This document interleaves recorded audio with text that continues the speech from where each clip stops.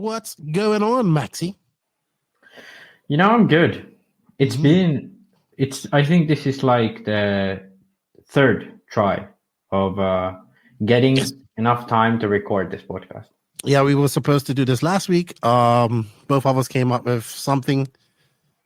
Honestly, I needed a break. And then yesterday, my break kind of continued. And then you was like, well, I can't do nothing. And then the person who I'm gonna interview as I build up some interviews, he actually canceled too. So I just took Monday off. But you know what? There's a lot to talk about. And you know what I don't want to talk about? I'd rather go bash my head into a wall multiple times right now. And that's Sportsman and sponsorship. But we do have a lot to talk about. And we're just going to be chatting this podcast. So with that said, let's drop that intro. And I did add something to the intro. So there we go.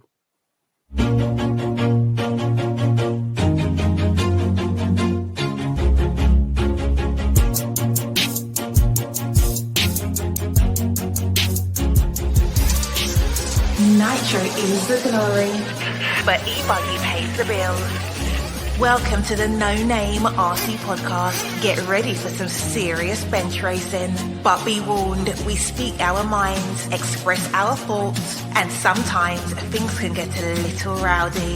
Hate, and he just was influenced by the hate coming from the left, the hate coming from the right. And let's get back to more club racing and less of this grabbing racing. It's hard not to be arrogant when you're always right. See what I mean? That's exactly why people call you arrogant, Max. You may not agree with everything we say, but it's definitely worth a listen. And our pick, can you stop whatever you're doing? Join your host, Lefty the Great, with co-hosts and guests as they get together to chat RC. Hey, after that race that I watched this morning, I have to talk about it.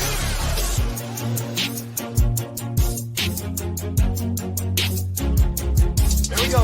$100 right here, $100 throw. Oh no! I like this.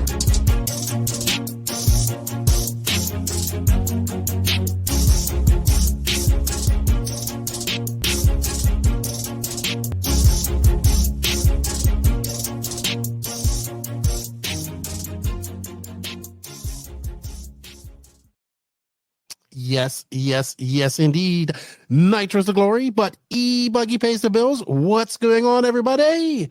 Welcome to episode number 270 of the No Name RC podcast. Our second podcast so far this year between Max and I. I'm your host, Keenan White, a.k.a. Lefty the Great. And over to my virtual left, right, same difference, is the arrogant one, the professor of everything, Maximus Mort. Or as now, we're going to change his name to ICEP. And well, Max, it's good to see you, good buddy. It's good to see you. It's good to see you too. I'm going to tell you the story how that triggered a lot of people too. IC and EP, and it's a running joke right now. But we are back. This is our second show together of 2024. As you guys know, I was traveling for 3 weeks. Came home last week. We tried to do some. We tried to get into the booth. Both of us had things come up and we couldn't do it. And we took the weekend off. So thank you, Max, for your time. Thank you to everybody out there as well who supports us, the No Name RC podcast crew, the squad, the NNRC squad around the world. We cannot do this without your support. Thank you guys for all the support. Thank you to everybody who bought some t-shirts from us. In our travels, we still have lots of t-shirts, white ones and black ones like this. And we're working on our Ebuggy Pays the Bills logo. Danny Paz I got one from my buddy Dana, and we're just going to doctor it up a little bit. Danny says it's going to work his magic with that. So we'll see how that goes. So we will have some Ebuggy Pays the Bills shirts at some point. And thank you to all the YouTube members and patrons. We saw a video of that just now in the introduction. If you wish to support the podcast a little bit further financially, you can. Links for the YouTube membership as well as the Patreon are in the written description of this podcast. You will get early release of this podcast and other special little perks throughout the year. It's 2024. We kind of have the same sponsors. We've still got a few more spots open. So if you're a company interested in advertising on the podcast, you can hit us up and find out some of our tiers. They are invisiblespeed.net, which the book is now shipping. I'm actually going to get one of them. I see they're red. So that's pretty cool. The new 2.0 book. Thank you to High Tech RC for their continued support. We now have Corsatec USA, which is hefty. It's some Podal USA, but now he's switching over to Corsatec USA. So you can go to Corsatec USA for all your Corsatec needs. Sidewinder Fuel, Mayako, Beach RC, Techno RC, Clinic RC, Stacked RC, RaceCraft USA, Call RC. Shout out to Elite RC Productions, which is the company that we do the streams for. House of RC, RCGP. Our drivers, David Ronnefalk, Jarrett Tebow, Robert Badier, Alexander HagBerg, Matty G, Pekko Ivanen, as well. We're adding Pekko to that. We're also going to say shout out to Donovan RC for all their support, as well as SJ Racing. If you need to get some cars built up, go check out my boy Gene Sharp Jr., SJ Racing. And, of course, RC Body Armor, because I like Brent. He's Brent Jackson's cool dude. I like his small products that he's made. And he really gets it, real passionate about RC. Go check out those companies. We have links for these companies in the written description of this podcast. Some of them are affiliate links, some of them coupon codes to save you some money. So check them out. And let them know that you heard about it from the No Name RC podcast. And real quick, I do have some shout outs. Happy birthday. Borak Killick had a birthday. McCoy Martin, young gentleman that I met at the Florida Carpet Championships. Mason Fuller, the Iceman. Richard Vasquez. Jason Scraffler, Chad Cup, Jorge Cuevas, Brad Clifford, who actually he gave this to me. It's a transform. I went up to he's the RD at World of RC, the first race I went to. And there's I know you collect action figures and you go, what, this is in a box. I actually figured out how to transform it this morning. Don't ask me to transform it back right now because I couldn't do it. But thank you. It was in a box. I unboxed my little girl unboxed it and it's Starscream. So thank you, Brad. Happy birthday to you. Josh Parrish, Tim Wainwright down in Australia, and everybody's favorite X-Ray's father, John Skidmore. Happy birthday to you guys. If I missed your birthday, I do apologize about that. But there were a lot of birthdays out there. And if you celebrated a birthday, happy birthday to you. I hope you enjoyed it. You know, now you have nothing else to look forward to the rest of the year because you was born in January. Pretty much. You know, your excitement's done. The next big thing for you is Christmas.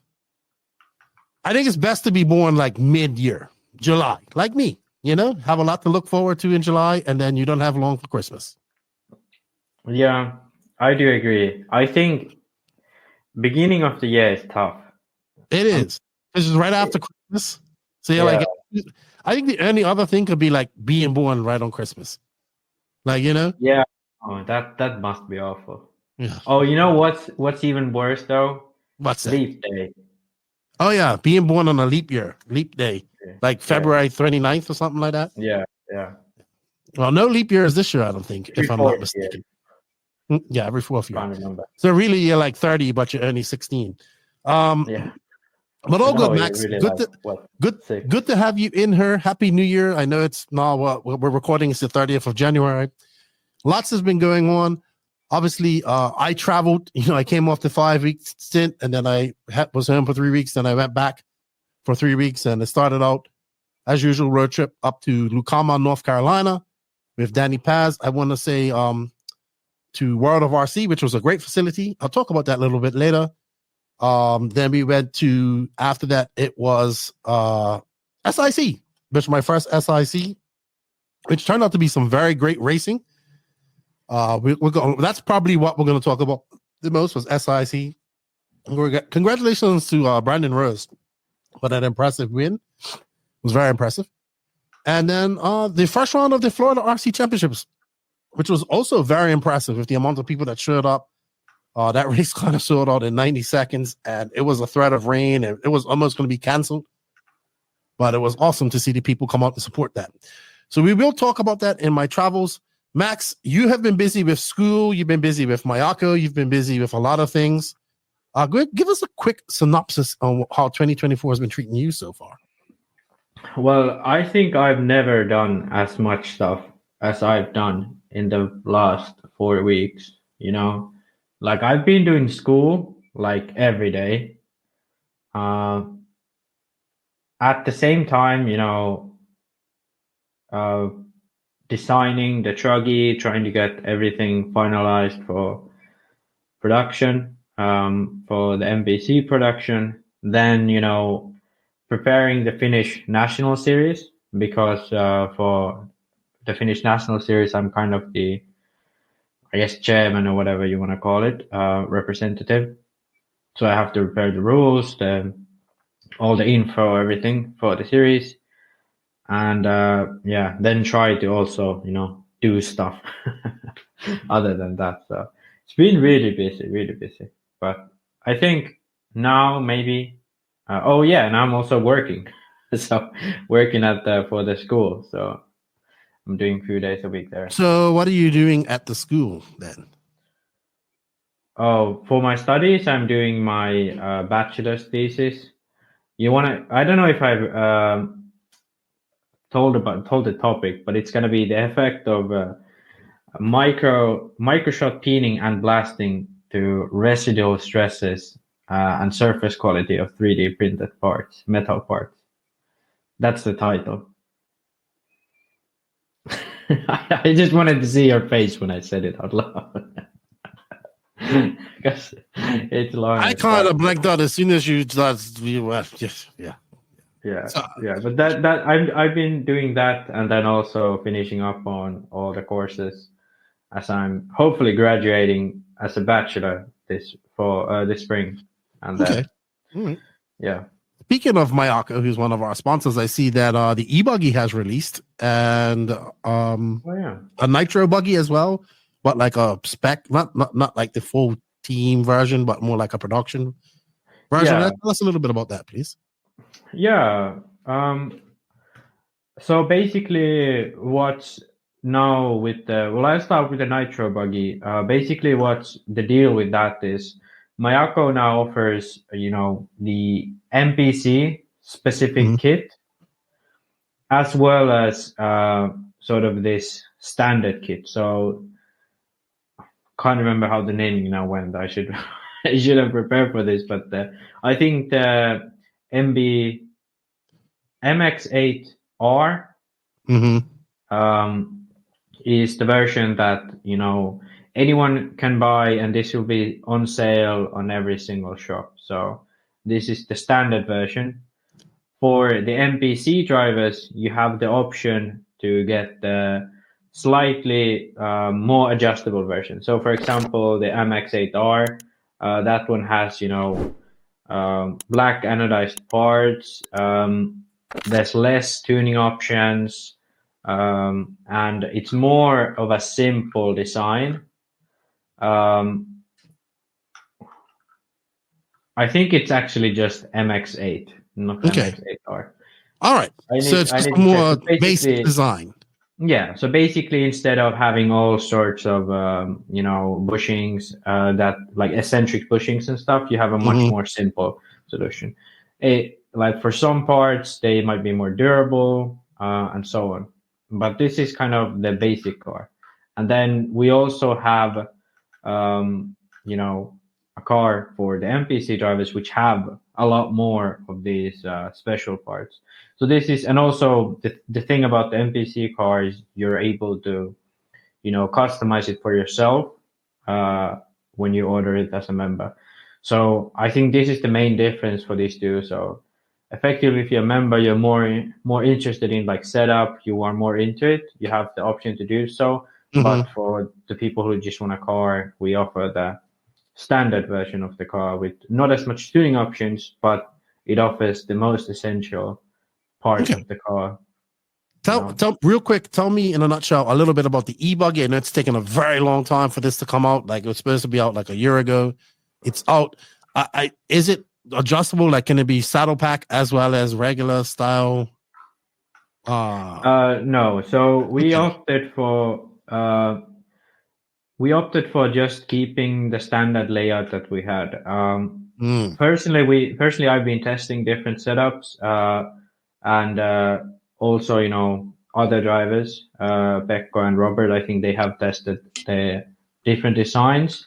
But for now, we felt the, let's say, safest or overall best layout we have was the, let me share my screen so I can present it to for those who are watching this. Well, give me a reason why you did that. Why? What was the reason for not liking the saddle pack? Because it seemed to be a popular option. I know a lot of people were using it. I know Tebow was using it at one point. So what was the reasoning for that? Yeah, so basically, we opted for this layout because we felt that this was overall the best layout. So I personally do think the saddleback is a good option, and I think we will be testing it during this year for sure. But for now, we have had good success with this layout. For example, David, he won the DNC with it. Robert has been doing decently well with the standard buggy, as well as Pekko. He's been doing pretty much the same level as he's doing with Nitro with his e-buggy. So I don't think it's the saddleback layout is not necessarily like a huge gain in performance, but rather a different style. So, and like if we look at if you run this chassis with the LCG long pack, the center of gravity is not actually that different. So the main difference comes down to, the center dislocation and, weight balance. This one is just even a slight bit more centralized, but a little bit heavy to the right-hand side of the car, depending on which battery you run. So I think this is overall still the most safe layout out there. The easiest car to drive. So I saw a lot of people asking about receiver boxes. So something about receiver boxes or something like that. Yeah, I was actually personally, I wasn't involved in the final decisions of the Ebuggy production, more like the testing and so on. So the let me get you a picture of the layout again. Yeah. So basically, the reason why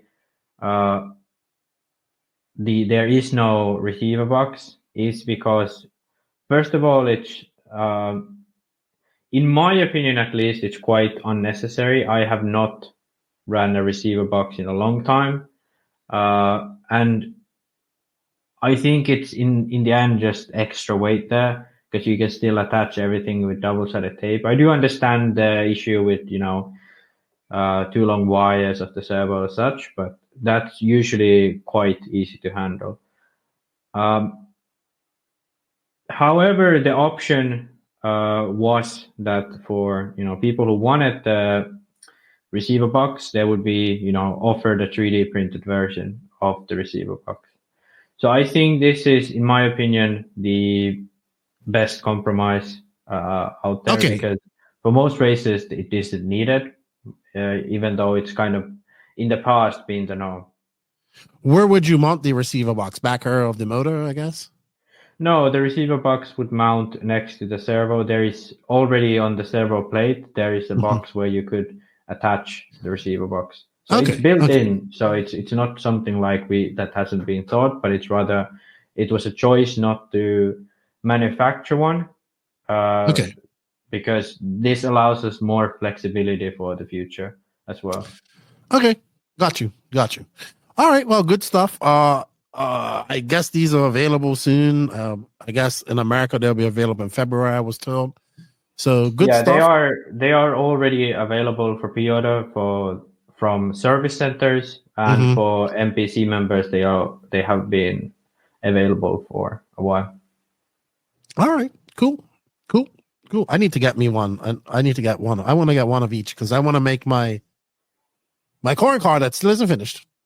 That's gonna be my shelf queen car, and then I want to get one for my son, and I want to get an e-bug and stuff. I'm planning on taking him again this summer to go race. All right, so we do have a lot of RC news to get onto. I say we get right into the nitty-gritty of all of that, but before that, we do have to say some thank you to some sponsors.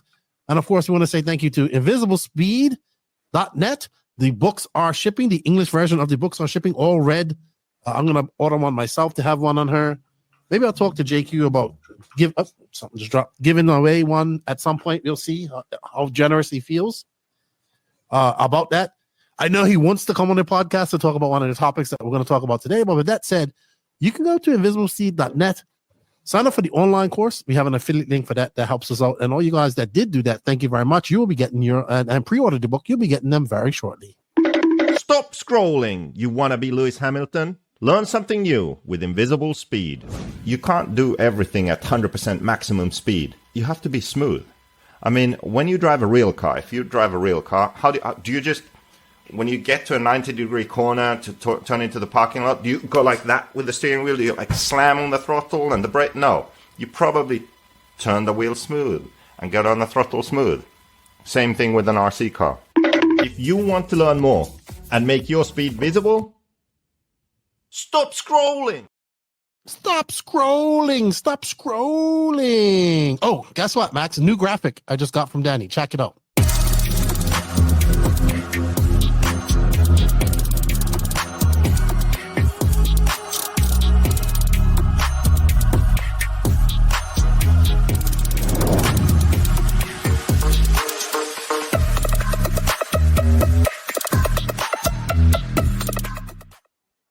Yeah, man, that's a cool intro. Thank you, Danny Paz, for your hard work. Also, the RC news is brought to you by High Tech RC. High Tech is coming on strong and in charge in 2024 with the introduction of their new suite of battery chargers, the RDX2, the 200, the RDX2 800, and the RDX4. Depending on your charging needs, High Tech has you plugged in with the power, multiple flexibility, and the ultimate reliability you require. You can find links for all the new chargers in the written description of this podcast, or you can go to Amen, I believe they sell them, or go to hightechrc.com/where to buy to get them. Thank you, High Tech, for all their support. I do know that they are coming out with some new servos here shortly as well. So thank you very much. Also, I wanted to say thank you to everybody that's inquired about this race that's coming up real quick, and I will be there, and I can't wait. That is the International Buggy Challenge.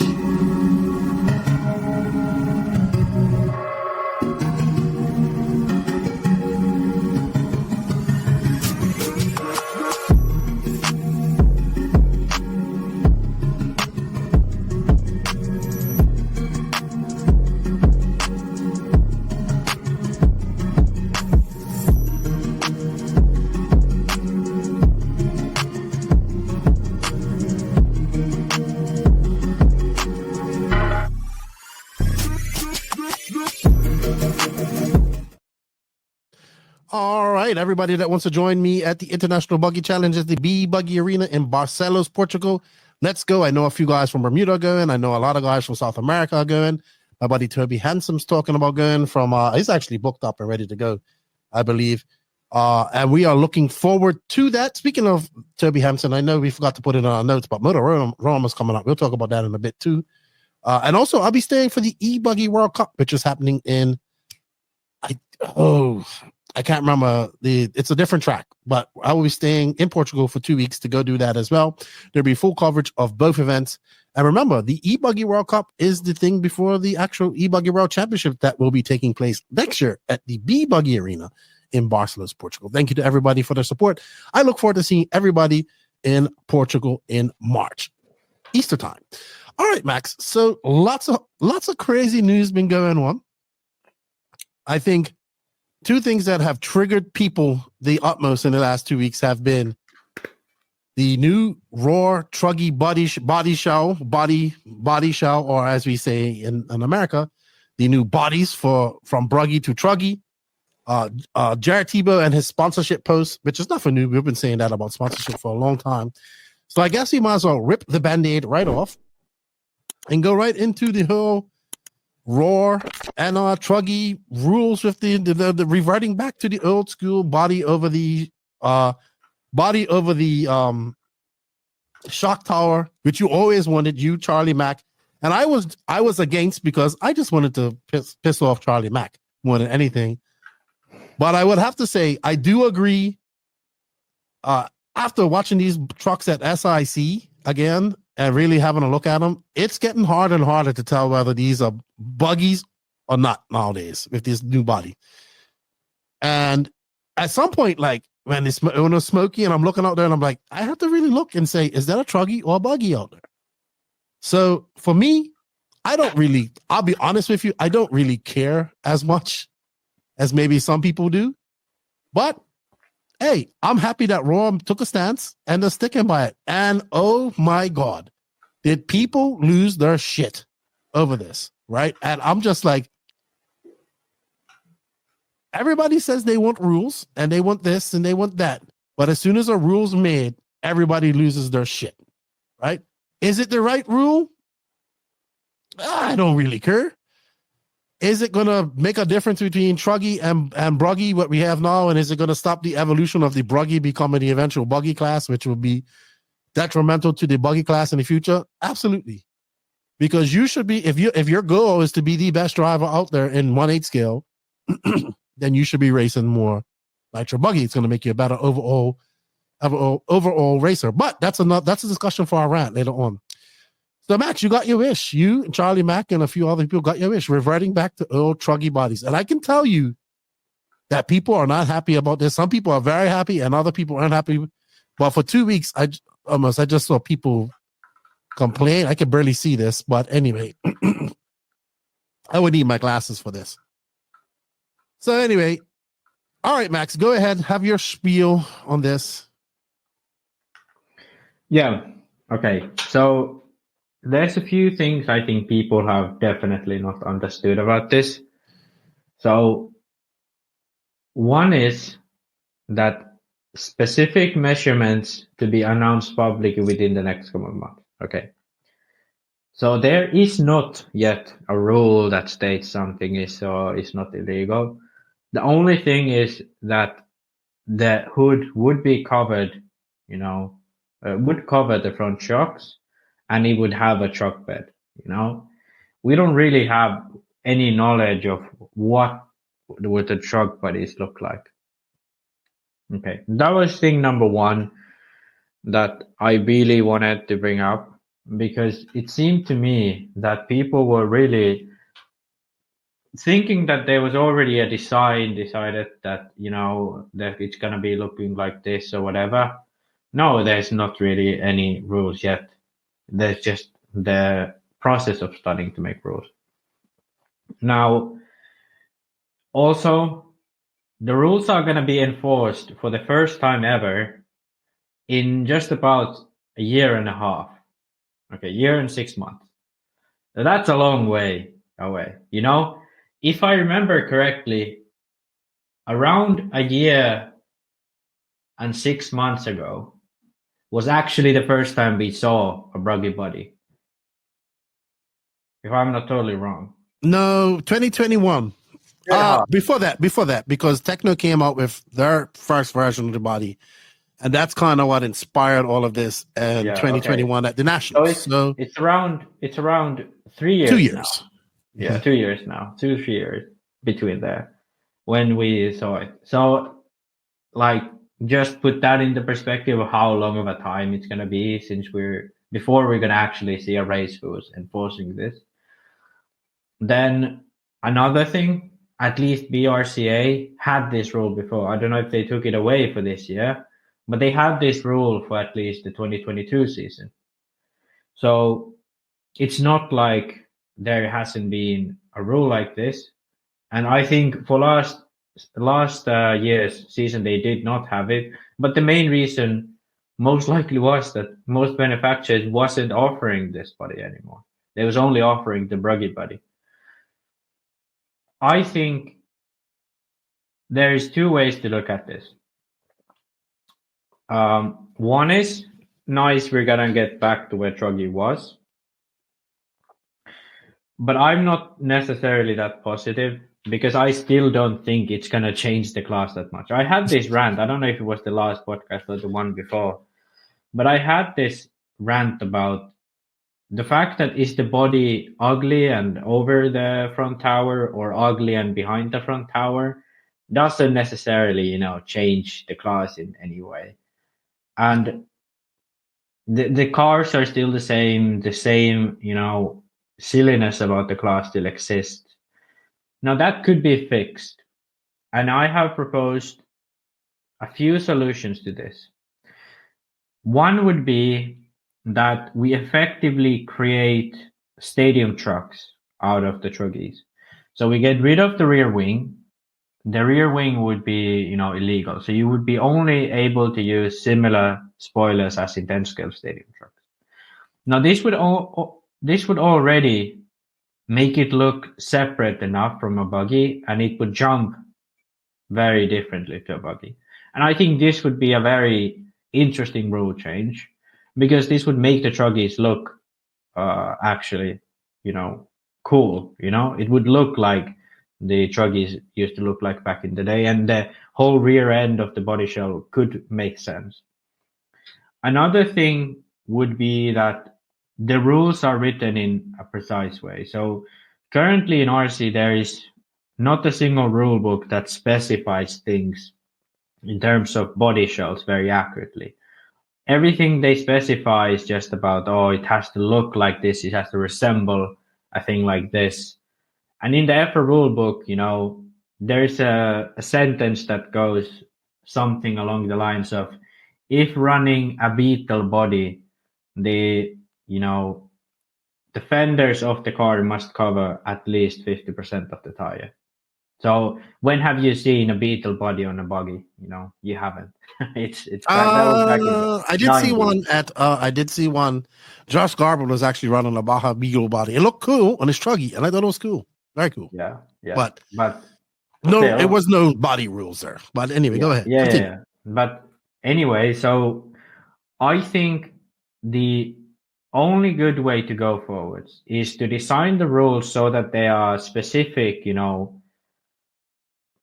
volume boxes, kind of like full-scale rules are done. So, for example, the hood must be minimum X amount of wide and maximum X amount of wide at a certain amount of height. And same for every single aspect of the body. Obviously, you can make it loose enough where the shape could be anything, but the approximate size of the body would still be the same. So there wouldn't be these, ridiculous looking bodies that we have already seen some. Like, for example, I remember the low seat truck, which looked like a boat. It just looked like a boat. It didn't look like a car.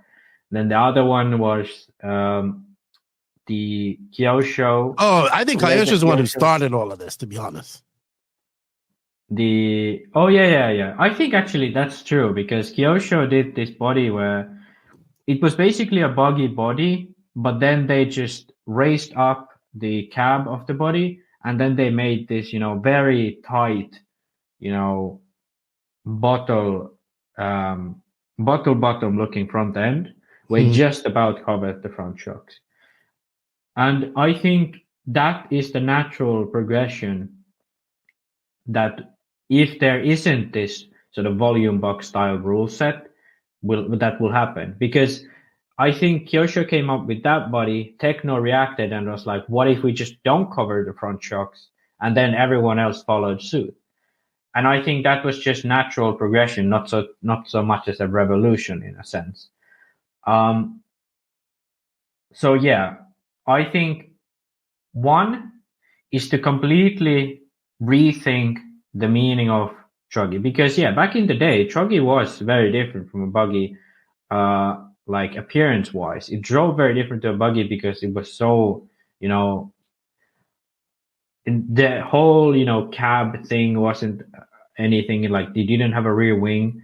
It was sort of a big, truck looking thing that went around the track that was really wide. It had like a monster truck tires, and it drove very differently. But these days, it's essentially just a stretched out buggy. And now it has become very, even to a ridiculous amount of obviousness of how much of a buggy it is. So I think now would be the point to take off the rear wing, make it look like a 8-scale stadium truck, and completely reinvent the class. So you wouldn't have these two similar classes, because to me, it's just ridiculous, to have classes that are so similar. Just a wide buggy, basically, currently. And even if you went back to the old rules, you could still go around the rules in so many ways that the people make the bodies look like buggies anyway. All right. So I'm going to say something. Truggy, since its inception, has been a very controversial thing. Oh, right. Yeah. If we think back when you was still probably 7 years old, back 2004, 2004 was when I first started seeing Truggies coming on. We were still racing stadium trucks, and I remember they're coming on. Basically, I made a Truggy way back in the day out of an MBX4. You had a conversion kit, you put monster truck tires on it, bigger Spurger. You know, it was fun. It wasn't a class, it was just for fun. Then people started racing them. Panther came out with this is similar. So this controversial, almost being a buggy type of thing is nothing new to Truggy. So back in the day, Panther used to make these low profile tires. They were called. They were used Komodo Dragons.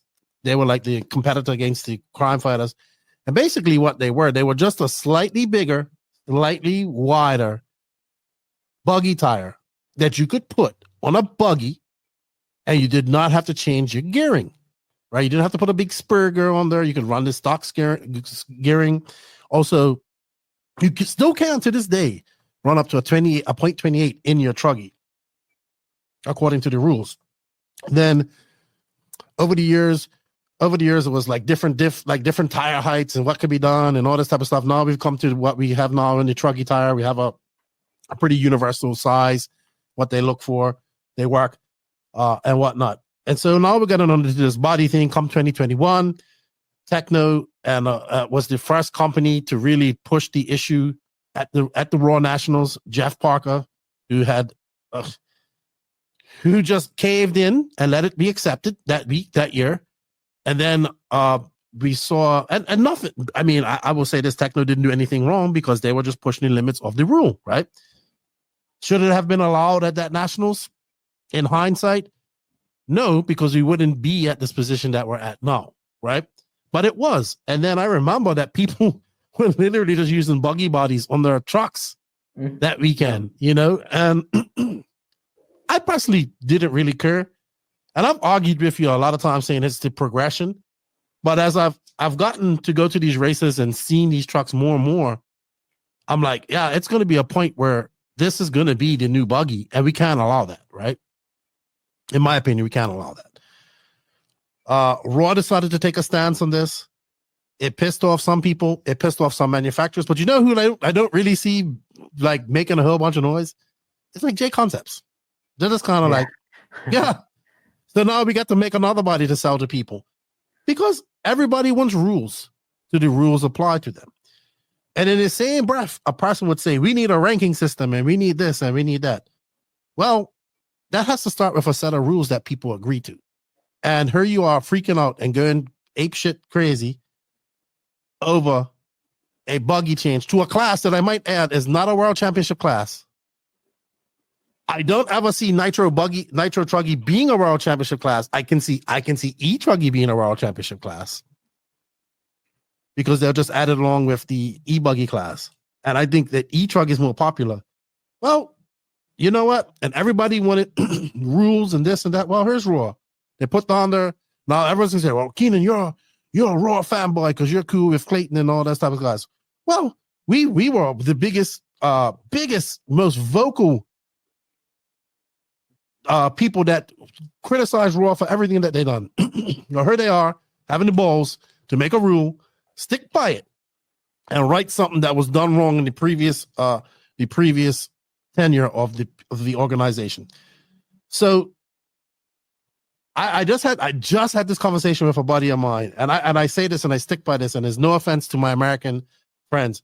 American RC's been so long without a proper governing body that no rules are the rules, right? And as soon as you try to implement a rule, people go crazy, right? Well, what's going to happen? But yet people want Raw regionals. They want this. They want races to be affiliated with Raw. They want referees. They want this. They want all that. So what happens when all of that starts happening? So we go to Race Time. Now Race Time releases a statement. Now Race Time is not a Raw affiliated race.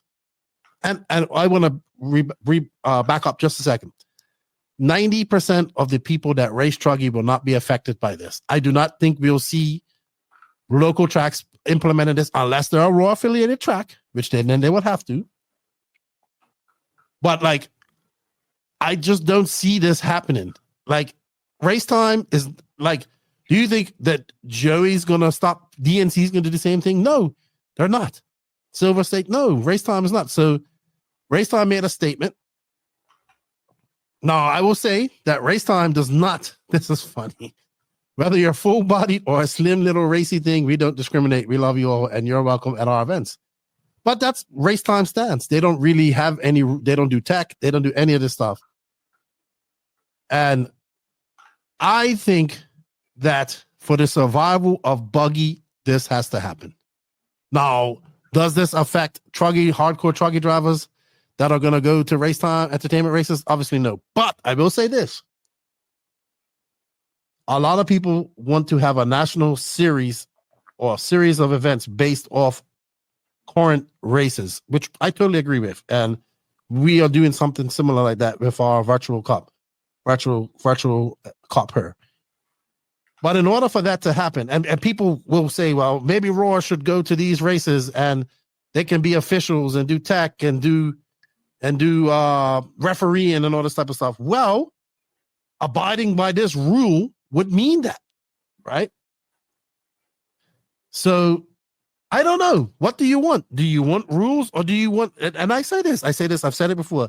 RC in America has been the wild, wild west for many years because there's not been any proper governing body. Now, Raw's trying to do things right, in my opinion, and stick to rules. People just losing their shit. I think people should just calm down. You have a year and a half to run your Truggy bodies as much as you want.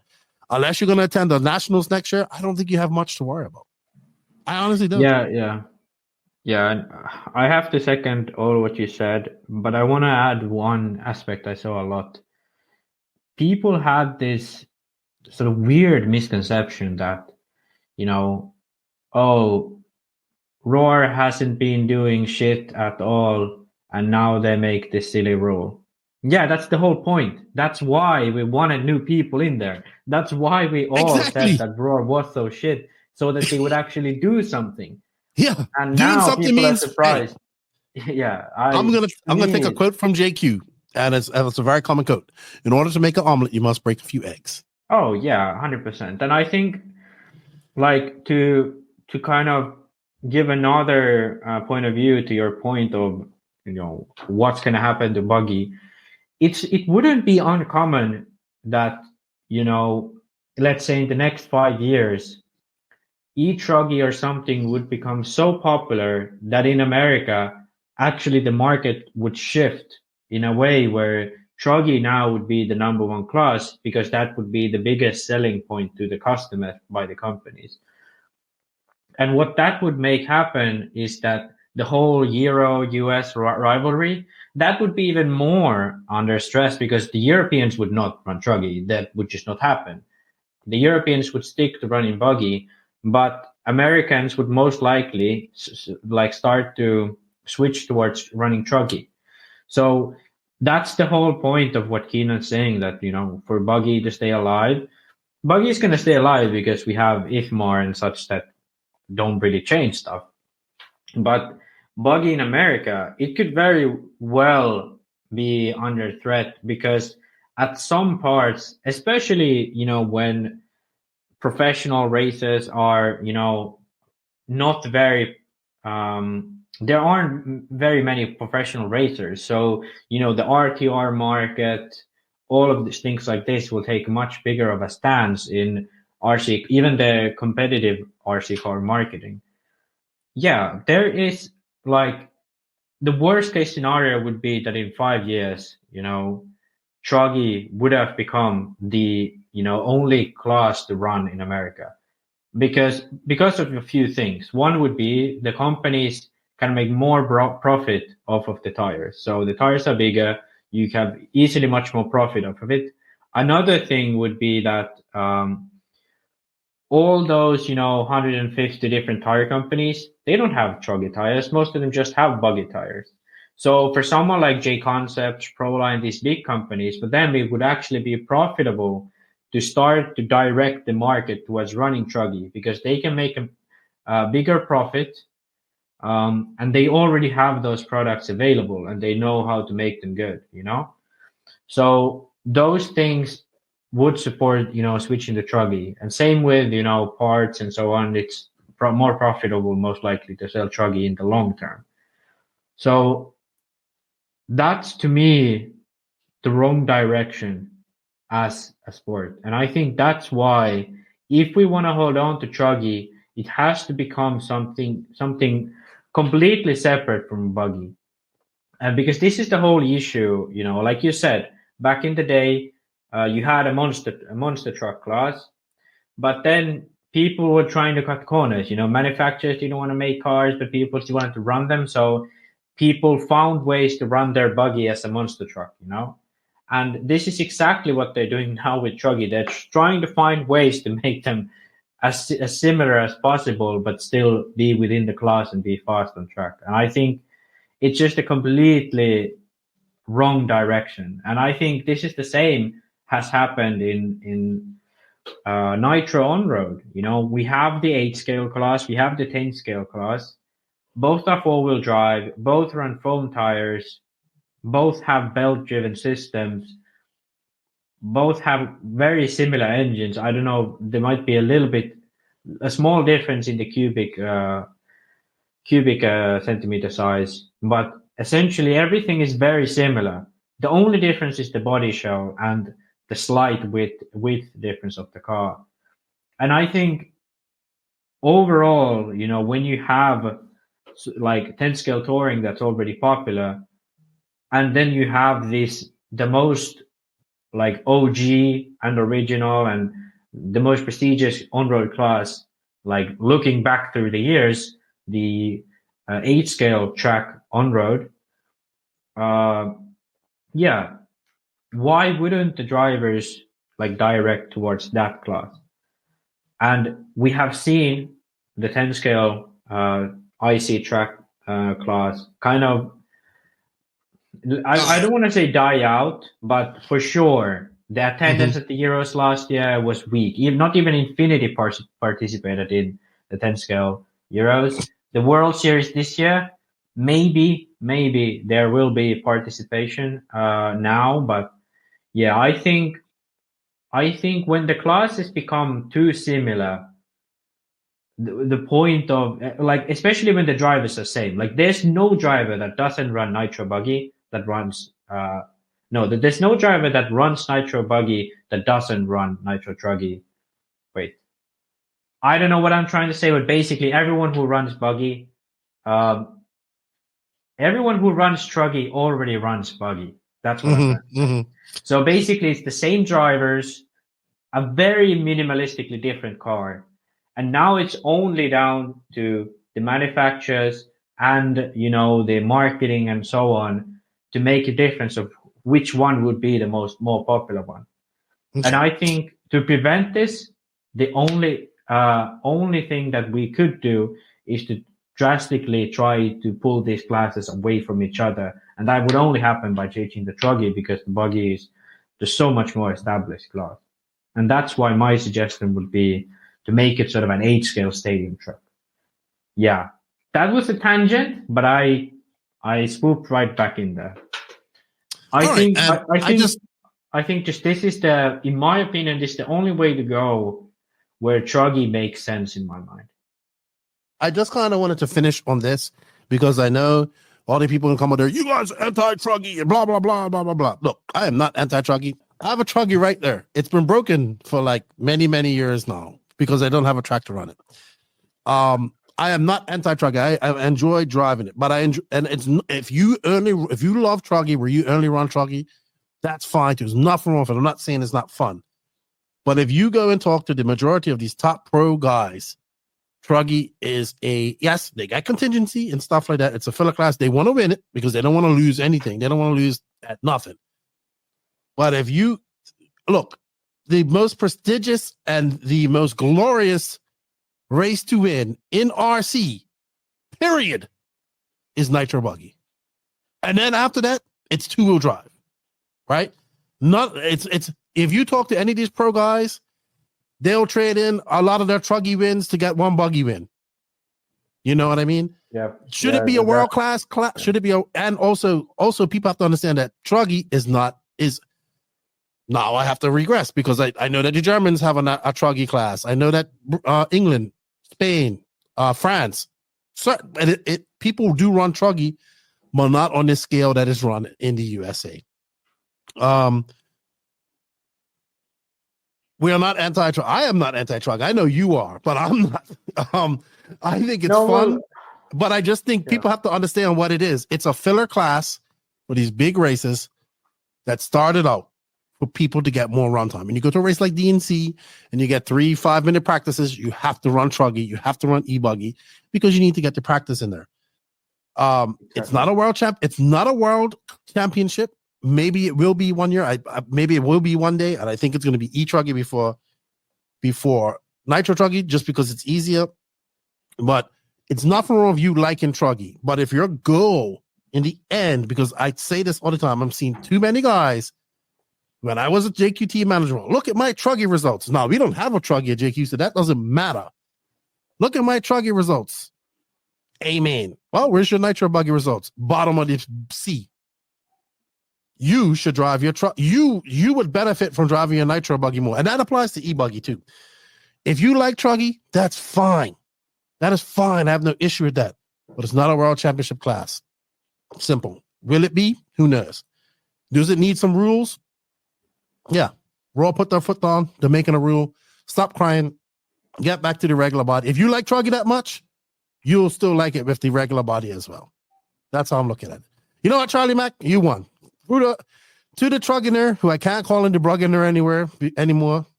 Kudos to you. As Keith David would say, you won it. We spent enough time on this. I know what people think about this, but let us know in the comments what you think about this. I know a lot of people won't agree with us. I actually do like the way you're thinking. Eliminate the rear wing. I just don't see that happening. Because that rear wing saves so many people from crashes and destroying bodies and all that stuff. But I definitely would like to see some distinction. It has to be some distinction between a Bruggy and a Truggy, and not just. I'm telling you, man, it's getting hard to tell the difference out there. It is getting hard to tell the difference out there. Yeah, and let me actually pull back on the screen the Kyosho body. For those who are watching on YouTube, like, if we go back like a few years before the Bruggy thing, I don't think this body looks like, a Truggy body. Like, I can't, like, honestly be like, hey, this resembles a truck. I don't say that it's not fast or whatever. I do think personally it's a little bit ugly, but that's 100% subjective. But objectively, this does not look much separate from a buggy body. So I think the whole distinction between, hey, we should have a buggy and a Truggy class, like, I do not see the point when the difference between the classes is one is a tiny bit wider with bigger tires. And also, I think, go ahead. Like, to me, it's just like, obviously it's hard to put the toothpaste back in the into the tube. Yeah, you can't put the toothpaste back into the tube, but I feel like a lot of this, I feel like the sole reason why there is Truggy is what you just explained, that's an extra $100 every time you go to a big race, and that's an extra $800 to every manufacturer, because if you want to drive these big races, you have to have at least 2 cars, so you get a reasonable amount of track time. Is it a bad thing, or like, is it a fully bad thing? Not necessarily. I think it's good that people can have different cars, but does it produce a situation where people have to spend more money to have the equal amount of fun? Yes, I believe so. And I just think the way of racing would be better if there was less classes, and also it would cut down costs for so many. That's a tangent we're not going on. That's I'm gonna kumquat you right there. Kumquat. I know, but kumquat means no more talking about it. No, Safe but word. I wanna have a nice ending to this story. You don't know the meaning of safe word.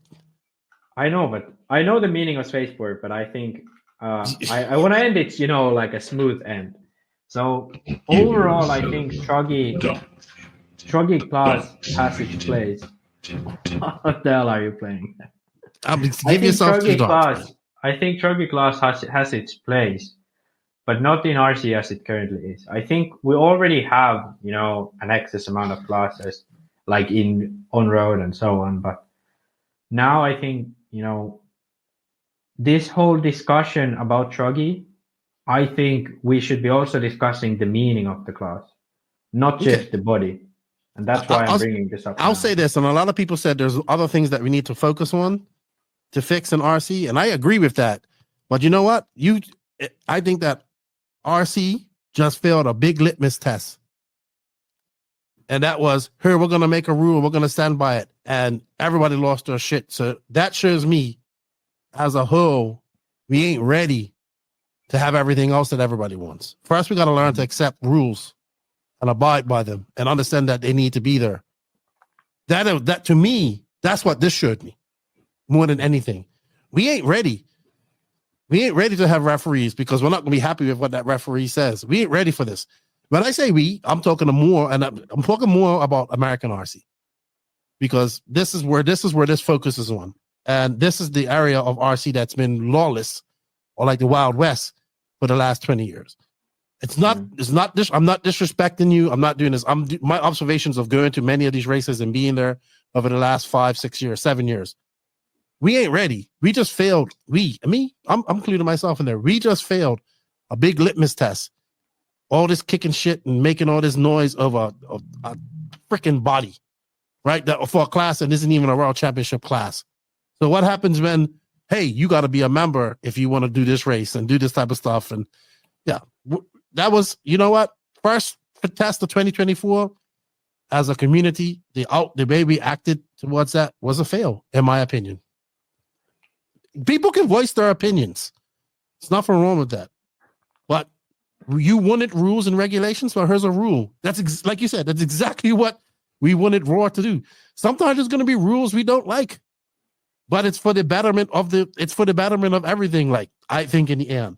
But if you want to complain and you want to do this and you want to cause a scene over one little rule that has no effect, has a very small effect on a very small genre of RC, as a RC industry community, we failed that first test. All right, Max, let's move on to our next subject, which I do begrudgingly, and I'd rather stick toothpicks underneath my fingernails and chew on rocks than talk about this. And I got involved in a conversation on Facebook, and it's been a hot mess. And this has been a conversation that happens every time after a race time event, that people equate to sandbagging and Sportsman and all this type of stuff. And it's about Sportsman drivers being sponsored. Now, while I was at SIC, Jared Tebow wrote up a post, and you posted this on our NNRC Facebook. Yeah. I'm not gonna lie, I did not read all of this because kind of when I'm on the road, this stuff kind of glasses me over. And when I do have time off, I'm kind of either just trying to relax or something. So give us a little gist about what Jared said. I know famed Wolf Racing Rob Isaac also released a statement about he's not going to allow anybody on his team to run Sportsman and all this type of stuff. And I'll have my thoughts on this afterwards. Yeah. So basically what happened was, you see 18th of January, this is around the time of SIC. Like, Jared made this post which blew up. I think there's probably over 1,000, likes on this post or something. And I mean, there's 120 comments just in our share of this post. So it definitely got people talking. And basically it was that he doesn't want to sponsor drivers that run Sportsman. Like, he doesn't believe that drivers that run Sportsman should be sponsored by JTP. And that is, in my opinion, a decent stance. I don't really have anything against it. I'm not 100% for it, because I don't really believe sponsorship should be defined by which class you run, but we're going to talk about that more later on. But in this post, I kind of wanted to paint a picture of what the whole sponsorship model does to RC, because Sportsman should be the class where people run for fun. That should be the class that people who are new to the hobby or just really don't run enough to be competitive or don't want to be competitive, they can run this class. So it doesn't really make sense for them to be sponsored, because like when you start putting in the effort, you shouldn't really run Sportsman anymore. That's my opinion. And the issue with this is currently, as everyone is sponsored, we have this market system where retail and MSRP prices are inflated by anything between 10 to 30%. And most people have, you know, a 20% discount. Some have a 50% discount. So effectively, the lowest end of the sponsorship drivers, they are paying what the retail price would in a natural market be. But the difference is that this is a marketing strategy and a commitment strategy by the company to lock these people in for a brand that they kind of, at least per their contract, they are not allowed to run other brands, competing brands, you know? So they lock these customers in to a contract. And yeah, I think it's a okay thing to do to get sponsorships. And if you're really passionate about the company you're being sponsored by, and that makes you afford your hobby, go for it. I think you have absolutely the right to be sponsored, and I don't think it's morally better to not be sponsored than to be sponsored. But the issue here is that a lot of the people who go for sponsorship don't really look at it as in, oh, hey, I want to run for this brand and I want to promote it. Hence, I'm going to get sponsorship. And in return, I can actually, because of a monetary situation, like put more time into this hobby that I love. You know, that's a perfectly fine stance morally, in my opinion. But the issue in my head comes when people only go for the sponsorships for the discount. And the people think that the sponsorship is about them. You know, they think that the whole point of being sponsored is that the company sees some potential in you that you have in the future. For 99% of the people, that's not really the case. For really young drivers, for sure, most kids get sponsored more than their current skill level is, because kids have a much steeper progression curve, and that's natural. You should support kids as a company if you want them to become your, you know, top drivers and so on. But that's a very small part of the sponsorship. Like, I'd say 90% of people who are sponsored just to be contracted customers. The remaining 9%, apart from the kids that are sponsored because they provide some value to the company. So they either help people at the track, they make good content on social media, or they promote the brand in some other way. And that kind of brings us to the next point, which is what friend of the show, Roach, Kate Williams, wrote on his Facebook today. That's right. And go to Roach RC, hit that like, sub, and yeah, because he has a very good channel. He makes some very good videos. Very soft-spoken kid. Yeah, he thinks a lot when he talks. Yeah, he's quite new to RC still, but every time I see something from him, or I've obviously been on his channel before, and like I've talked with him, and I give him a lot of respect, because unlike most people today, he's not that quick to jump into conclusions unless he knows, he understands. And that's right, kid. You had Max on your show, but you haven't had me. It's all right. Oh, yeah. It's all right, kid. It's all right. But okay, to the actual topic. So he pointed out, I think, what I didn't even realize really that was missing from this equation, that people don't really understand what sponsorship is these days. I think this paragraph is amazing, from Kate, and I'm gonna read it for you here. So he writes that back in the days, RC was all word of mouth and some commercials of TV here and there. And as a result, the only people who had any sway or influence on the RC racing scene were people who made it into the big show. These days, I shouldn't have to say things are very, very different, And he says any rando with a camera or a microphone and an okay idea of how to do the video, which he refers to as himself, can gain a lot of reach regardless of what spot they place it. And the next paragraph, he says, put some more examples of what was the last time Mark Santamaria made the big show at a race time event? When was the last time Kevin Dalwood was in the final at the BRC event? When was the last time, like, Lefty even drove an RC car? All of these guys are probably could be sponsored by any brand if they chose to run like races, and they are. And that has nothing to do with their skill level. Do you really sincerely believe if Lefty came in to run a race with 100% sponsorships, maybe even some brand could pay Lefty to run their car? Do you really sincerely believe he should be running pro because he has 100% chassis sponsorship? Of course not. He should be absolutely a sportsman. And I'd say after this break, you should probably be a novice. So Wow. I think to hammer in the point here, the sponsorship isn't about your skill. It has really never been about your skill, apart from young children who, could one day become pro. But that's, again, a very niche part of the sponsorship market. But for most people who get sponsored, the whole thing is about, if I give you a product worth of this much, how much exposure does it give to the company? That's how, even for the pro drivers, it works. That's why Adam Drake is sponsored by Mugen and Ryan Mayfield is not, The whole difference is for them, Adam put in more value for the money they pay him. Well, Mugen did tell Ty Tessman. We didn't see an increase when Ryan Mayfield joined him. We didn't see a decrease in sales when he left.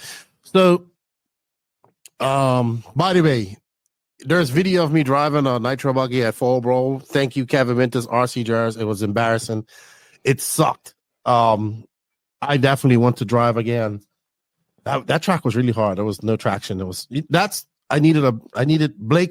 Thank you, Blake, for letting me run your car. I ran that, and I ran Wilson's X-Ray. And I like the X-Ray better. The Mayako needed some work. All right, so this is a subject. Thank you, Cade, for those kind words, and I still want to be on your show. I'm so sick of this subject. So JTP, Fame Wolf, they made a post about this. I even think Clinic Tony made a post about this. So the whole Sportsman, not sponsoring Sportsman thing goes back to some archaic imaginary line that we had when sponsorship actually meant something. So sponsorship still has some weight. It should mean something. It should be something of value. It shouldn't be something that people just think they deserve to get. I think that it's something that it's an honor to have, right? So when I look at those posts by Jared and Fame Wolf and others who may think like this as a company, if that's your stance, that's fine. I'm okay with that. But I think that's just putting a Band-Aid over a broken arm, right? When the whole structure of sponsorship should be revisited, revamped, regulations, rules put into it, a manufacturer come into an agreement about certain things, and it should apply to everybody, not just people in Sportsman, because that guy in Sportsman, right now in RC, he has the same right to be sponsored as the guy in Intermediate, right? It's no difference, right? There are people that are sponsored that cannot get around a track, but they know how to set up a car. Does that make sense? Yeah. There are people out there that are very great ambassadors of a brand. They promote that brand. They believe in that brand. And that's good too, right? My rules and regulations comes to the outright abuse of sponsorship by both the racer and the manufacturer.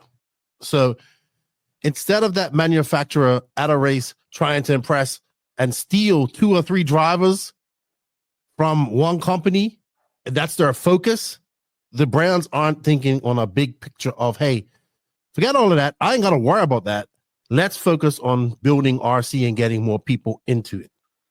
And that's where the sponsorship things go, right? So we got these manufacturers competing over, I don't want to say low level, but drivers of not that, like, it should be an honor to be sponsored, right? You should go get sponsored. If you believe in Mayako or you believe in Associated TLR and that's the company you want to run for, then you should try to get on that company by running their products, enjoying it, stuff like that. Now, if you're constantly deal chasing, then you are bad for RC. I'm sorry. You are bad for you are the person I'm talking about.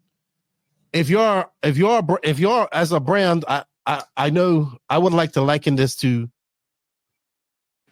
a relationship, right? So if you get in a relationship, if you say you meet a girl, she's cheating on her boyfriend or significant other, or a man, he's cheating on his significant other with you, eventually, and you become a relationship, that's going to happen to you, right? It's a true saying. So it's no difference in the whole sponsorship thing. If that guy last year he was with HB, this year he's with X-Wax, halfway through the season he switched to Sparko, oh now he wants to do this. That guy, that racer's just looking for the best deal, and he's looking to be somebody and stuff. You don't want that, right? I mean, it's fine if you want to switch chassis to chassis, but you do that on retail dime, or if you have a discount at a hobby shop. But if you're constantly seeking a deal, because some people always want the bigger deal. Now, as for that person that says that this person shouldn't be running Sportsman because it's sponsored, him being sponsored isn't the reason you lost to him. The correct way to combat sandbagging or whatever they want to say in Sportsman and all this type of stuff is not via sponsorship, is by looking at laptops, right? And having the balls to bump drivers out of this. You know, it's not because, so we swear we're not going to go on a tangent for this. And I recently had a racer, and he's a good friend of mine, and he was talking about a driver that won at a big, I'm not going to, fuck it. We'll just say, he was talking about a driver that won at SIC, Sportsman. Oh, he's sponsored by Mugen. I'm like, okay, so what? Well, he had Adam Drake pitting him. Okay, so what is it that you're really upset about? Are you upset about losing to him, or are you just looking for excuses why this guy was better than you? But it wasn't because, okay, yeah, so this guy probably went to a race and had Adam Drake pitting for him. That's probably a great honor for him. Lots of top guys pit for Sportsman guys, intermediate guys, and all this stuff. That's part of their job, right? He probably knows Adam Drake is good, but that's not the reason that guy beat you. It helps him, yes.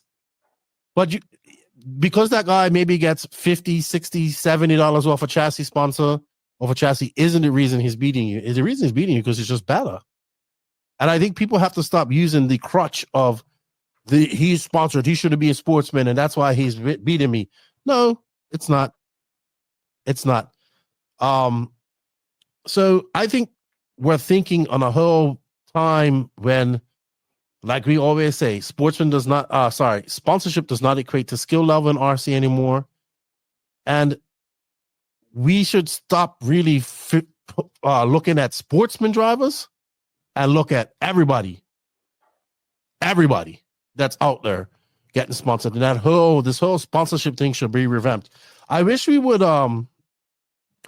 would put the effort to make their resumes look good and to make sure they look great for their sponsors and all that stuff. I wish they put that same amount of effort as a whole into getting new people into RC, because that's the only way we're going to fix this. And yes, I think having all these deals and giving people all these deals combined with online sales of shops that don't have brick and mortar stuff and things like that, and coupons and all the stuff, that's hurting local hobby shops. I think a lot of hobby shops are just now more not race orientated, they're more bashing orientated, because there's a lot more money over there.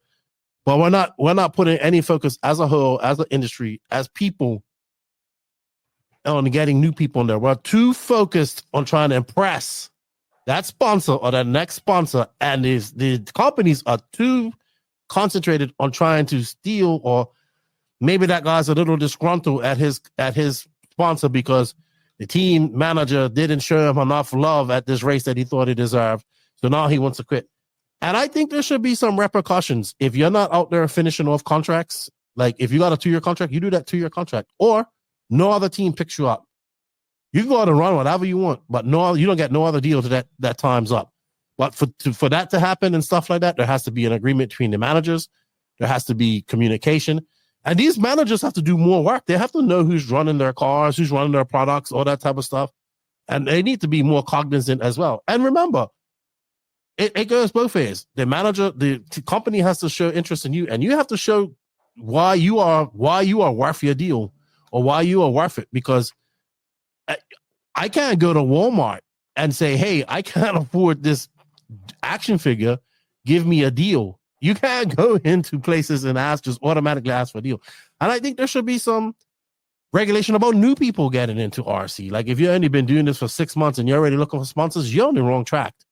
Because then that starts the illusion. And we honestly need as an industry to stop selling this illusion of like I know I'm going on a tangent, but I have to say it. I have people that say, oh, I got picked up by this person and I got picked up by this company. I get it. You're excited to be sponsored. That's fine. But let's be realistic. If you're 35 years old, you got 3 children, you're not going to be a pro driver. You got a sponsorship, enjoy it, go out to represent your companies well, no pressure on you, enjoy your racing. If you can make it to a big race once or twice a year, fine. Be a good representative, be a good ambassador. You're not going to be a pro driver. And I think more people need to hear that. And more people would relax, enjoy their racing more. Now I see too many people who get sponsored and they get caught up in that trap of trying to be better so they can get a better deal. And they put so much pressure on themselves that in like a year from they're out of the industry altogether and RC because they didn't live up to their expectations. So stop. Sponsorship in Sportsman is not the problem. The whole business model of sponsorship is the problem. And that needs to be revisited, fixed, regulated, and applied some common sense to it, in my opinion. And I don't know. Whatever you guys think, I mean, that's my thoughts on it. As a person that's been a team manager and gave deals away like candy, as a person I remember my first 50% deal and I found out it really ain't saving no money. As a person that works in RC, and I don't say that these companies are sponsors. I say they're more advertising because it's advertising. But there are obviously some companies that I'm near and there too on these list of companies. But you bet your boots, if I don't do podcasts every week and then not every couple of weeks or produce what I have to do and keep engaging, my platform becomes less value and companies don't want to support it. Well, it's the same as you being a sponsored driver or ambassador for your team. You got to be a good ambassador. And just have some rules and regulations to this. It's not the Sportsman guys. It's the whole fucking thing. Yeah. And I think that's it. I think that's it. Yeah, I think I want to say a few things still because I want to sort of hammer in like the root causes of this issue. So it's kind of a two-edged sword in the beginning of the issue. So it's all these people who are looking to get a little bit of a sponsorship, either for just saving money or then to feel that they're special. And then it's also part of these companies who don't look at the big picture of, the whole scale. And I think there are very clear, examples of this. So if you're a driver who gets a 30% discount on tires and you're so against, control tires because you feel like you have a little bit of advantage with your 30% discount next to the retail guy, you are part of the problem.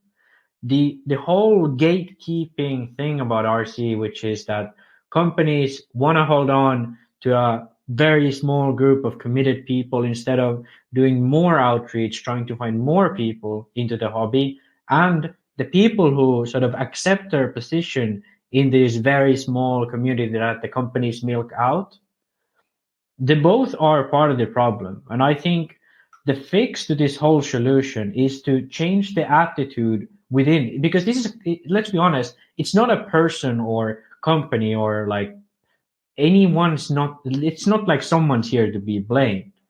It's a culture issue. And the only thing that we can fix culture issues is talking about it, making sure that, hey, we actually don't think this is that cool of a thing, the system we have. Like, it seems, for marketing's perspective, it doesn't seem as cool of an idea to get sponsored on either end of the deal.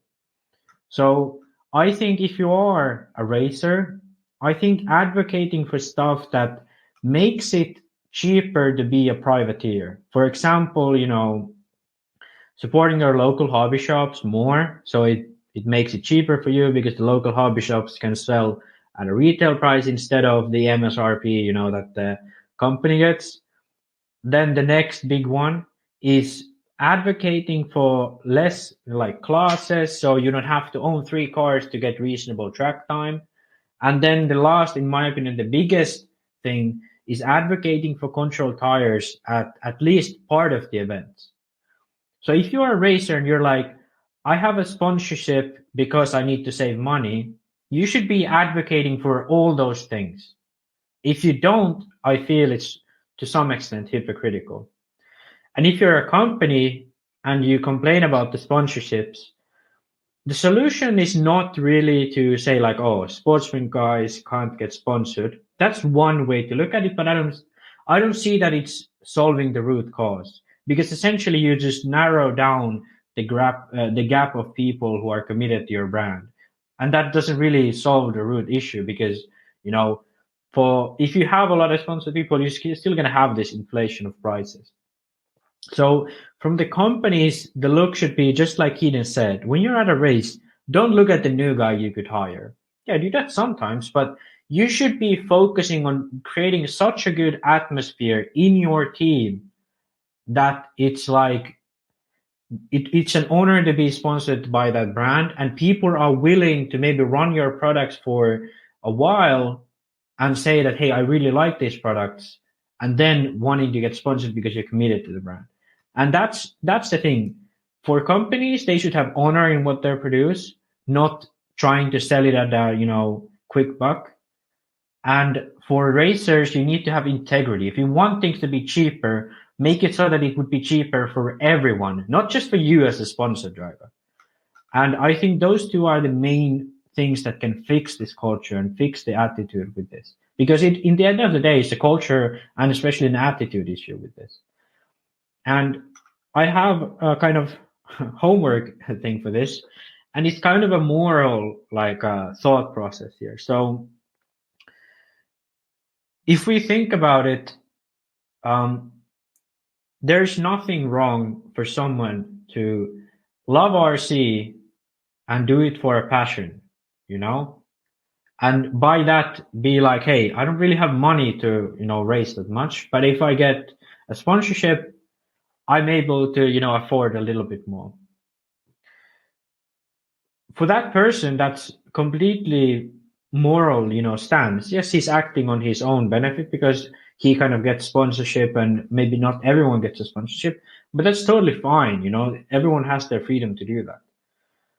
But I believe and this is my answer to this moral problem, is that every single person who's sponsored is responsible for new people at the track, being inviting to them, and also advocating for things that would improve RC for everyone. Because as soon as you get sponsored, you're not just a customer, you're part of the whole system. And I believe when you're part of the whole system, we all have a responsibility to direct it towards a better direction. And I think this is the issue at the end of the day. We don't see it like sponsorship is a commitment. Sponsorship isn't being part of something, but it should be. You make a contract, you should be part of this whole thing.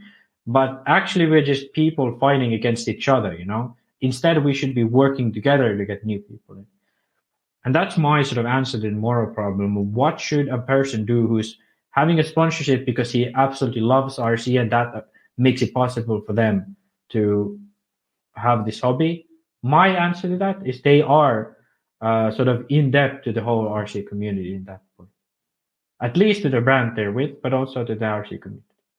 But I'd like to hear what people think about that, because I don't see it as a clear-cut issue. It's more of a moral and cultural thing. All right. And I just wanted to finish this off, and then we're gonna move on to some silly season stuff. I really like what Horizon has done, and I say this over and over again with the Racer Payout program, because they went in, they checked on drivers that haven't been. These drivers were sitting on 75-80% deals who are inactive. They lowered their deals. They stopped giving all these big deals and put the responsibility of making some money back and making your sponsorship back on the racer with the Racer Payout program. Use our products, you get paid, you do well. And I like that idea because it puts responsibility on the racer to do what he's got to do that. That doesn't mean just bidding. He's got to do everything that's included. Now, contingency isn't something new. We saw that in JQ Racing. You had rules to abide by. I remember people were like, well, I didn't use the JQ body. Well, that's a broken rule. So you can't get contingency, because I know that the same would apply to Horizon. Lots of work to do. The whole sponsorship thing needs to be revamped. The whole attitude and culture has to be revamped, like you said.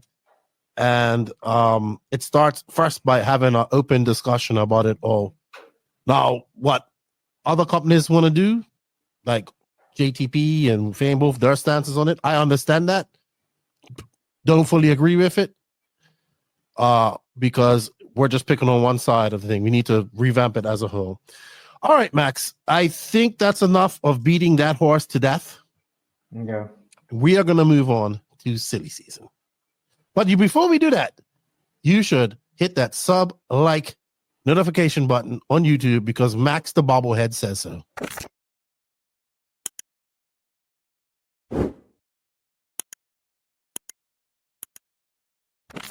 So we're going on to our next subject, which is silly season and my big announcement. And I wanted to say a little words about our new sponsor, Corsatec USA. It is your one-stop shop for all things Corsatec in the USA.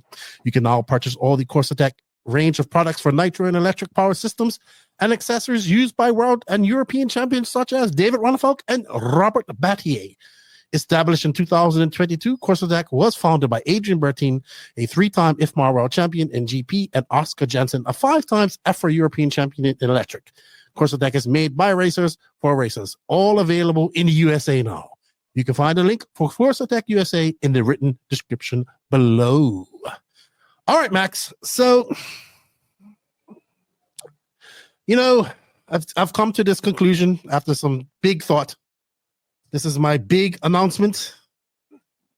I know people are wondering what this was all about. But, after so much hate mail that I've received, and even from you, about accusing me of cooking the books and doing all this type of stuff and all this nefarious stuff when it came to silly season, and after absolutely pretty much getting every single silly season announcement right this year, I have decided that, to give other people a chance to get silly season things right, and I am officially retiring from silly season. It's just too easy now. I got everything I said came to fruition.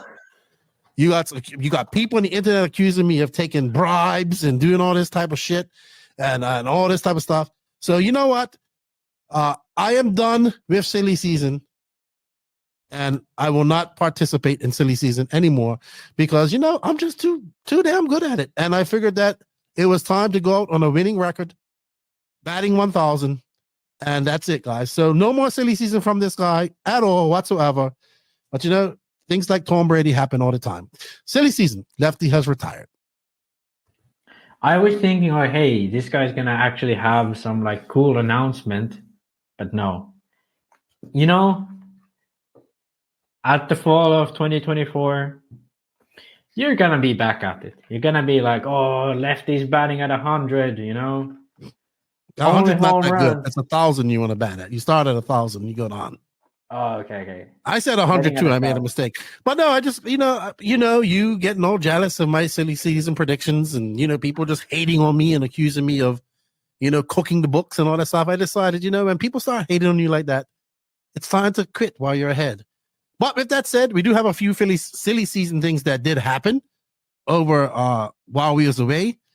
One of them we kind of thought was going to happen. I told you it was going to happen. Parente Brothers and Figueredo all signed to Techno. Not surprised by that at all. You have a testing linker as well. Let me bring that up.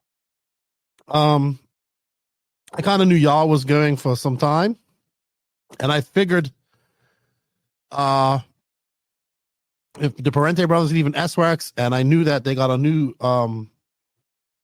dealer in Spain because they signed that kid Iker who used to run Mayako. I figured they were going to go Techno. So here we see, and I talked to Matt a little bit at SIC, and I would say that this is Techno making a serious push in the European market, finally. You know, not just hiring one driver and him going to one races, but we saw them hire like Zankatine, Burufalo. You know, they're actually going out there and hiring or getting, like, y'all Figueredo's a damn good driver, you know, top 10 driver, top 5 at some races. The Parente brothers have got a good future ahead of them. So we see them like really starting to step it up in Europe. What are your thoughts on this? Oh, yeah. I think, this is the mistake. Like, I think, well, this is the decision Techno should have made like 6 years ago. Okay. Granted, they have a much better car now than what they had then. But when they signed Sankatin at, I want to say it was like 2016, at the end of 2016, to run Techno, it never seemed to, go well. They didn't have the setup for European tracks. I don't think the car was actually that good at the time. And with only one driver, you can not do much. You can't start, a wave. With Barufalo, luckily at that point, the car was much better, and that guy is just insane. He can drive anything really, really well. So it went okay. But even then, it wasn't as good as it could have been in Europe. Granted, he came to America and won immediately. But in Europe, his results wasn't that spectacular. But now they have what they have always needed. A good, committed group of people who have ties to, not only hobby shops, but like large dealers within Southern Europe. This is the strategy that any brand should do. Like if you go to America as a brand, you should start out with, like someone like BHRC was with JQ, or how it is now with S-Works, That's a large reason why things work, because you have a good dealer that has a wide range. And then on top of that, you may have a good driver like now Techno has. And actually, they got 3 really good ones. So, yeah, I think I have to say for Parientes, I do feel for their career, it could have been beneficial for them to stay with S-Works as it's a proven brand. They have canas they can compare to. They are still young drivers, they're developing. So, they might not have like the setup knowledge and what they actually want from the car down. So they just kind of drive. But for Joao, maybe he gets a full-time job out of this now. He gets to, direct Techno in Europe in his own direction, as he's most definitely going to be the lead Techno driver in Europe. So, yeah, I think for Joao, this was a no-brainer, because from Kyoto, he wasn't going to get, much. Like at this point, Kyoto is not hiring, drivers to be like full-time professionals. That was never going to happen. Other brands already have their established pro drivers. And I think Techno was probably the best and most suiting option for him. Time will tell if he's going to be able to transfer that into good results. Who knows? But yeah. Okay. I would agree with that. I know when I talked to Matt a few years ago, Europe wasn't a big concern, but now we're starting to see them focus on this. And now that, and I think that y'all was a good pickup. If he's doing this full time and getting a paycheck, I'm not sure, but I'm sure he's getting compensated somehow. I will say this, that the Techno team is a very very good youth structure as well in America. So Yeah. I'm thinking having the Parente brothers one is going to feed off of that. When I was doing Buggyland with RC Racing TV, I noticed a lot of techno drivers from France as well. So the Sarto. Yeah. I think at least Jerome Sarto, the one that's won the Ebuggy world. Jean-Pierre. Yeah, that's him, Jean-Pierre Sartel. And there was quite a few techno drivers there from France. So definitely seeing the importance of picking up in the European market. They're already pretty big in the market, like in Australia, which is probably Australia, not as big as Asia, but still a big market. So definitely good news for them. I look forward to seeing what the Parentes do. We'll see what Y'all's doing. I'm pretty sure he's going to Montpellier here soon. And then, of course, I'll be at IBC, and I'm sure the Parentes and everybody will be there. But that segues into another brand that has not really focused on Europe too much and kind of did the same similar thing, having one driver. They had Ronnefalk at one point.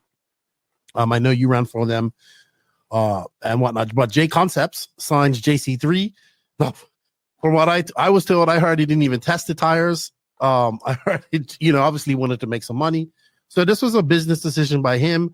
I see he's selling the tires. I know also Arlowski, who has joined them as well, which is a bit of a conundrum. I do know that I believe Schumacher sells J Concepts tires, but they also make tires too for carpet and stuff. So it's a bit of conundrum. So let's go through the JC3, but basically, it's J Concepts trying to sign. Like they did this with Ronnefalk, the same exact thing in 2017. I would say 2017. Yeah, 2017, I think. They sign the hottest driver in Europe currently and tried, through that force people to drive it. For David, it went rather well, but I think it's mostly because he has much more influence in the Northern Europe. Mm-hmm. And for Northern Europe, J Concepts is money. Like in Finland, during the time David ran J Concepts, I also ran J Concepts. And like most people, like most top guys ran J Concepts at the time because, they were really good at some of the Finnish tracks. For Northern Europe, J Concept has always been good. Now, the issue with David came from the Southern European races. Clearly in 2018 Euros, I remember because I was there too. For me, it went surprisingly okay, even though the tires was clearly not as good as, let's say, Proline was really good at the time. That's what Coelho used to win that race. This is in Portugal, correct? Yeah, in Portugal, yeah, okay. In Freixeras. So, that's where the first issue started with David, with J Concepts. And then this culminated to, in 2019 at the RCGP in Manila. We all remember those pics of the burning tire, David having all of his tires come unglued, this whole debacle. And after that, shortly, David left J Concepts to run privateer. So he didn't set that car. He didn't set those tires on fire, by the way. It wasn't him who did it, but that was a catastrophe for him. And there was so much issues that all of us J Concept drivers are having that race. But granted, they have most, to my knowledge, fixed since. But the end with David and J Concepts wasn't very good. It was a very fierce end. And I think from seeing other drivers who run J Concept ran at the Euros last summer, there still is some distance to go in relation to HotRace for sure. So I just want to back up with this because as soon as people saw this, like, oh, he's going to win, he's going to do this well. In America, J Concepts is the number one tire.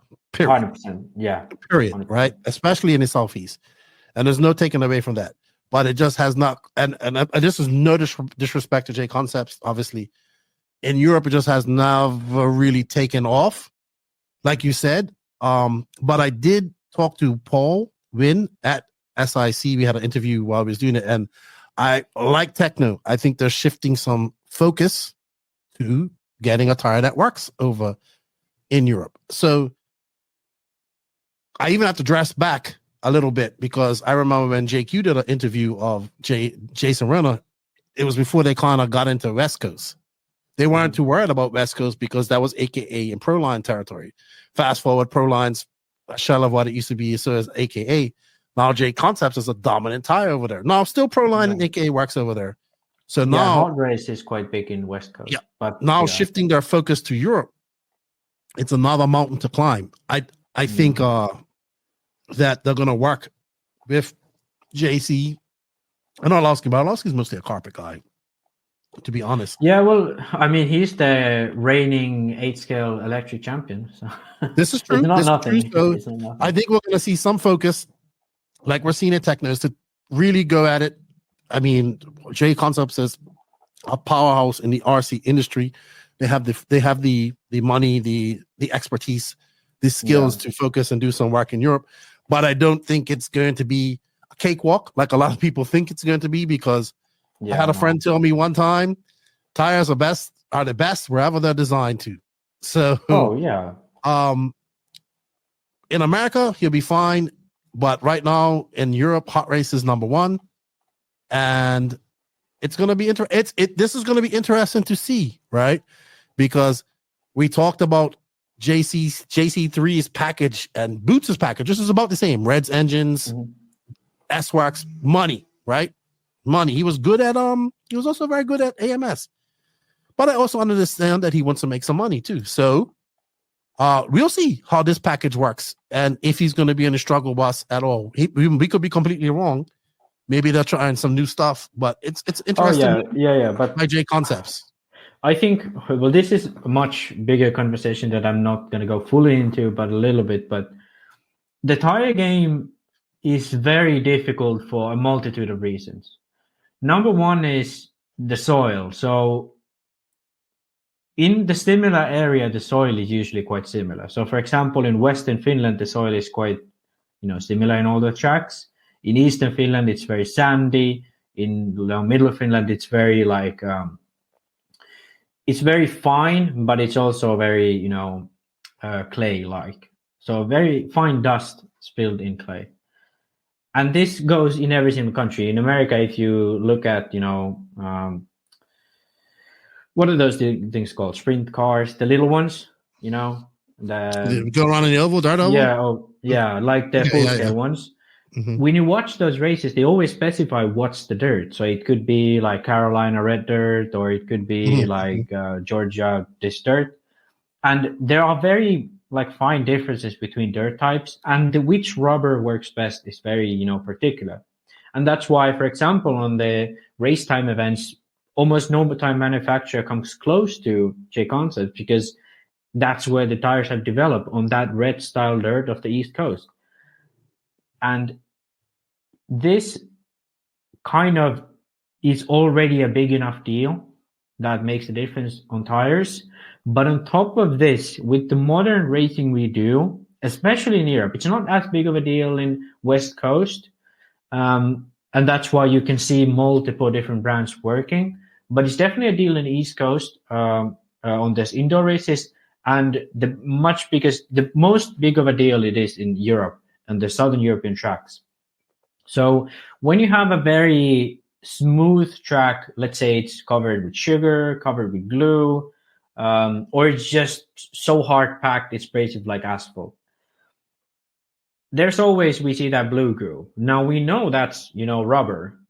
And almost all of these rubber types have some form of silicone, and different types of rubbers and silicones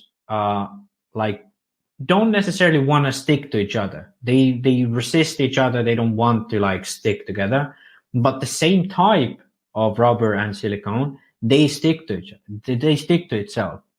So basically, if 80% of drivers are running one type of rubber, it is very likely that another type of rubber is not going to work as well as it would be intended to. And, in F1, when they had two different manufacturers, you could even engineer into the rubber, because you can see what rubber the other brand is using. You can engineer some form of silicone or rubber that's less grippy to the other rubber. Basically, you're trying to make less grip for the other rubber instead of making more grip for you. Okay, that's not happening in RC, but just an example of how it works. And that is already a deal that people don't really realize. If 80% of drivers are running HotRace, it's going to be very difficult for J Concepts to beat them, because like it's not that easy to, you know, make that exact type rubber that works with that and gets more grip off the blue grip of the track. So that's also a hurdle they have to climb. And to be honest, I'm not, you know, a chemist. I can't really speak for it. I know some people are, but I would argue that it could be very difficult to ever beat a brand that has a dominating factors. You have to kind of beat them, you know, by having just more presence, and then, you know, also having a better rubber. But those are the factors that really challenge them. And so far, I think it's pretty clear that J Concept has just never had a tire for the European surfaces, nor, you know, the big events where there's lots of other brands running that they can be truly competitive with in Southern Europe.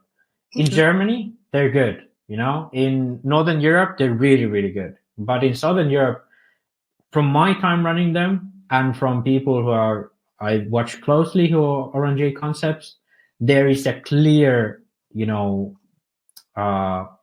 clear issues with the tire.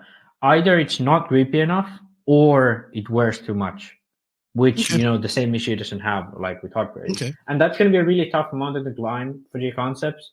I know, like, they're probably able to do it, but it's going to take a lot of work. And yeah. Well, the same applies to HotRace in the Southeast, right? You know, they got to do the same thing. It works. It works the other way around too. Yeah. So it'd be good. They have JC has the resources to do it. It'd be interesting to see. I know that JC3 is coming over for Buggy Land. I'm interested to see what happens at Montpellier. I know that's a tire specific type of track. So maybe he'll be allowed to run something different, but we shall see. All right, we're keeping with tires in silly season.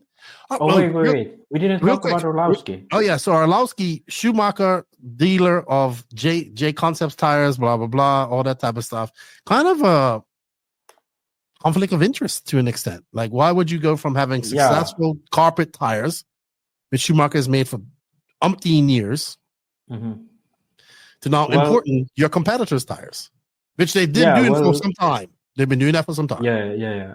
Well, there is a bit of a backstory here. J Concepts tried to get Michael, what could I say, probably like 6-7 years ago already. They are really good friends with Joona, and Joona runs for J Concepts, has been running for a long time, probably one of the main J Concepts guys in Europe currently. And like, there was a time where they really wanted Michael to run J Concepts, but the issue at the time was that, you know, Schumacher was not in any way affiliated with J Concepts, and the European races exclusively run Schumacher carpet tires. So for Michael, it would probably be a bad look. Well, for J Concepts, it would be a bad look to see Michael running Schumacher tires all the time for practice and so on. And also, I don't think Schumacher would be, you know, pleased to, you know, have Michael promoting J Concepts but get free tires and, you know, so on from them. So I think that's what stopped it back then. But clearly, I think there has been some form of agreement between Schumacher and J Concepts. Evidence number one would be that Schumacher cars now come with J Concepts bodies. The LD3 is now released with the J Concepts body. Every single, you know, the dirt model, the carpet model, and so on, they come with the J Concepts body. And if I'm not wrong, the new four drive is already coming or will come with the J Concepts body. So clearly they have some form of business connection there. And I think, if I'm not totally incorrect, you know, Michael is still running, you know, Schumacher tires at least at some of the events he's been to. And, you know, EOS has control tires, so has the UK series. So it's not like he has a choice at the races. So I believe it's more of a, when Michael runs 8-scale, which he has clearly done more in the past years, you know, as I said, he's a reigning 8-scale electric European champion. That's where he's, you know, gonna promote J Concepts. And also the body shells, the pit equipment, so on. For example, like last weekend at EOS Dawn, he posted a picture of a J Concepts reamer when he was doing his body. So I guess it's an overall the J Concept accessory all line, promotion. I forgot about that. You bring up some very good points about that. Yeah, very good points. So right. I think there has been some form of collaborating with J Concepts and Schumacher, and I think it could even be that they are sharing some of the like, for example, J Concept doesn't want to, influence the European tire market in 10 scale maybe. And then, they make business plans. That's just my, crazy theory, but something like that. And also on top of that, one of the biggest Schumacher drivers, or the biggest Schumacher driver in America, Champlin, they are also very highly supported by J Concept. So. Absolutely. All right, that's a great segue because our next silly season move is about tires, and some are surprised by this. I'm not so surprised about this. I heard this was going to happen. And one thing about Ronnefalk, he does things very slyly. And when I was away, he was like, "Oh, I want to post this," and I said, "Well, you should message him and talk to him about this." But he made a post. And we kind of thought this was going to happen anyway because he's with X-Ray. We know X-Ray is, when it comes to X-Ray, you do what Hootie says, right? And we was like, well, is he going to be allowed to keep the tires, right? So let's bring this up. This is another one of your posts, I believe. And so there we go. There's Ronnefalk. This is where it started. Yeah. So just to explain, so Ronnefalk updated his bio and he's sponsored by X-Ray, Corsatec, Hi-Tech, Hootie, Latera Racing, Fly Sky, Energy Fuel, XTR Racing, Avid, Doobie Design, and Mal Graphics. No Matrix there. So of course this started people messaging me, and then I messaged you, and I think I was on the road, so I was like, "Hey," he's like, "I want to post about it." I was like, "Well, David's our friend. He's usually straightforward. Talk to him first before you do it," which you did. And go ahead, explain. You got the lead on this, Maxi. Yeah, well, basically, I messaged David, and he very openly told that he's not gonna race as much 8 scale, and that was one of his main reasons or justifications. Like, yeah, probably and most likely there is a clause in the agreement between X-Ray that they prefer David not to have a tire sponsorship. But David explained that he's running.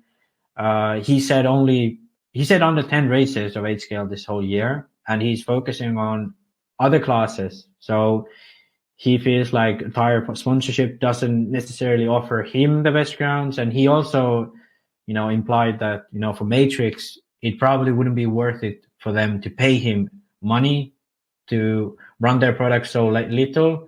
And, then if they're not paying money, the risk you're taking committing to a one brand, is it worth it for him? And I think that's, at the end of the day, what made him make the decision. But to be honest, from what I gathered, it seemed like a pretty no drama situation, quite straightforward. For Matrix, yeah, there wouldn't be no point for them to sponsor someone who races not that much. And for David, why would you commit to a tire sponsorship if you're not making a lot of money out of it? I think for both sides, quite a peaceful end. But that all being said, it goes back to the Mayako thing. I feel a little bad because I know Joseph. Yeah, Joseph is for sure annoyed with the situation because the whole plan from the beginning was that David wouldn't have a tire sponsor. I know for a fact that the monetary compensation took that into account. There was an agreement that that would be the case. Then David informed that he would be getting making a commitment to run Matrix, which was, fine at the beginning. And I don't think there was, it was accepted by both parties. Don't get me wrong, that there was any drama in that way. But clearly, the DNC was kind of the start of it, where David was clearly struggling with the tires, and I think even he mentioned it. And then throughout the year, I think it was evident that tires was a big issue for him. Obviously, at the end of the year, before he ended up leaving, I think the motivation from neither party wasn't there anymore due to the, issues they had at the beginning of the year. But I do feel that it was an unfortunate situation for both, because David is essentially at square one. I mean, granted, if he all along wanted to race more touring and 10 scale, fair play to him.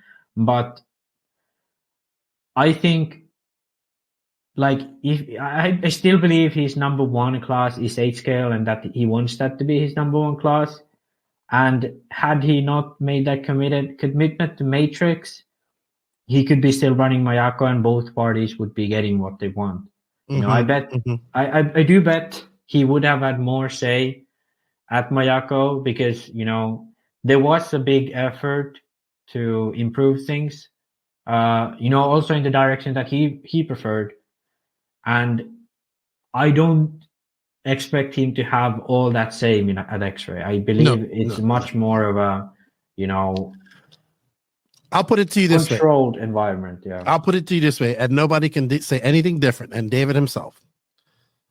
At DNC 2023, when he was in the D-main, snipping pins off a tire and saucing and doing all that shit, no way in how would Uri be like, this is the difference. At X-Ray, it's an established brand. You do what Uri says. We see that. Coelho falls into position. All the guys that have X-Ray kind of fall into position. He's the boss. At Mayako, David had all to say. So it was a smaller company. Basically, Mayako had to do what he said. Yeah. If the roles would have been reversed, and that would have been X-Ray at DNC, you bet your fucking boots Matrix would have been in the bag. Matrix would have been done that race. Yeah, I think like that's true. I've seen X-Ray through Martin Beyer, 2014 Worlds in Italy. In Sicily, and then I see Reno Savoia running different brand tires. He was running Sweet back in the day. Testament did concepts and Neo. Yeah, I think it's like, I don't think anyone with a brain would argue against what you said. So I think it's a cut deal. But yeah, it's a shame. It's a shame because, well, number one, we kind of never really get to see if the issues he was having last year was really because of the tires, or was it more so, that the package wasn't clicking for him anymore. That's one thing that my scientific brain kind of don't want to see, but in my passion brain, the first year was just a fairy tale. Winning DNC in Ebuggy in first try, winning Euros, second at the Worlds. You can't really hope for better for a first year at a brand, brand new brand too. First year of a brand, and that's the first year you at the brand as well. You can't. It's like Sebastian Ogier at Volkswagen, basically. Well, he went for the money, and I think there were some other mitigating reasons why he went to Matrix as well. Yeah. And he may not admit that, but I think if a few years from now he'll go back and look at that and say, "Yeah, I shouldn't have done that," right? And now he's with X-Ray. I think he kind of has to do what they say, pretty much.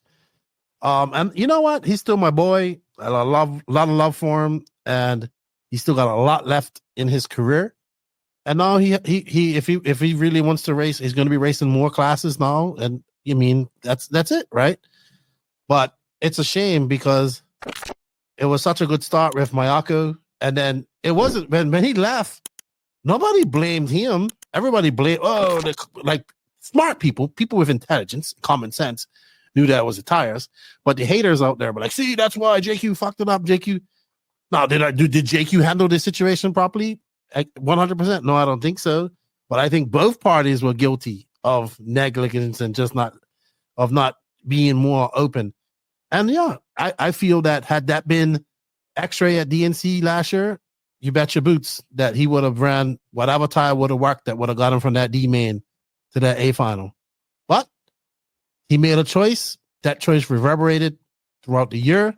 That set a bad taste. And then him leaving was the end product of that happening. And then obviously now X-Ray said we ain't having that shit. You know? And now you have to do what X-Ray says. And you know what? Being on open tire would be the best thing for him, period. And people that are smart, that are intelligent, will see that he's probably going to do well this year. I think he's going to Montpellier. I'm not sure if he's going to IBC. And I want him to do well. But I really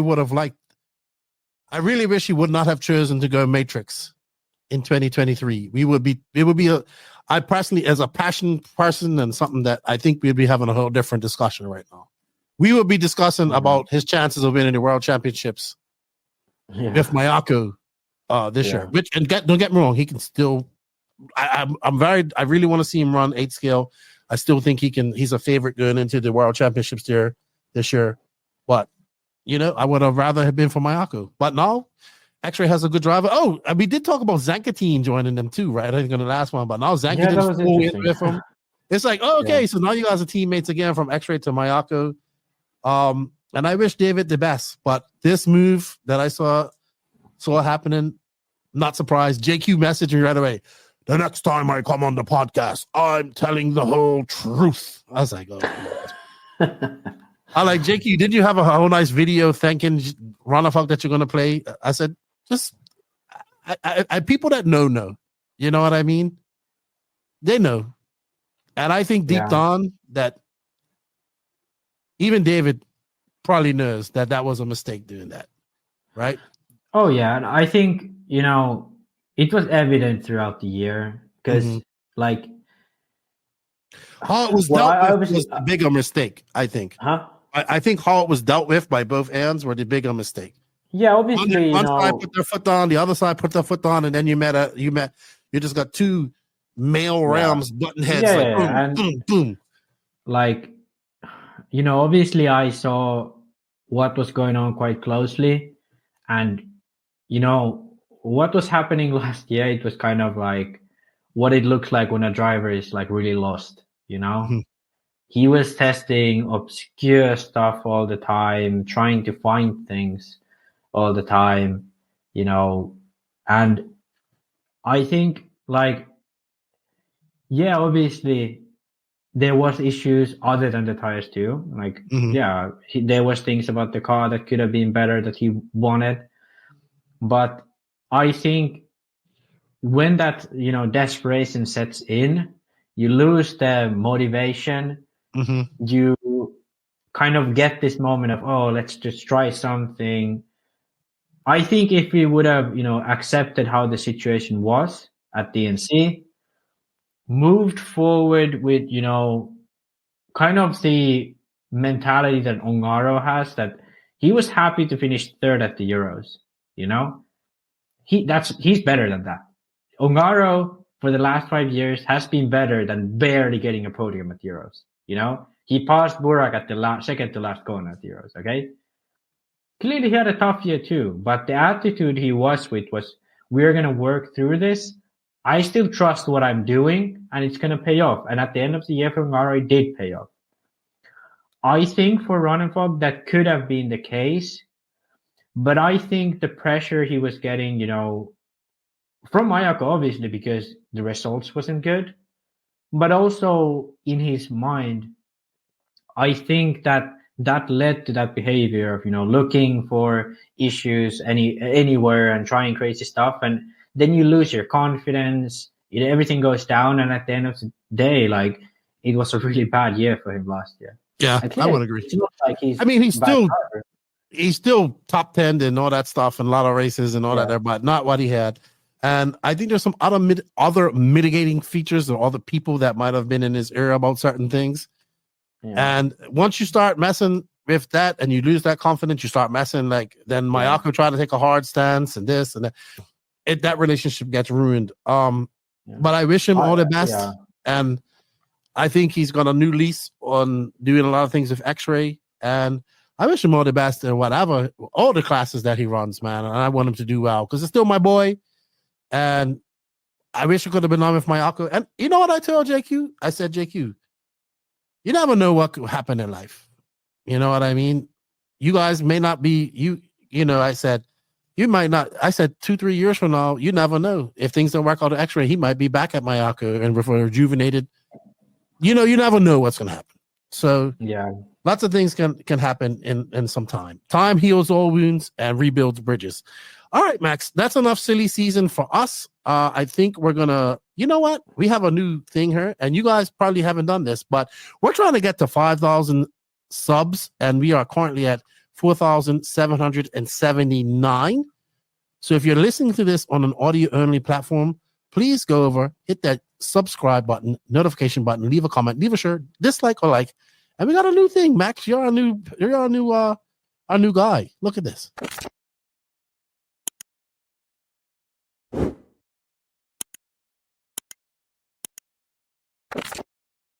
Max and his bobblehead for getting over to that YouTube channel and get us started. The more subscribers we have, the better it is for us. Alrighty, Max. So enough about silly season. Let's get into some product releases that came out while we was going. I actually got to see a couple of these while I was away at SIC. And this part of the podcast is brought to you by Sidewinder Fuel. Morgan Fuel has been collaborating with many of the world's top drivers for over 40 years. This has enabled us to test our fuels in the most challenging situations and take the development of competition fuels to the next level. The result is Sidewinder, the market's most powerful racing fuel. This fuel is track tested and proven by national and world champions, including Ryan Cavallari, Ryan Mayfield, Greg Degani, Mark Pavitas, and many more. They're current top drivers. Little bump. And actually, he won 40 plus yesterday this past weekend at the TNRA's Philip Atondo as their newest driver. These drivers appreciate that Sidewinder is blended perfectly for the high-performance needs of competitive racing.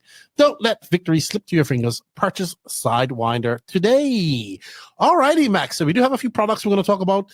The radio that has taken RC by storm. I was talking to my contact at Fly Sky. I might be getting one of these to do a review of.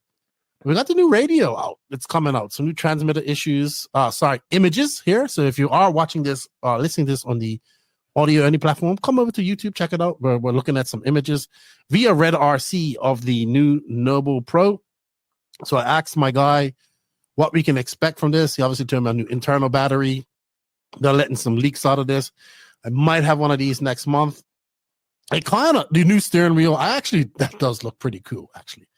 Yeah, but I mean, this one is kind of just a small update on the old one. Really, it's updated steering wheel, and they said slightly brighter LCD screen and then a bigger battery. So I think they just kind of iron out some of the things in the radio and ready for bigger markets. I think it's cool that they have the big difference they do differently is they have a purpose-built battery for this, which I think is not. Oh, there's a battery here, and then there's a battery in the handle too. Oh, there's two batteries. Okay, that's pretty cool. So the battery in the handle will be removable now. So there it is right there. Oh, yeah. So you can have a heavier... This is the same... Well, they have the same thing with the Noble Pro that I have. So the base can be removed. That's a battery. And then of course, you have the... And it comes with... it looks like it comes with one receiver. It comes with a different grip, different triggers. So yeah, good stuff. We did see that Tater Sontag is now signed with them. They have signed. They have everyone. I think it's in America. It's Fend, Sontag, Mayfield at least. Wiggins. Then Europe, it's Welke, Reinhardt, Ronnefalk, and a few other guys I have no idea who are. Yeah. So they spent some big money. Let's see what the price is going to be on this. I don't know. I haven't heard. I will talk to my contact and find out more about that. All righty. Next up is, let's go to the J Concepts tires because I actually got to see these. So we have the Falcon and the Dirt Bite. Are you going to put this up here? So the Falcon is actually what Brandon Rose used to win at SIC, but he ran them, and I saw this this is also a popular option at Dean's All Out for the FRCC. So in the front, guys would run the tires with the V shape pattern like this, with the point of the V going towards the car. And then on the rear, they had the points going to the back. So they reversed the tires on the back. So the tread patterns were going 2 different directions. And this is what Brandon Rose used at SIC to kick ass, actually. So, yeah, I think this is kind of, what they've been doing for a while now with the cutting of the pins with HotRace tires. They did this with manually cutting it. So I think this is sort of a new style, the ghost thread. No, not ghost thread. I don't know what you call it, but no pin. V shape. Yeah, they have a V shape. So that was a successful. They also a lot of guys ran the dirt bikes there as well that weekend too, but more when the track was so at SIC the track was on the first couple of days because it was very moist and had a lot of moisture in it. So this is what they used. So this is basically a 8-scale version of their fuzzy bite, I want to say. Yeah, it's really similar looking. Yeah, that they use. Fuzz bites or something in carpet. So this seems to be 2 new popular treads that J Concepts has come out with, and they worked pretty well at these 2 different tracks that I saw them at. Well, the Falcons worked well at SIC and worked well at Dean's, which was an outdoor track. So 2 new tires from J Concepts, nothing unusual from them. And the Mugen MSB2, the new Mugen 2-wheel drive that's come out. We see that the Killick brothers are going to buy. I know Borak is going to be running this. So what got you all excited about this now, Max? Yeah, so this is the buggy they displayed at the Worlds. So we took a quick glance at it. I think this is still the same buggy that Shin had at the World Championships. But the interesting part is we have an official release schedule. So it will be released this month, February 2024. So it will become available to the public. It's going to be interesting it's interesting to see how well it's going to do in terms of sales. Because, when you look at it, for example, the front end is very similar looking to TLR. I think they have made some, I'd say smarter design solutions than TLR. They have clearly, because I believe Shin is the designer of this. Shin is also the designer of the Yokomo car. So the Yokomos, the YZ2, YZ4, that's all Shin. Like Shin's made all of those, but he left Yokomo. And Mugen signed him to basically make a 10-scale platform for them. I think this car's going to be extremely popular. I think. So when you look at the car as a whole, it has similar features as a Yokomo. The style of like ball studs and the steering linkages and so on. I think very similar to Yokomo, same as the battery attachment. Then it has taken some parts of the TLR, like the front end, but it also has some cool features like this rear shock fine tuning. So if you're listening to this on the audio, you need to really come over and check it out on the YouTube, because we're looking at pictures of it.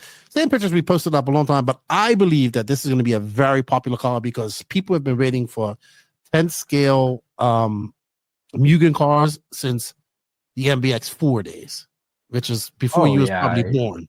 Yeah. When was you born? Mugen cars, 2000. Yeah. Yeah. Yeah, this was before you was born. Yeah. So I think this car is gonna be like a fusion of 3 cars. A Schumacher for the chassis design, layout, and the diff mount structure. I feel the appearance of it and the ideas, I think, from somewhat come from Schumacher.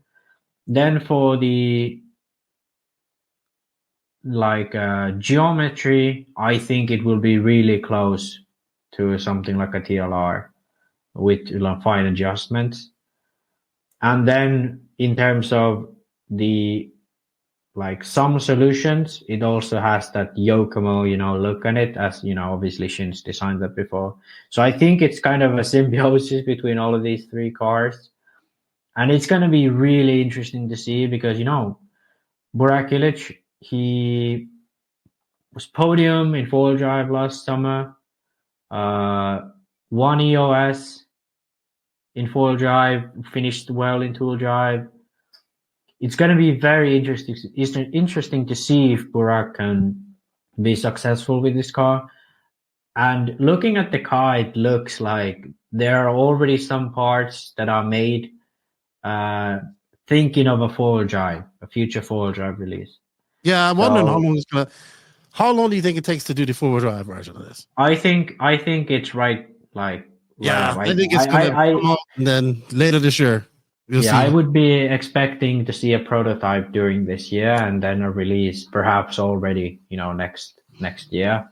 Oh, by the end of this year, I would say. Yeah, maybe even then. But yeah, I'm excited for Mugen. They have, for so long, they was a nitro only brand. And now they have electric touring cars. They have top results at Ronnefalk. Now they're coming out with 10 scale off-road cars. Most likely we're going to see some good results by Burak Ilic. And yeah.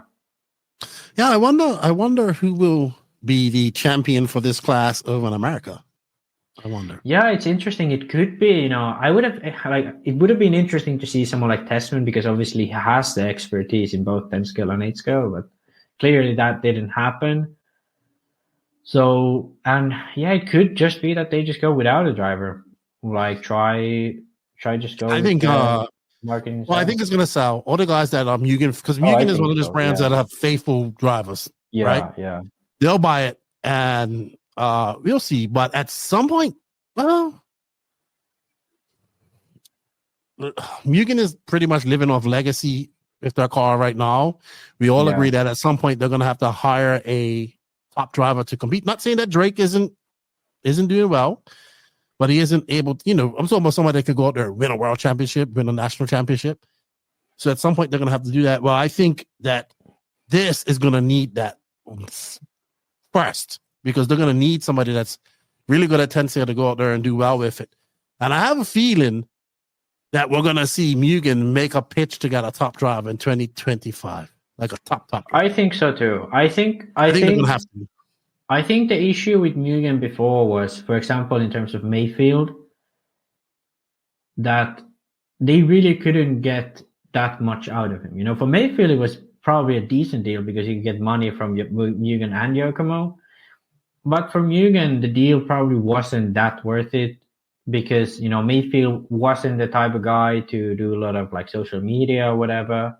And also like, the results kind of spoke for Mugen. Like I think Drake was doing, most of the sales for the brand. But I think when they have a 10 scale, it could actually be beneficial. I still see it difficult for them to pick up drivers because they have realized that it's not always like business-wise the best decision. But it's going to be interesting to see. It could happen. It will be. Be very interesting to see. Real quick, I did see that you shared this on the NNRC Facebook this morning. Tamiya with a new touring car, but everybody's saying it's a Mugen copy or something. Maybe you can bring it up. By the way, while Max looks for that, I just wanted to remind people, guess what? Not only do we want you to sub to the NNRC YouTube, but we need 500 more people, and we are going to reach 10K on the NNRC Instagram. So if you haven't done that, go over there and check it out. We have a pretty good, decent Instagram, as well as a good TikTok. Well, you want to get to 20,000 followers on that. So go hit those sub buttons and following buttons or whatever you need to hit on the Instagram and TikTok, as well as the YouTube. So yeah, here we have it. Basically, well, I'm gonna start off with these pictures are from Kentech. He's like one of the biggest Tamiya fans in the world, probably. Mm-hmm. But this is shown from the Nuremberg Fair, which happens every year for model cars. And this has been, Tamiya has been kind of teasing with this. There's been a lot of, testing going on and so on. And yeah, finally we have a car from them. And yeah, to the comment about Mugen, I don't know what to say. I wouldn't call it like a Mugen copy necessarily. It has a lot of the same features, but so do every other touring car at this point, to be honest.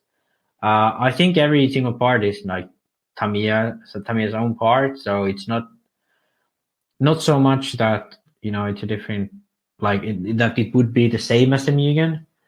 But I do have to say that it feels really good to see Tamiya have like a modern So is car. this going to be are people going to race this? Like, are they going to, or what's going to happen with this? Like, is it just, what? I don't believe that they will sign a driver. I don't see that happening in the modern day. But for sure, there's going to be people who are going to be running this. Some people are going to be start selling the touring car for sure. And in Asia, it's still, you know, a popular brand for racing. So it will be interesting following the, you know, especially the Chinese and Japanese racing scene. There could be quite a bit of, you know, Tamiyas.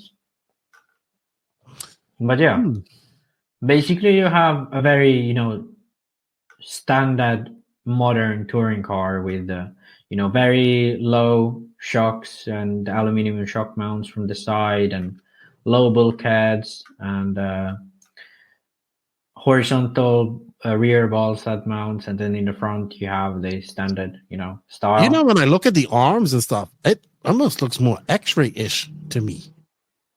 It kind of has that X-ray / Mugen vibe to it, but it also has some cool, you know, designs like the caster and setting, and as well as the angle of the upper arm, because you can raise it with the shims here. And then also let me find a good picture of the caster setting. We'll basically have these lines here on top of the bulkhead, and then here we can see well. So you have the top of the bulkhead, they have laser engraved some lines here, and then they have this link or the upper arm mount that has eccentric holes, so oval holes. And with these lines, you can sort of match up the setting of caster you have, and then you just tighten it to the bulkhead. So it's a very, you know, neat, small thing, but it makes, you know, probably a big difference when you're setting up the car. You can be sure that you have the right tune. So an interesting detail that I haven't spotted in other cars. Also the roll bar, you know,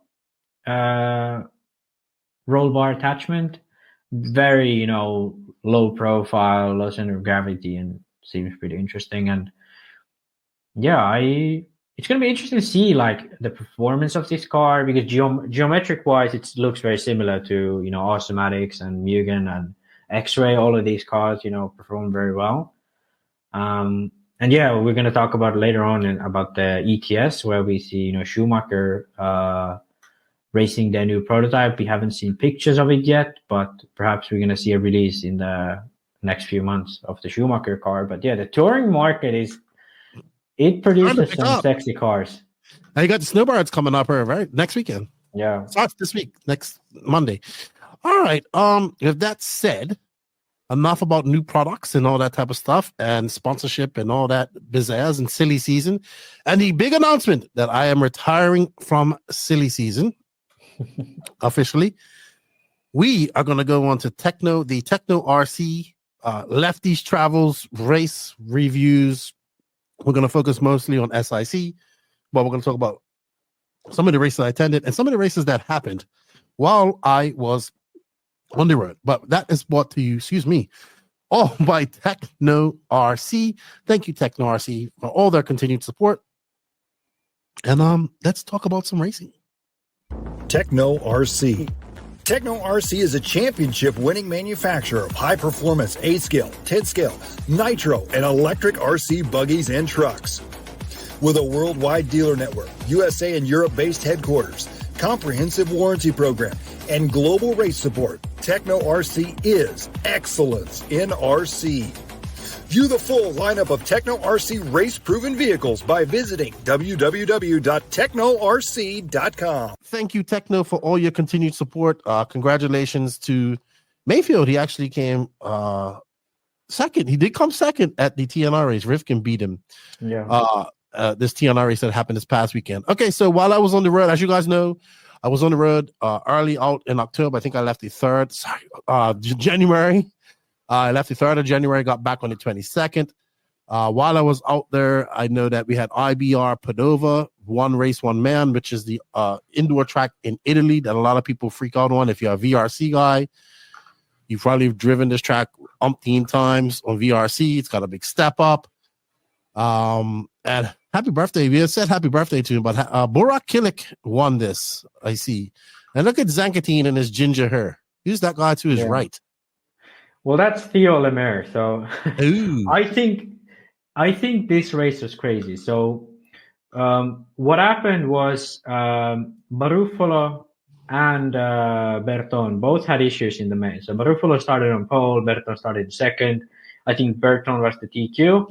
And both of them had issues in the main. I think Berton had a flame out at some point, and Barufalo broke at 11 minutes. And also Polito had issues. I don't know about Berkan. I think he didn't really have the pace of Burak here. But yeah, it was really, weird race. It's always a interesting race because it's really cold and so on. But Burak ended up winning quite dominantly, I'd say. Not like a domination win, but he was pretty solid. And Sanketin with his new X-ray signing, finishing second, and Theo Lemaire. I think if I don't, he's an HP driver. He runs for Sismic and he runs for Nova Rossi, I think, or Nova. That looks like a Nova hoodie right there. All right. I think, So, but he's a French driver. He's made the Montpellier main before. Yes. He's a really promising young French driver, but he's not been as prominent. Like we haven't heard that much about him, and it's an interesting one. But I forgot to show this. But this is about the coldness of the race. So we have every year we see these tire warmers being used at this event because it's literally like right above the freezing, and usually it's it's indoors, so that it's really hard packed, the clay, and they run like thread tires, so no pin tires here. So have you been to this track? I've never been to this track personally, but obviously it's a very popular track. Is it in like North Italy? That's why it's so cold, or? It's like northern Italy, but I can't really tell where it is exactly. Okay. But it's northern Italy. Yeah, most of the Italian RC scene is located in the northern Italy. Okay, all right. So we are going to focus on SIC the most because that was the biggest race out of this, but we'll talk about that last. So my journey started on the 3rd of January. I met up with Danny. We drove from Fort Lauderdale up to Lucama, North Carolina, to the Thunder Alley RC Speedway, World of RC. We went to the 3rd annual Beast of the East competition. So basically this is an indoor race, but it also has 10 skills. So I will say this, that the World of RC guys, I want to thank everybody for getting me up there, Chad Buckland, and everybody that got me up there. It is an absolutely beautiful facility. It has a very nice outdoor track, big, nice clay, big driver stand, big track. It has a very nice indoor track that I know you're not a big fan of it. It's the clay, dark clay track, like that beat, like we see now, you run on slicks and all that stuff. But I will say that this clay is really nice. It's like chocolate cake. Like that's how good it is. They have a big hobby shop. They have pretty good staff. It's like the indoor track, the inside track is indoor. That's a fairly decent size. It's mostly a dirt oval track. Max has got some video up here of it. If you are listening to this, go to there's Lisetza. He was there, and Brandon Schimmel were there. But at the same time as this race was going on, we had the clash going on at Hoosier Hobbyplex. We didn't put that in our notes, but it was a good race as well. So Lance was up there for that. I was heard, man, your internet's buffering there, Max. Let it charge up a little bit, and then we'll look at it because it's really choppy. This is the battle for third place. There's Josh Barrison at powder blue. Take my volume off. Orange car, Colton Furnari, the X-ray. All right, so I'm gonna let's just let that charge up a little bit. Let it just pause it for a second, Max. Oh, it's okay for me. I think it's because I'm sharing it. Maybe you should share the videos. Okay, I'll share that. Just take it off. But so it was myself, Patrick, Gene Strout, and Danny. We made the trip up for this. So how this works is this is the Beast of the East. That's the name of the race. And basically they do, you have to run, you can run 4 classes, but you have to run 3 to be eligible for this. And it has to be either, so they have like a sportsman, intermediate, and pro version of this. So it can be, you have to run, let me figure this out. Let me say this properly. You have to run either 13, so they have a 13.5 sportsman, 17.5 sportsman, Ebuggy, and Nitro Buggy. Those are the 4 classes that count for points. Right? So you can run, you can run all 4 of those classes and they'll take your best 3 out of 4, or you have to run 3 of those classes to be eligible for the Beast of the East. So it's a sportsman. You can run sportsman, you can run a combination of sportsman like 17.5 buggy, 13.5 buggy, and E-buggy. You can run Nitro Buggy, E-buggy, 13.5 forward drive, whatever, right? Anyway, I have to say I was a little bit skeptical about running Nitro and 10 scale together, and because it's very hard to get a track that's good for both classes, right? You know, it's always hard. Like, you got to make it good enough. You got to make it so that the 10 scale cars can do it. You got to make it so that the 8 scale cars are challenged. And I have to say that they did it. So the track is actually pretty long. I don't know the actual dimensions of the track, but I think they absolutely, I said this on the feed, they absolutely succeeded in building a track that was both good for, in my opinion, that was good for Nitro Buggy, Truggy, as well as 2-wheel drive buggy, right? Because it couldn't have more than 10 cars on it because it wasn't that big, but it was decent, you know? And so we'll start off with the Pro Nitro Buggy class here. I felt they built a very good track that allowed all classes to be challenged. There wasn't a jump that, like, every class could do the jumps, like the 2-wheel drive cars can do the big jumps, and the 10 and the 8 scale cars were challenged by the big jumps as well, if that makes sense. Not able to do them, but they got dug out. It was quite a bit of entrance there. They had a good bit of entrance. Brennan Schimmel and Lee Setzer were the 2 top guys that came over for this race. The reason they didn't have a lot of other top guys was because, like I said, this clashed with the actual clash at Hoosier Hobbyplex, which Lance was at, which was a huge, big 10 scale race, by the way. So I know they're going to think about changing the dates of this so they can get some more of that crowd on her. But it was a very good regional big race. But when I say regional, we had people from the Northeast coming on. We had a few people from the Midwest coming. And it was a good race. It was a little bit cold because it was cold up there in North Carolina. They did, when the Nitros on, they had these extraction fans on, and they did a good job of removing the nitro stuff, nitro fumes, and they had to open up the door. So that wasn't a problem. But it was some good racing, man. It was some generally good racing. I got to see the Kendall family, Mike Kendall, Chris Kendall, and his other brother. They were there. This is their home track. My buddy Mike Harris was there as well. These people, you are very fortunate to have this as a home track. It's very nice. Let's bring up this video of it. So they also have outdoor track next to it, which you have the Florida RC Championships too. No, Florida doesn't come up here. Okay, this is in North Carolina. Florida RC Championships is in Florida. Oh, I thought maybe you guys did a race here before, but I remember. No, I've never been here before. Never been here before. I'm confused then, but okay, makes sense.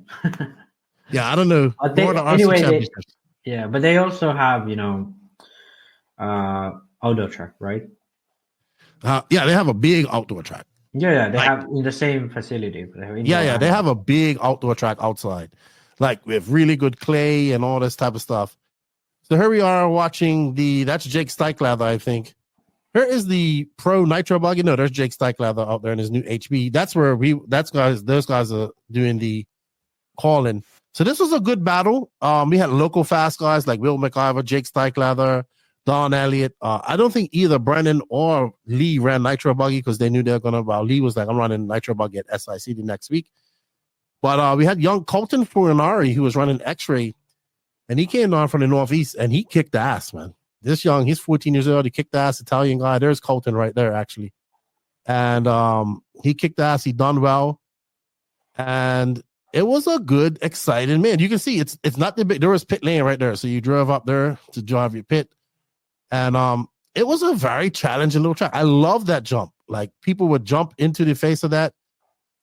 We saw a lot of exciting racing, like lots of passing. Oh, there's Colton. He made a mistake right there. Now, by this time, people are left, but all this was full of people all around. This is like Sunday evening, so a lot of people went home, but all of that was full of people. I was back here. The hobby shop's right there where that glass is, so people could come in the hobby shop. They can look out and see the racing as well. But excellently beautiful facility up there in Lucama. Very fortunate to have it, in my opinion. And I thought it was. I enjoyed myself up here, And what was good is we actually put it. We usually stay in the camper, but Lance had the camper, so we actually had to get an Airbnb, which was about 20 minutes away. And we actually stayed in an old like plantation farm place. So this is it's actually used for weddings. And so right next to it was like a wedding venue. We were staying in like the cottage that I guess the bride and the groom would use when they're there. And it was beautiful up there, man. It was like, we rarely get to stay in nice big places like that, right? So it was a good break, and I enjoyed it. It was cold. I was a little bit sick as well, so you can hear it in my voice, but it was a good event. I'm trying to bring up the results of the Triple Crown. Maybe you have it here. Let's see. Here we go. So the Triple Crown is what it's called. And so we had in Pro Nitro Buggy, who won that was Colton Fernari, followed by my boy Javon Mallory. It was good to see him. Will McIver. Travis Jones, Mike Kendall. Mike Kendall's old school TLR guy. He's been with TLR for 27 years. And it's him and his two sons that race up here. He's from SoCal originally, so it was good hearing some old stories from him. And it was a good event. And I know that the owner of it, the Chad Buckland is his name. He owns the actual facility. I know they are committed to making this race bigger and better. So they want to do things. So the Triple Crown winner actually was a young up-and-coming racer named Mad Maddie Long. She won the intermediate. Lee Setzer won the pro version. And there was another guy, his name was Nicholas Jordan. So I want to talk about Nicholas Jordan. He ran an absolute stock TLR tuned Armor Typhon in his Ebuggy race and kicked ass with it. Now, his first qualifier, I think so. He ran into like a car on the straightaway here and broke a shock tower. But dude, he bumped up from like the B and won the A with a completely stock freaking Typhon. Not a Typhoon, it's a Typhon. Yeah, I think people really underestimate that car.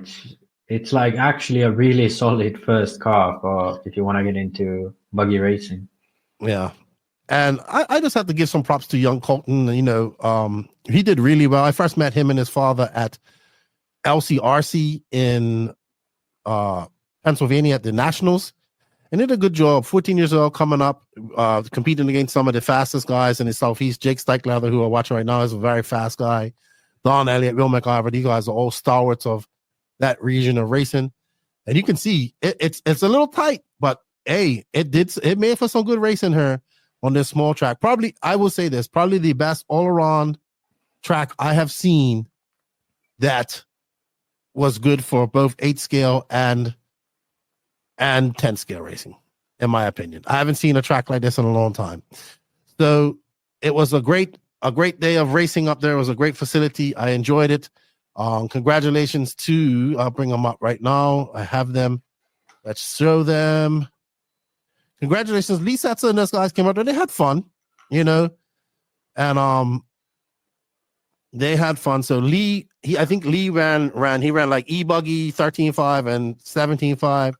Mad Maddie ran Nitro Buggy, Ebuggy, and 13.5. Just this young lady is getting super fast. And like her whole family is dedicated to RC. So it's her stepdad, who's the Rusty, he's the mechanic, he's a racer. So, and her mom, she's also there. But then her dad, her real dad, Mr. Wayne Long, he's also very heavily involved. They all get along. They all go to the race. Like Wayne doesn't go to all the races, but he's at this one. And they are all about this young lady racing. And she's from Virginia. She has an earn track. And I've watched this young lady, Mad Maddie Long, and then she's scared to get interviewed. So I'm always trying to get her to come out of her shell and interview. She's getting more comfortable. And then I say, I know what you're telepathically saying to me. And she just starts laughing. But this young lady has definitely, I watched her over the last year racing at a lot of races, and she has improved a lot. And she is only about 13, and she is getting faster and faster each race. Very good. Very impressive with this young lady. And the whole dynamic, the whole family racing and all that type of stuff. So they're very serious about it. And they all work together to make sure that she races the best. And then there's Nick right there, who came in the Sportsman class, who won it. So great concept, Nicholas Jordan. Great concept there. I liked it. I was happy to be up there. It was great to see another track and all of that good stuff. So thank you to Chad. Thank you to everybody that got us up there. We greatly appreciate it. That was our first race of this 3-week tour that we went on there. Then after that, and congratulations to all the winners up there, especially, and everybody that came out. And thank you to everybody that showed me some love up there. I greatly appreciate it too. And we're already been to, we'll be back next year. I think he's going to put the date a little later in the month of January. Now, speaking of that, we also had the Clash of Champions. Now, I don't know, while I'm talking about this, maybe you can bring it up. So the Clash of Champions is at Hoosier RC Hobbyplex, which is in Indiana. This is a big 10-scale glue track. So it's glue. Eddie Hanley and the Hanley family own it. I got the pleasure of meeting him at Masters of Dirt last year. Nice guy. Lance went up there to do the RD work, and I believe Mod was up there doing the coverage, so they did have coverage. If you want to find it on Mod, I think Dakota Fenn kicked ass up her, if I'm not mistaken. Yeah, I think this race was the first event of. What was the same weekend as Beast of the East? Yeah. Same weekend as Padova, same weekend as Beast of the East. All that good stuff. Let's bring up the results. I had the wrong event. So okay, look up the Clash. Yeah. Clash of Champions. I will look up the video from Mod. Yeah, so basically for Mod class, actually it was Champion who won tool drive. Okay. But Rivkin was all the way down in 6th, because if I remember correctly, it was that he broke in A3. So it was this. It was the B7. Oh yeah, it was the B7 debut. That's what it was. Yeah. I knew it was something extra special about this. Yeah. So B7 debut. Rivkin was looking pretty good, but then in A3 he broke. So in the end, it was actually Champion who won, and Davey Bader was 2nd. So that's pretty good. Bader did really well. And then Cole Tollard rounded out the podium for TLR. EFT. And then Fenn was all the way down in 4th in tool drive, and Cavallari 5th. And the best associated, if I'm looking at this right, is at 6th with Spencer, and Dustin 8th, and then Tom from R1 rounded out the pro class in tool drive. So, which I have no clue what David Bader drives. I've seen him before. Okay, so he was actually the best B7 then, I bet. Yeah, but he also earns Coyote Hobbies, and that's a glue track too. Okay, so maybe he has more experience on surface like this, but did he run B7? Maybe he ran B6. No, I'm pretty sure he ran the B7. Yeah, I think everyone. Yeah, I think everyone ran B. But I think he's a very new guy in the mod. I think he was running stock still like a year or two back. Yeah. He's just made the move up to mod. I think maybe last year. Yeah, and he's definitely again. He's our Born of Crime's best friend. There's Jeff Stacks and Kyle Go. Kyle Go making that debut on his new. He's running Associated Privateer from TLR. Yeah, it was a good looking race. You know who they had doing commentary? His name's Shane Moulton. I met him. He works for A-Main. He's actually in charge of the Hobbyton stuff. So he came up there because A-Main was a big sponsor of this, and he's from South Africa, right? So this actually sounded like he was doing the commentary. I enjoyed it. I felt like I was watching a cricket match, the way he was talking. Yeah. And he was like, as the track beds in, and I was like, yeah, I love this guy. He was good. He's a guy I like to do commentary with because we could do a lot of cricket analysis. I met him at the Nationals last year because he works for A-Main. Good guy. He did all of the commentary. In stock, I think Talon Hanley kicked ass. It was him in two-wheel drive and four-wheel drive, and I think Doug Leverrier won truck. But Talon, this is his home track as well. We're actually watching the A2 main of 13.5. No, I think Stacks did really well here too. Jeff Stacks in second right now. So you know who kicked ass? Brian Dunbar in a Yokomo. Old school Brian Dunbar comes here and makes the main with all these young stock guys.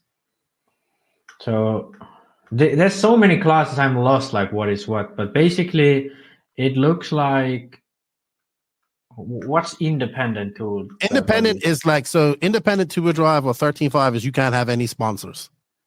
Okay. So I guess then that's not like expert, so stock, yeah. Expert tool drive is like the okay. So basically Henley won tool drive, Stats was second, Doug Lavier was fifth, Kyle Goff was in fourth, Colin Mice third. Rest of these guys I haven't really heard of. And then for full drive, it was Henley winning, then Jeff Statsgate second, and Kyle Goff third. These seem to be always on the top with the stock. I think no, they're the top stock.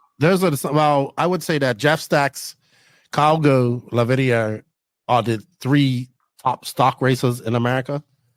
Doug Henley's have very a good weekend. too. Doug ended up 10th in full drive, so he didn't have a good weekend. But for four-wheel drive, Mod Fend won, and then Champlin second, Ripkin third, and Chase Lemieux. I don't know why but Chase Lemieux didn't run Mod tool drive, but he ran Mod four-wheel drive. Okay. Oh wait. Well, I know that I know Kai What did I Goff. watch before? I don't know. I was looking at Clash. What's Mod two-wheel drive Clash? Oh, that's a whole different race.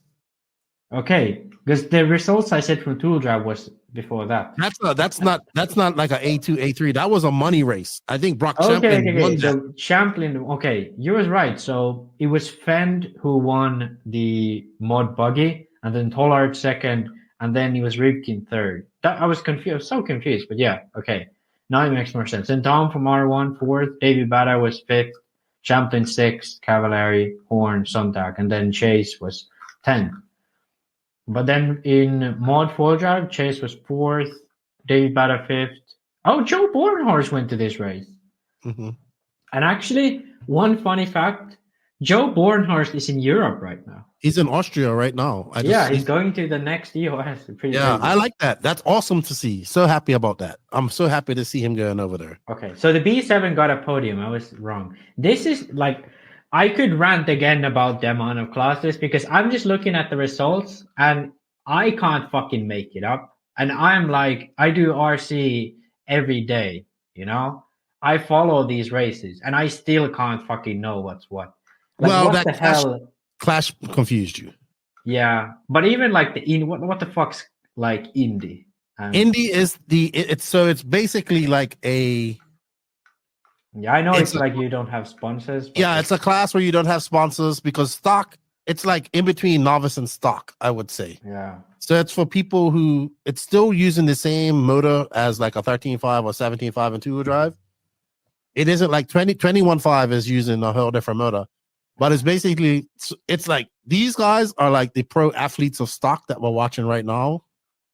And the other guys, they're like, I guess it's like, I want to say sportsman stock. That's the best way I could describe it. Yeah, I think it's just crazy. Hey, we're not even getting on that right now. Let me show you the classes. Like, how the fuck do you made up what's what here? Can you put it up? Well, hold on. Let me see. Max wants to talk about classes. Okay, I should have probably known, looked at this before we did this podcast. But look at this. Look at the amount of classes. And, there's actually just 3 different cars here. Is there even stadium truck? Oh, short course. So 4 different classes. But what the fuck? You know what they did do? They had I think on a Friday or Thursday, they had a endurance spec race with 18 cars on the track. That was pretty cool. Yeah. Yeah, but I do think actually, just to have a very small tangent, I do think the new type of stock that we currently have, I think it makes sense. Just call it spec, because I like the fact that we have essentially, the same as in motocross, there's 250, 450. In NASCAR, there's trucks, and then there's the Sprint Cup, which are essentially like the trucks. They have the same. They all have 2 frames, so it doesn't really make a difference. And yeah, I think it's actually a welcome thing in RC. But next step is limiting Mod 2. Limiting the engine size, because I think right now it's a bit silly. I think there's just too much power on a lot of these races. I think. Yeah, you said this before. You said this before. You think that stock should be faster? Should be faster? I think we should have. It's hard to say because now the motors are so much faster. But at least in Europe we run the stock. When we run stock, it's 13.5 for two-wheel drive. Mm-hmm. Okay. So I think it should be 13.5 for both two-wheel drive and full drive, and then mod would be 7.5 or 8.5. Mm-hmm. All right. Or then 6.5 blinky, whichever is better. All right. Well, it was a good race. It's the first big 10-scale race of the year. It was huge, and this is a race I want to go to be honest. Yeah. So, the track, I have to say, that looked amazing, and the level of competition it's crazy in America because, we have all these big events like DNC, PMB. I feel like everyone talks about these races. All the big guys are going. It's crazy. 10 scale kind of goes under the radar a lot of times. I don't know if it's just me, but I feel like much less hype for, what was it called? The Clash. Well, that's because you're not really paying attention to 10 scale in America. Yeah, it could be. I could be that, but I am. Yeah. So it was a good race. I wanted to get Born a Crime on to talk about it while I was away, but he got sick. Yeah. So stop getting sick, Born a Crime. Yeah. He was not working for Hobby Wing. So he was there as a Hobby Wing representative. He didn't race. He went there to he was with Charlie Swanka, and he was kind of there. He did run, but he didn't race. Does that make sense? Yeah, yeah. All right, let's move on. Let's talk about the other races. Then we'll come back to SIC. So then after Beast of the East, I went to SIC. We'll talk about that.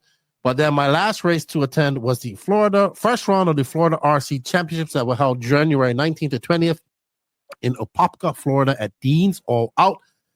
Oh, man, this was such a stressful race leading up to, because the weather was actually really bad leading up to. It was a lot of rain, so people weren't sure if it was going to happen or not. Dude, this race sold out. Now, Lance has a lot of season passes that are sold out. So after that, we get more entries.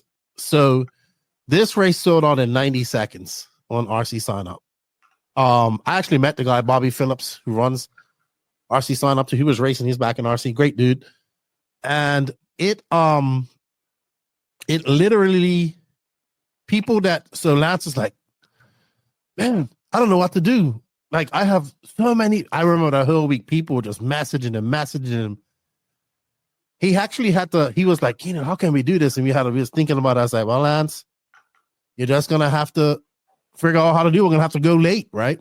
And he didn't he has a cap. He wants to keep it at a cap. He doesn't want to go over the cap because he wants to get out there at a decent time. But he was like, the only reason I'm going over this cap is because there are people that have been with the series from the inception that did not get into race.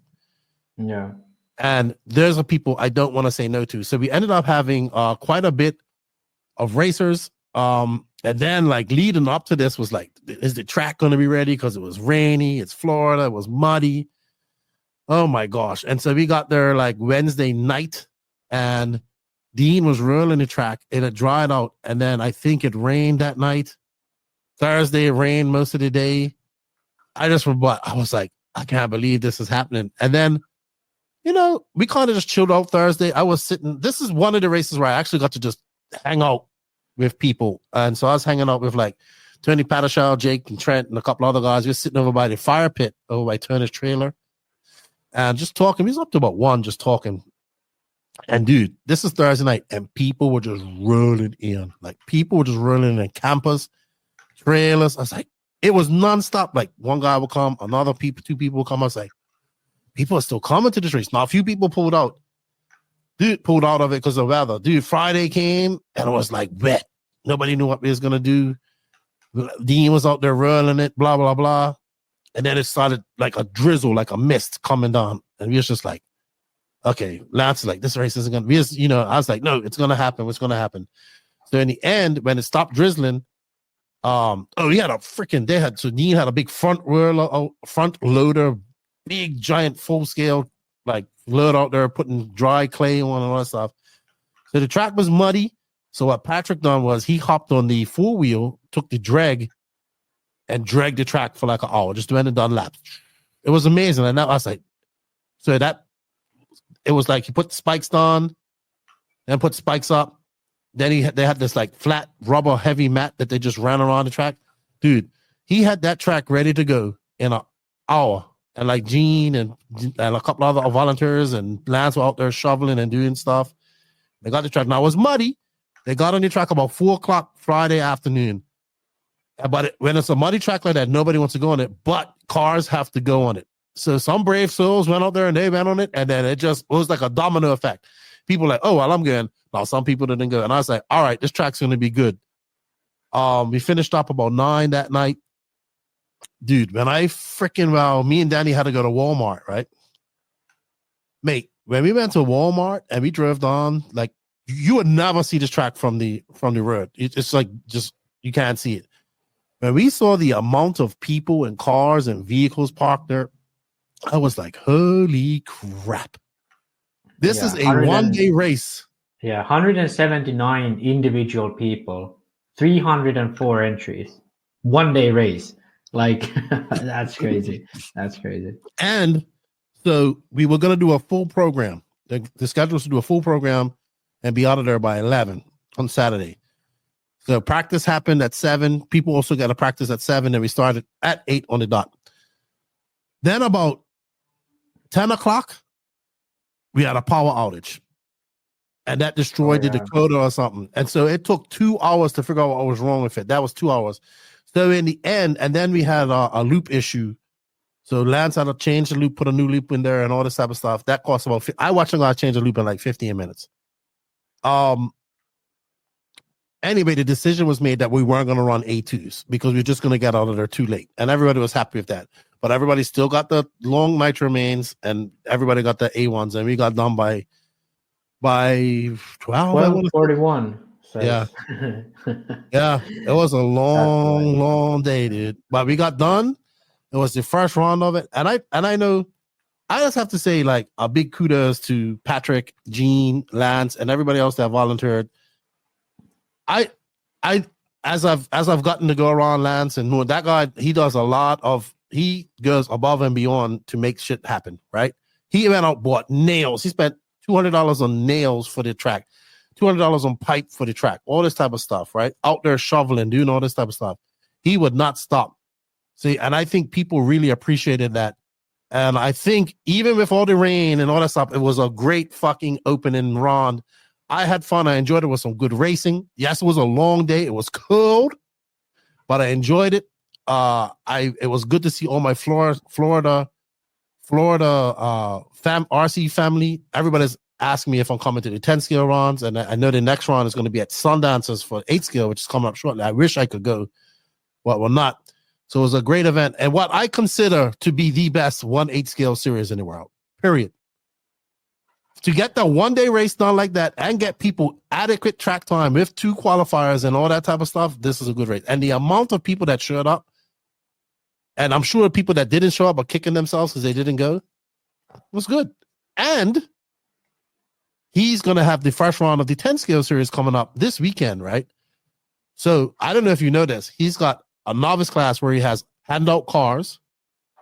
So he went out and bought 16 of those associated RB10s or whatever, like the ready to run 2-wheel drive cars. The only you change on them is tires because each track is specific, right?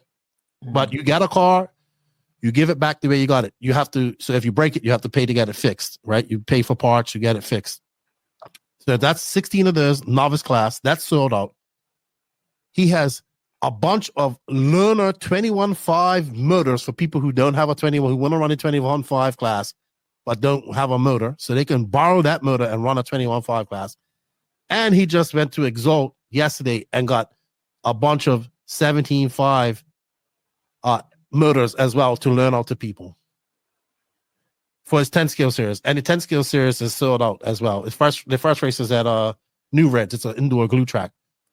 So I will say this, the Florida RC Championships, Lance McDonald and his crew have been the reason why Florida 8 scale racing's at where it's at right now. And in my opinion, as a person that's spent a lot of time in Florida over the last year, I think Florida is probably one of the healthiest, most booming RC economies when it comes to 8 scale in the world, especially in America.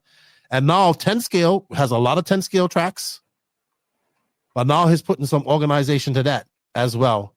They're actually going to have another 10 scale track opening up. And other good news is we found this out while we was there that, because they used to have Southside where the 2018 Nationals were. Mm-hmm. So that track, what happened with that track, it's still there, still exists, everything's there. They made a retention pond and cut the parking in half. So he couldn't get a lot of people in there, can't get RVs in there. They have relocated that. The city is going to build them a track, covered 8 scale track, not a little small pissy track, a big track, like 100 by 200 or something like that, covered area. And it's going to be a full up, and it's scheduled to be done by summertime this year. So Florida is like central Florida, because that's central north. That's Shire North. Lake City is going to get probably Florida's first covered 8 scale track. So then you wouldn't have to worry about weather. You just go to Lake City and have the race. So lots of positive things, and they're getting another covered track up in the Panhandle, up in B&T, which is far away. So lots of positive things going on in Florida. It was some great racing. I think like Julian Oliveras, he won Ebuggy, and he won Pro Ebuggy, Pro Nitro Buggy. A lot of the guys, I could have a whole podcast just about this series with people there.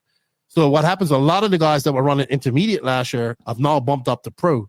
Like guys like Miller Freud. By the way, Miller Freud, positive thoughts sent out to you. He just found out that he's got a tumor on that he's going to get operated on. A young racer, very good. I was talking to his father the other day. So our positive vibes sent out to you. Good luck with your operation. Luckily, it's nothing too bad, but they're going, it's still nerve-wracking. He moved up, JP Science. All these guys are moving up. So it's like a training ground for these young guys now. Like they want to come up and they want to race against the pro guys. And he brought back short course. There was 2 heats of short course truck. It was good. Shout out to my boy Gene Strout Jr., who won Ebuggy, Sport Open Ebuggy. He was not the fastest on the track, but he was the most consistent, and he won. And I was so proud of him. It ended up being a very good weekend.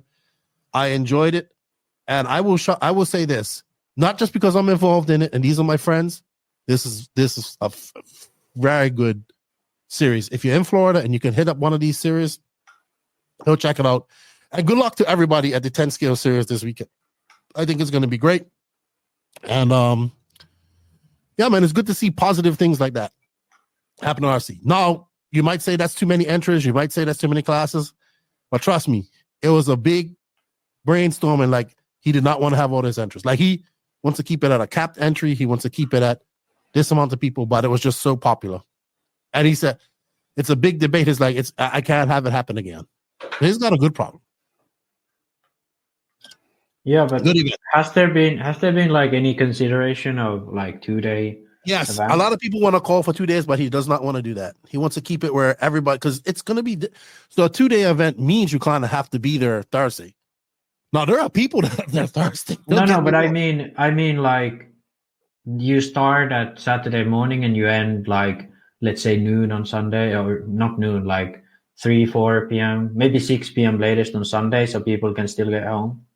The Sunday racing in itself is a very hard thing because people want to have that day off. Oh, okay. Yeah. To relax and get back to work. But people are talking about it.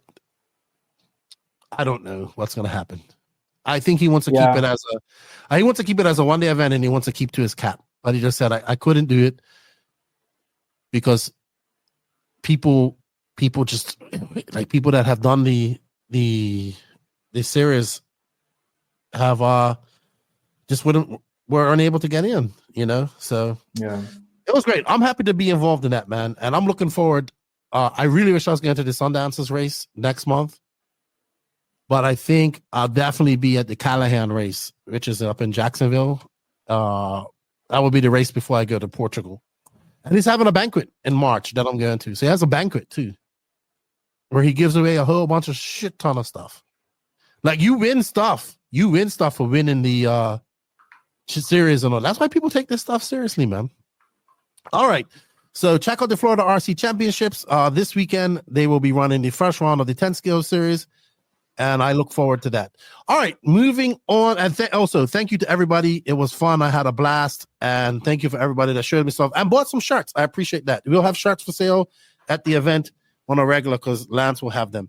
All right. So we had, I think this is Ronnefalk's. So we got a little bit of on-road racing. We had the GP3F race in Longwy, France. That was January 8th and 21st. Orlowski wins this in dominating fashion over Bruno Coelho and Ronald Volker. I think Ronnefalk went to this race too, right? Yeah, Ronnefalk was there. I think like pretty much all the top guys from Europe was there. I can't remember if Reinhard was there. He could have maybe not gone. But yeah, very strong field. And apart from Bruno taking one round of qualifying when Orlowski had a mistake, Orlowski just was dominant all weekend long. I think they have been running a new Schumacher prototype. Obviously, X-Ray has the X4 now, but yeah, Orlowski has been looking really solid, and this race was just the first, and then he won A1, A2, TK'd all about one round of qualifying. Yeah, he was good. He was really good.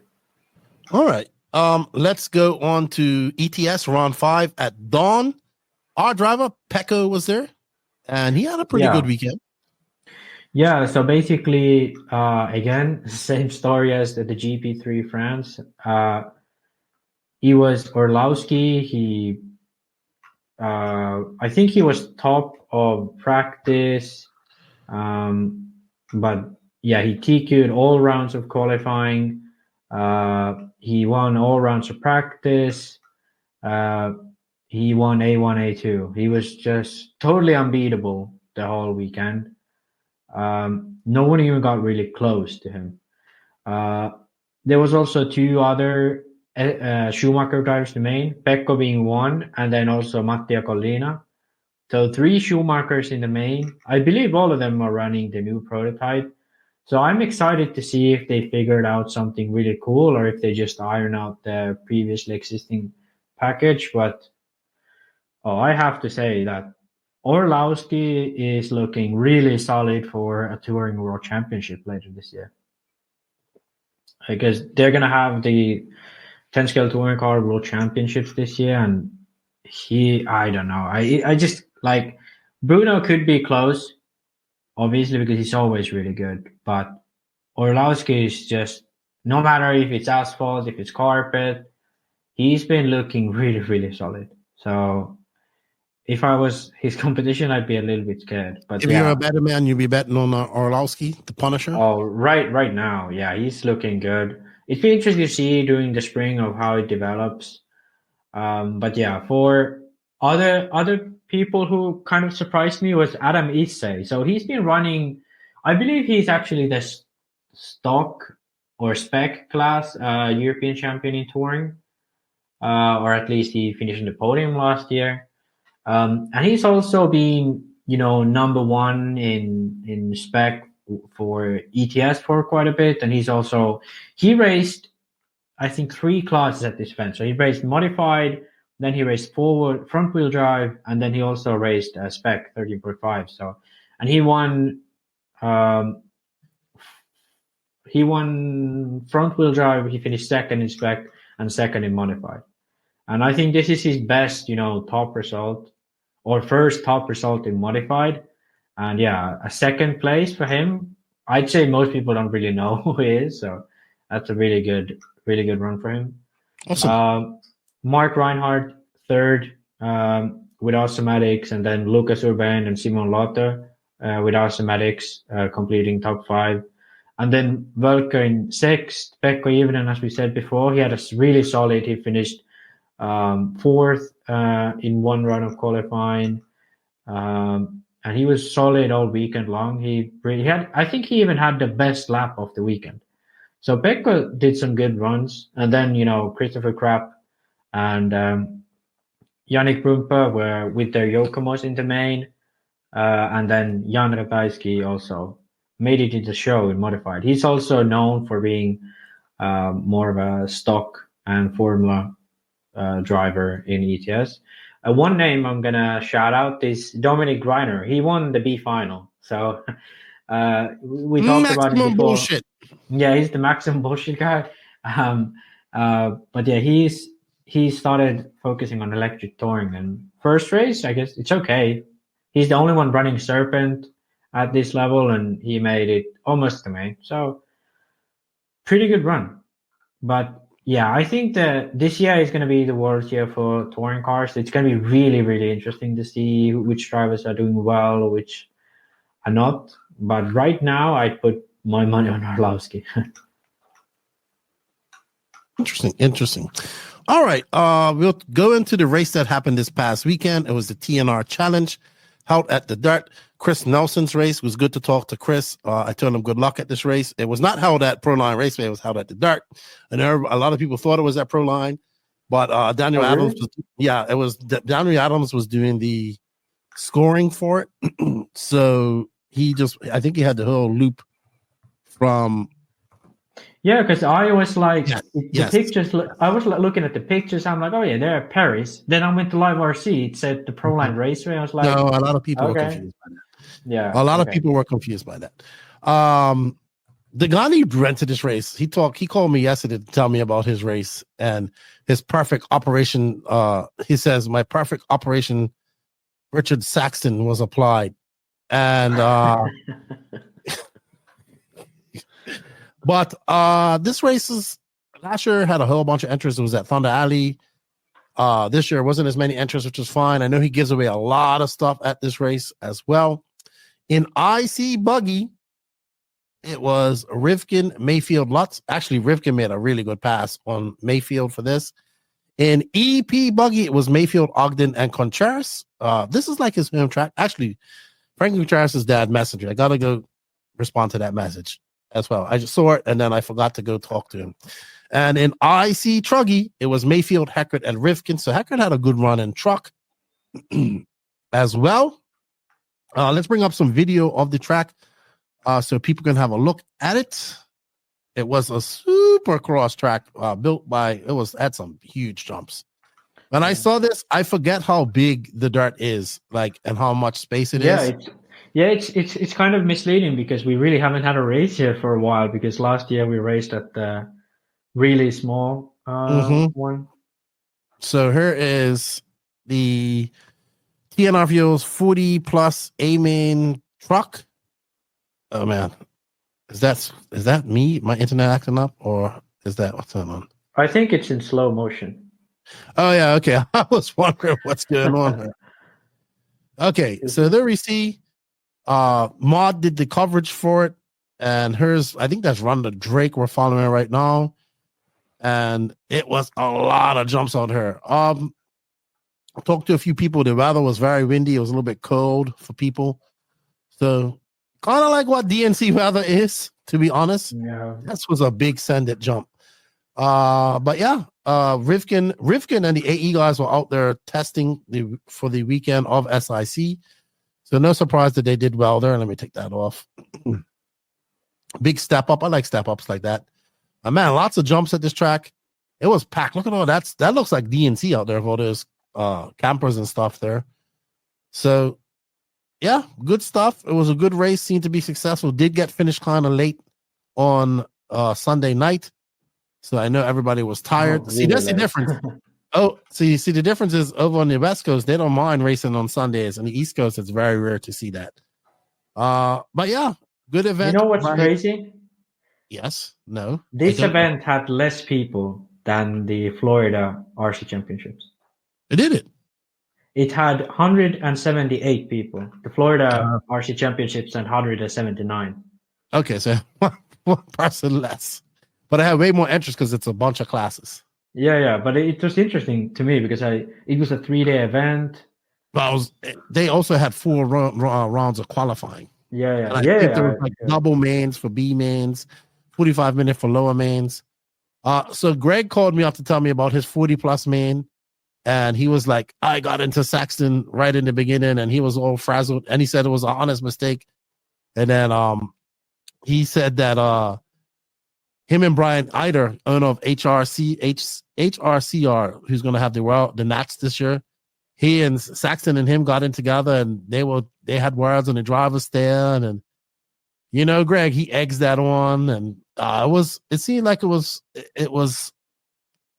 you know, less a SoCal race, and it seemed like it was good. And congratulations to Rivkin on taking the win. Like I said, Greg said that I wasn't there. I was listening a little bit last night to Chase talk about this race on Wheel and Trigger.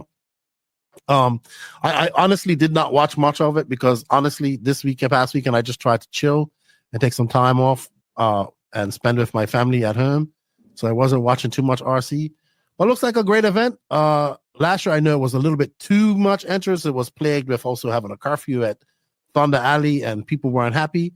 But it seems like everybody that I've talked to have come off happy about this. And that's good. So great event for TNR and Chris. Good to see him out there doing this again. I'm happy for him.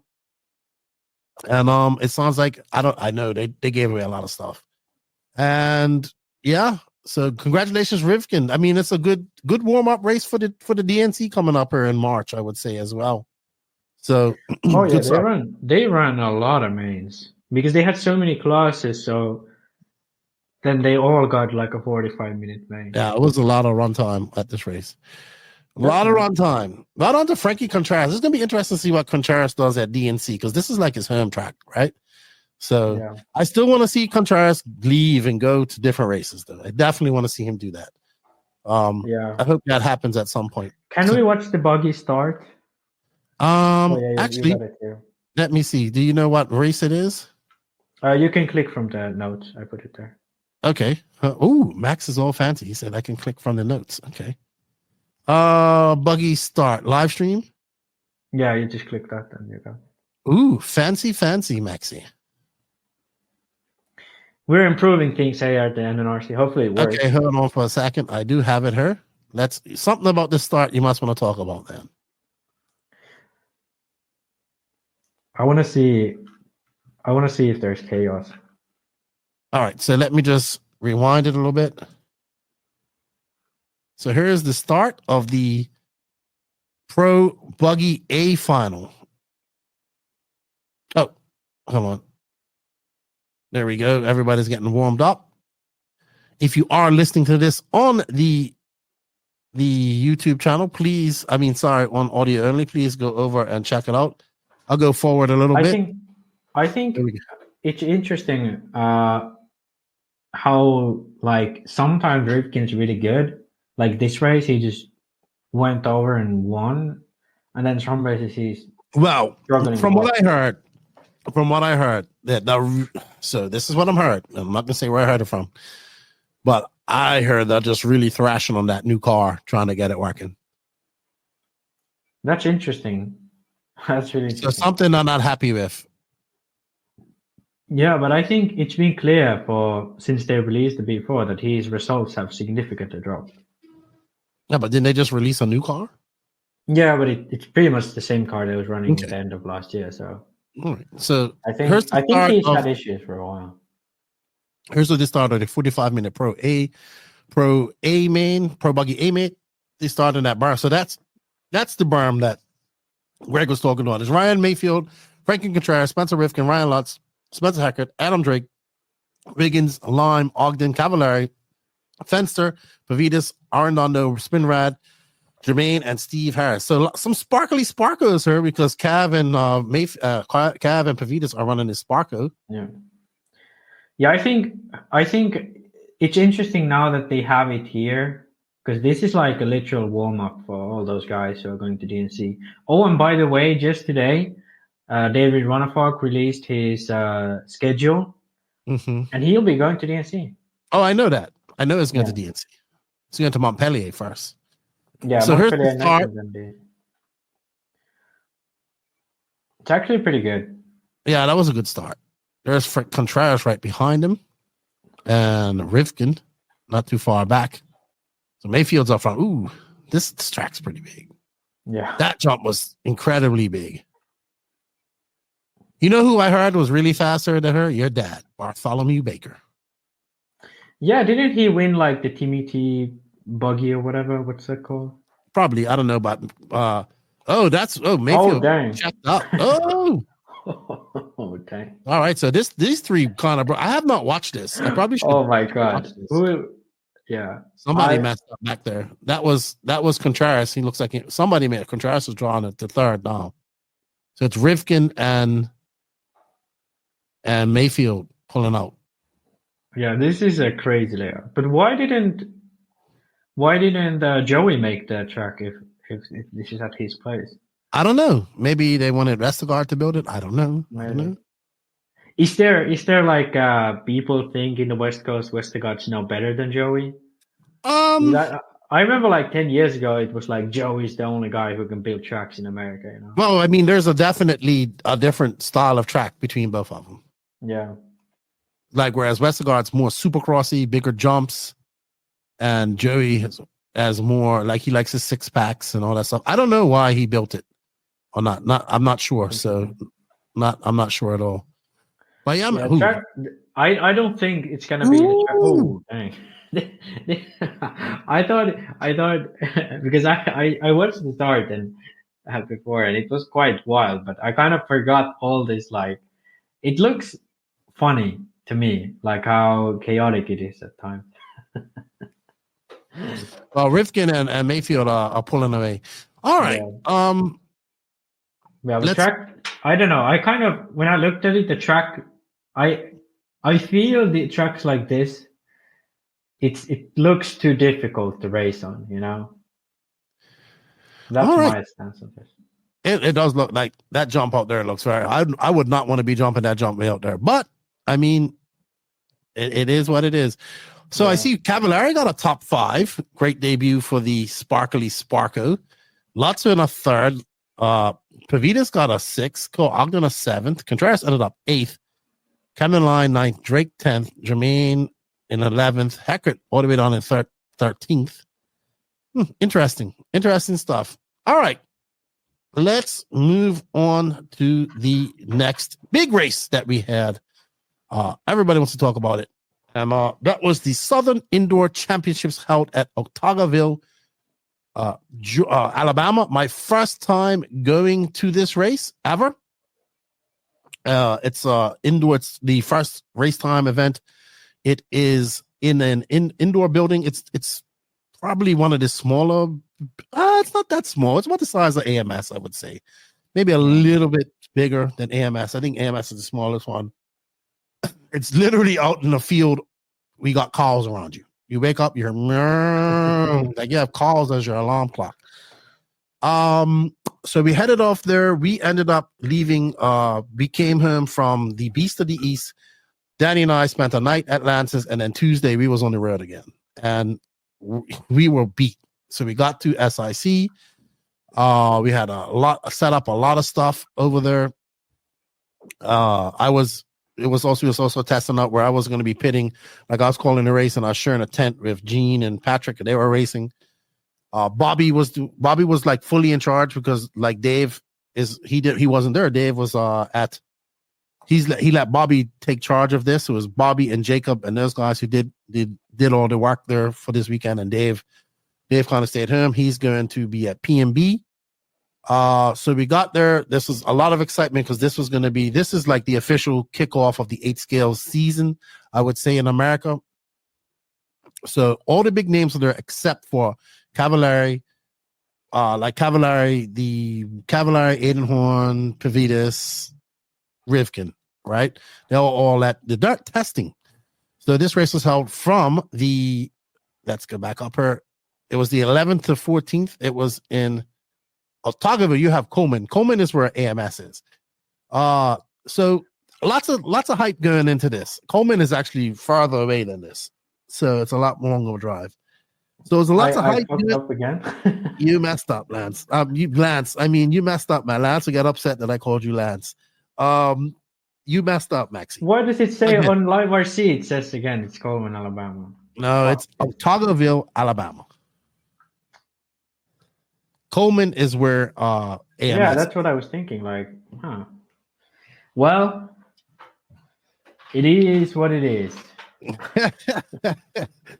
So lots of hype going into this because obviously we have lots of new people on their new rides. I think all eyes were probably on the Fuller brothers who came in here on their new S-Works rides. Brand new cars, never even hit the track with them, so they were kind of on the back foot from the very beginning. Brandon Rose on his new J Concepts tires, but also coming in here on the S-Works tires, on the S-Works chassis, his second year going into that. Let's bring up some results here. So this was an exciting race. Like I literally was, I don't know, but like during the mains and qualifying, it was exciting in all classes, dude. I was freaking the fuck out. Like freaking out over this. Qualifying was crazy because qualifying was awesome. Yeah. Tyler Jones TQ'd. What? TQ'd I was so shocked. He TQ'd the second round of qualifying from the B sort of buggy. Yeah. Like dominated that shit.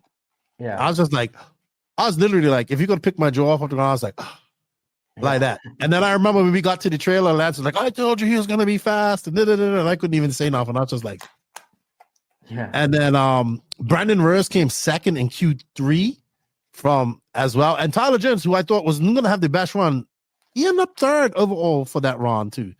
Yeah. In Nitro Buggy. So it was like, wow, is Tyler Jones gonna get that second big win? And if that would have happened, oh my god, the sales of Sparker would have been insane, I think, right now. Yeah. They're already a bit crazy. But let's go look at qualifying her real quick in IC Buggy. For those of you that don't know what IC means, we'll tell you later. But IC, aka Nitro Buggy. Let's look at race results. Qualifying qual points in Nitro Buggy. So Fend actually took the TQ in this. He had a 0, a 5, and he ended up TQing the last round just barely. Tyler Jones would be second. Ryan Mayfield would be third. Even though Ryan Mayfield didn't have a win, he had a 3 and a 2. Brandon Rose was fourth. Lee Setzer, who was also impressive, who TQ'd E-Buggy overall, dominating guys, was in fifth. Jared Wiggins in sixth. I didn't even realize that. Bornhorst in seventh. Mason Fuller eighth. Spencer Heckert on his new ride in ninth. Camden Lime, Cole Caston, Adam Drake, Ryan Lutz, Joey Burdon. My pick, who I thought was going to do really well, Jonah Wilson was in 15th, and Little Bump was in 16th, and Cole Ogden 17th. There was only 21 pro guys. Caden Fuller, Cade Burnett, David Olson. Cade Burnett actually drove very well too. He drove very well to bump up to the A main in both his bumps. In Pro Ebuggy, Lee Setzer, he took it with a 0 and a 2, followed by Mayfield, Fenn, Rose, Bornhorst, Lutz, Wilson, Little Bump, Joey Bernard, Cole, and Tyler Jones. And in Pro Truggy was Mayfield, who took the TQ of that. Camden Lime, who was fucking fast. Like, geez, I thought he was going to TQ. I don't know why. And he's done this before in Truggy, too. He's taken big, top fives and big events in Truggy. I don't know what it is, but he's really solid. He's really good in Truggy. Really good in Truggy. Camden Line, Dakota Fan, Bornhorst. Bornhorst had a solid week qualifying. Cole Ogden, Little Bump, Joey Bird on Little Bump on that new Kyosho ride as well. Jared Wiggins, Ryan Lutz, Lee Satzer, Adam Drake, Mason Fuller, Jonah Wilson, Hackert, Rose, Caston, Burnett.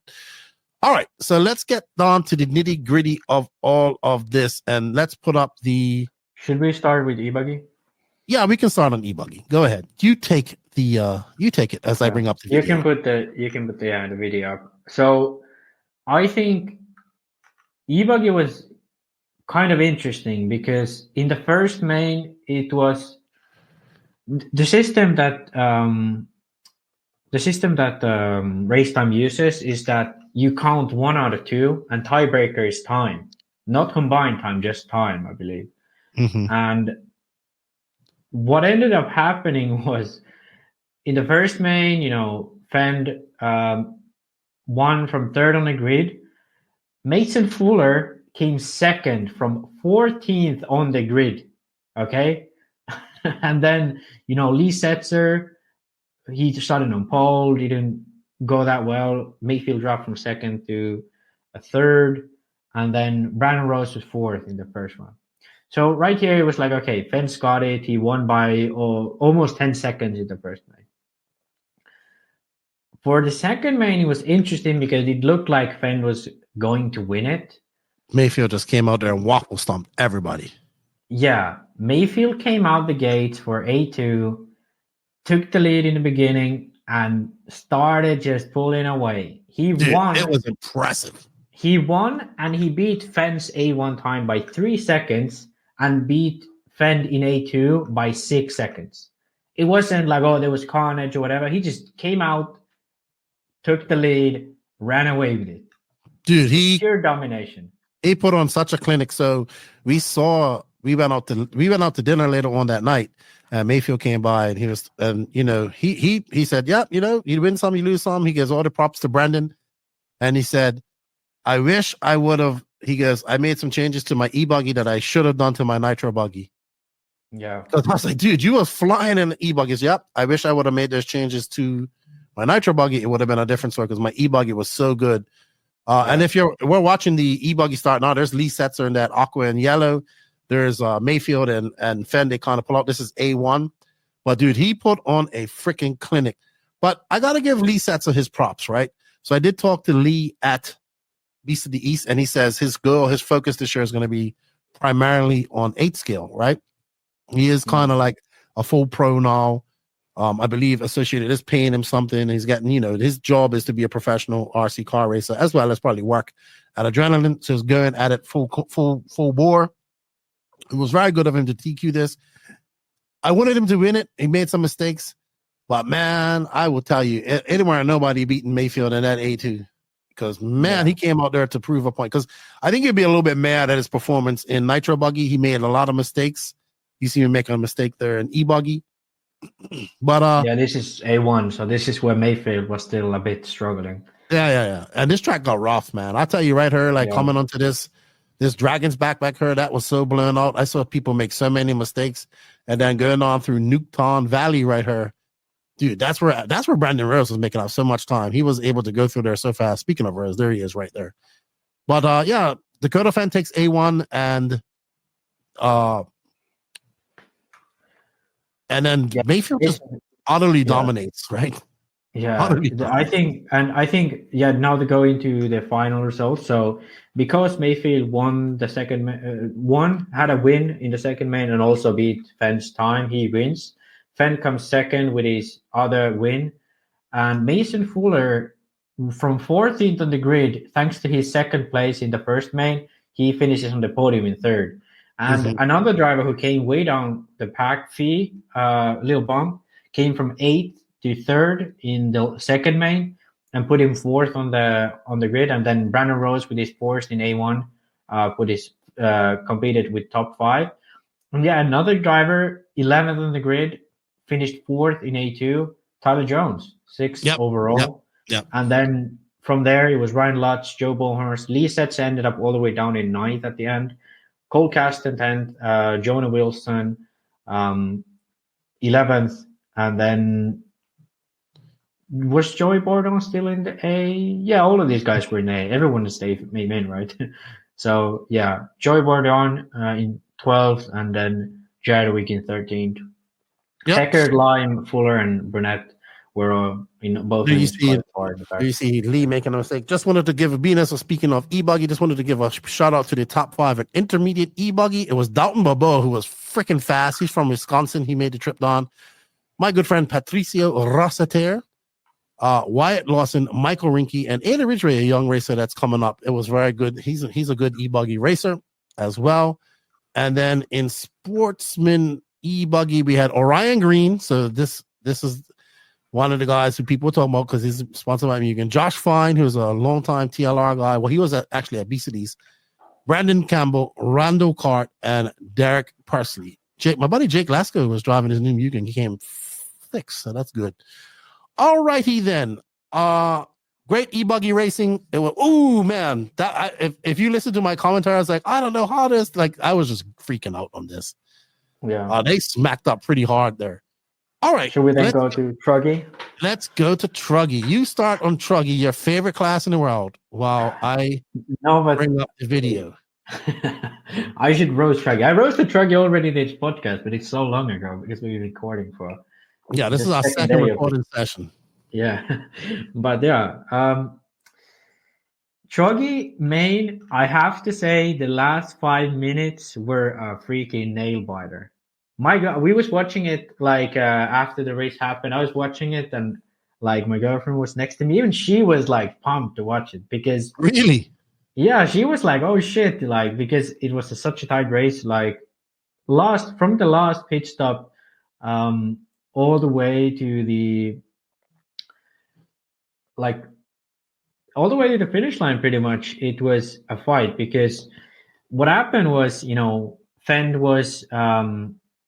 was in the lead, but he was the last driver to pit. So before the pit, Mayfield before Mayfield made his last stop, it seemed like he was solid in for the lead. But then Fenn put out like a few good laps, and then from there on, he came into the pits, came out of the pits right in front of Camden Lime because it was Mayfield who made a mistake. And from there on out, like the last, I'd say 5 minutes, what a battle. Camden Lime took the lead after Fenn's mistake, and that was a nail biter. That was really freaking tight. Dude, I lost my voice on that. I was just going nuts. Yeah. It was so good. I wanted Camden to win that so bad. And yeah, but Fenn out there won it. And good driving by him, but man, what an epic battle between him and Camden Lime. And oh man, it was so like I was so excited at this race. Like, I don't know, like I'm just shouting into the mic and freaking out and doing all this stuff. I'm sorry, people. I get passionate when I see good racing. I don't care what class it is. So or what rank it is. So well done to Dakota Fenn. It was a good run by him. He did well. But well done to Camden Limon Lime. And did really well out there. Let's bring up some results. Who won that? Actually, let's have a look. Yeah, so for the Nitro Buggy main. Yeah, it was Fenn. Nitro Truggy. Yeah, Fenn and Lime, and Mayfield. Little Bump, another solid top 5 for Little Bump. Hackett. Yeah. Hackett doing well. A top 6 for Joe Bornhorst. Mason Fuller in 7th. Ryan Lutz 8th. Cole Caston 9th. Joey Burnett 9th. Brandon Rose 11th. Cole Ogden 12th. Adam Drake, Jonah Wilson, Kate Burnett, Jared Wiggins, and Lee Setz are rounding off your top 7. It was 17 cars, but here we can see there's Mayfield and Camden Lime going out to, I think that's Lime. Yeah, Lime is in second. Yeah, it's him and Lutz's paint job. They get like so confusing. Yeah, it's really easy to confuse. Trucks were the best for this track because it got really rough out there, and they were able to go through that that dragon's back, no problem. And it was like coming up to that straight. It was a deep carnivorous hole there that would swallow cars up. So, and then I think not this jump, but the next big jump, that hole. This jump coming here caused a lot of people problem. Very easy to do, but you can see right there, it's a big divot going out of there. And then, it was just rough going through that section all the time over on that side. All right. So other race results from Truggy. Let's go through real quick. Intermediate. While I'm going through this, intermediate Nitro Truggy A-Main. Cody Ingram was up there. He won. Dalton Balboa. This was a good race too. Dalton Balboa lost by 0.8 of a second. This was a good race between Cody and Dalton. Wade Piggott, Mike Legee, and then Ryan Daze, Timothy Hobbs, Jake Stolsing, Benny Comarion. Benny Comarian's 10. He did really well. So well done. That was a great battle between Dalton and Cody Ingram. And then in Sportsman Nitro Truck, it was Alex Cummings, Josh Fine, Brad Bowman, Ronald Kimball, and Matt Jones. So well done to those guys as well. And now we're going to go to what all that we care about in this. The glory. The glory. The only class that matters. No mistake. According to my good buddy who made this, did you see those quotes with my face and this quotes? Yeah, that was fun. That was done by the Mullet Prince, LW4, Larry Wright IV. He's a young up-and-coming racer. He's from Wisconsin. I met him at PNB. Great young. He is the king of mullet. He is the prince of mullet. He has this luxurious curly mullet that would make anybody from the 80s extremely jealous. His mentor is Jerry Klingbeil, and him and I become good friends over the last year. But a great young man. And he goes, Lefty, I made these quotes for you. And it was like Nitro to Glory. Make no mistake, everybody. You guys, we can talk about Truggy, we can talk about Ebuggy, we can talk about all that stuff.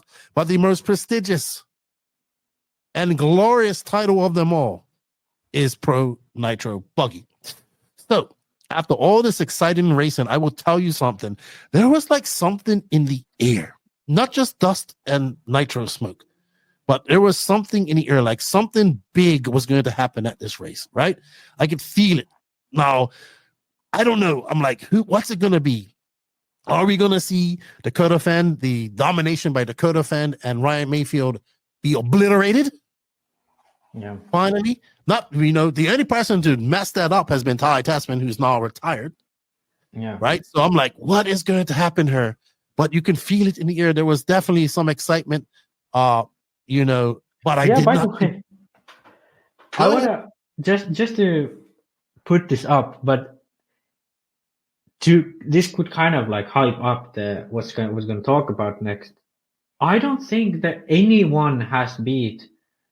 If there has been a race where there has been both Ryan Mayfield and Dakota Fenn in 8 scale, I don't think anyone has won a race where there's been both Dakota Fenn and Ryan Mayfield. Anyone but those two at the race. I don't think anyone else has beat them. I don't really believe so. In Nitro Buggy. So, except for now at SIC. The only person to beat them. Yeah, Tessman. Yeah. You are correct, but nobody else has beat him. And it's been 2.5 years of this. Yeah. Right? So, like people were excited. Hold on. I messed up here. People were excited. I was excited. And I'll tell you what. Let's just play the freaking video, right? Because I don't know. Did I think it was going to be Brandon Rose? I did say in the camper that I thought Brandon Rose was going to be good. Let me just fast forward a little bit here. Especially being on, on his new tire deal with J Concepts. There's Mr. Rose right there, Dwayne Rose down there, hitting Brandon. Brandon starting in 3rd. Tyler Jones, we're excited. Tyler Jones is out there TQing rounds and all this type of stuff. So lots of excitement going on right now. Mason Fuller and those guys, to this point, they were just like, kind of like a meh. You know what I mean? On the new cars, we wasn't sure what was going to happen. Anyway, here's the start. of the Pro Nitro Buggy main. You can go to Racetime Entertainment to watch the full main if you want on their live stream, but they break off to this. And then look, we see Fend, Mayfield, and then I think that's Jones right behind them. And there's Lee Setzer actually, and there's Brandon Rose kind of just back. So I start watching this and I'm like, oh no, it's going to happen. We're going to see these guys break away and it's going to be the Fend Mayfield show to the end. Right? Because something about Tyler Jones just isn't got me confident at this moment. Yeah, I think Tyler, he's got it, but he doesn't have like the. He makes that mistake. He makes that mistake right there. Sorry, in the second lap. Or was that Fend? No, that was Tyler Jones. That was Jones. Yeah, but I think like you said, like Tyler's fast. He's right up there, but he hasn't really crossed that edge yet. He's back. I think he's back to be considered like he can be a pro again, because for the past 2 years we'd be like, yeah, I don't think Jones got it. Like he has to really pull himself up. He's done it now to that level, but the next step he's still missing it, I think. But yeah, let's continue, because now he crashed, and now it's our last remaining three: our TQ, Fend, Ryan Mayfield, who started in third, and then Brandon Rose, who started in fourth. He's now in third. So all right, those three. Right. Go ahead. So they're kind of spaced out. Fend's kind of. I'm looking at Fend and I'm thinking, oh no, it's going to be like that. And I see Mayfield, then I see a glimmer of hope. That green S-Works from Texas, just like in the corner of my eye, and I'm like, this is when I see, and I'm calling this race, and I'm like, oh my goodness, Brandon Rose is coming. He is on the move. These guys are in trouble. Oh, Mayfield makes that mistake, and then Brandon Rose gets up right behind, and I'm like, is it fate? Is it going to happen? This is like 1 minute into the race, and I'm already thinking of glorious things happening there. But this is when I see. So that's not the line, because he made a mistake. But let's just watch Brandon Rose as he goes around this track, and I'll show you where he's making up time. So there's Fend. He looks comfortable. They have to go on the inside of that jump because it's a big divot right there. Yeah. So I'm like, all right, what has to happen is Brandon Rose cannot let these guys get away. He needs to latch on to the rear wing of these guys and just hang on behind them and not get them away. Brandon Rose was able to make up so much time through that Dragon's Back and coming up. Did you see that? Did you see how fast he went through that Nuketown Valley? He didn't even check up on the brakes. He just went so close to that pipe and zipped on there. And look at him. Look where he is now, because Fend made a mistake. So now Mayfield's on in front of him. And then this is it. This is just like, man, I am just like going insanely nuts out here, trying to control myself, right? So I couldn't see that. So what you guys are watching on the television is actually what I'm not looking. So for people to know, I really am looking at the track. I am looking at a screen. So I didn't know what happened to Fend. But Danny would tell me in the back, or the cameraman would be like, Fend made a mistake. This is when it was like, all right, I think Fend's done. And I think that it's going to be Mayfield and Rose, right? Yeah. But man, I'm Mayfield. There's Fend making another mistake. Yeah, Fend made like 3 laps in a row. He made a mistake, and he went from having a solid 1 to 2 second lead to being 1 to 2 seconds back from Rose, and he was in third now. So I think Fend kind of, when you start from pole and you get a good start, then the first few minutes is easy because you think, oh, you just run, you just got it. But then when the other guys behind you starts closing in, you realize that, oh, maybe I don't get it. And you just start overdriving. I've had this happen to me many times. And then you have to just take a step back and be like, okay, if I have the speed, I have the speed, and you just need to collect it. But yeah, at this point, it's like, it's crazy because it looks like, oh, Mayfield's in the lead. You know what Mayfield usually does, what's in the lead. But he stumbles, he crashes a bit.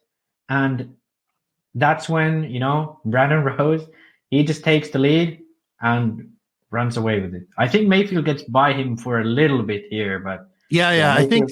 Okay, so Mayfield makes that mistake in Nuketown Valley. Yeah. And then and that's when Brandon goes by. And this is when I'm freaking out. And then I think Brandon makes a mistake. Yeah. We'll follow it to that. But, man... Yeah. Brandon made a mistake there too. Brandon makes this mistake right here. Yeah, Brandon jumped inside of the pipe on the right hand side, but he was still second. He was still good. And I think all over this beginning, Brandon has looked like he's just going. Like both Mayfield and Fenn, they look to be reserved. They don't really drive fully. Brandon has his line. He's doing his line, and he's like going fast all the time. And I don't know if it's this lap or the next lap, but yeah, Ryan makes a mistake at the end of the. We'll get to that. We'll get to that. Yeah, but let me fast forward. I don't think Brandon ever looks back after that. I think Brandon gets really close to Ryan. Ryan kind of checks up, and yeah, it's a lap after this. But yeah, I at this point I was like, okay, Brandon's got a huge lead. I think now is where we have on the video where Ryan crashes. No, it's still more, but okay, this lap. Yeah, we are like I can't remember which lap it was. I think it's this one. Yeah, they was making their way. Yeah, they was making their way through back markers. It looked like Ryan made it through. Brandon was right behind him, and then at the end of the straightaway, just clips a bump, flips over, and now it's a big lead. Now it's like 3 seconds at the minimum, even more maybe. And I think at this point, I wasn't watching this live, but I've been watching this after. I was like, okay, yeah, this is the point where Brandon doesn't need to look back. And I think at the end of the main, he ends up winning by half a lap. He ends up winning by half a lap over Fenn. Mayfield, you saw all those mistakes he was making before, but he kept making those mistakes all throughout the main, and he dropped all the way down to 4th. And he was again, actually, Mason Fuller coming from 8th to finish on the podium in 3rd. That was impressive. That was impressive for both Mason and Brandon. And one of the most interesting factors was the top 5 average of Brandon Rose. So this is the average of the 5 fastest laps that Brandon made in the main, is better than any other driver's best lap. So just to tell you, so if you think 45 minutes of a main, each 9 minutes, Brandon made a faster lap than anyone made during the whole main. And even when you look at top 15, only Fenn has a faster best lap than the 15 best laps of Brandon Rose throughout the main. So that's already like every third lap, Brandon Rose made a faster lap than anyone but Dakota Fenn throughout the whole main. People were so happy. The whole stadium was just run up and like clapping for Brandon Rose, dude. And the thing here is it's not the performance where everyone else didn't do well, It's not like one of those, everyone flamed out and this kind of winning. No, he went out there, he catched them in the beginning, he took the lead, he never looked back, and absolutely smoked the whole freaking field. He kicked fucking ass and took names. Yeah. And I think looking at last year and having now, in hindsight, looking at last year, him running HotRace, still making podiums at these race time East Coast events, I think we can safely say that he could have probably made a performance like this last year if he wasn't G Concepts. I think he had it in him. If he had that confidence in a main like this, I think he could have made it last year. And I think this confident of a performance and this dominant of a performance in a main, I'd be a little scared if I was Fenn or Mayfield or even Fuller of what Brandon could be capable of in the following race time events. Because this performance is just insane.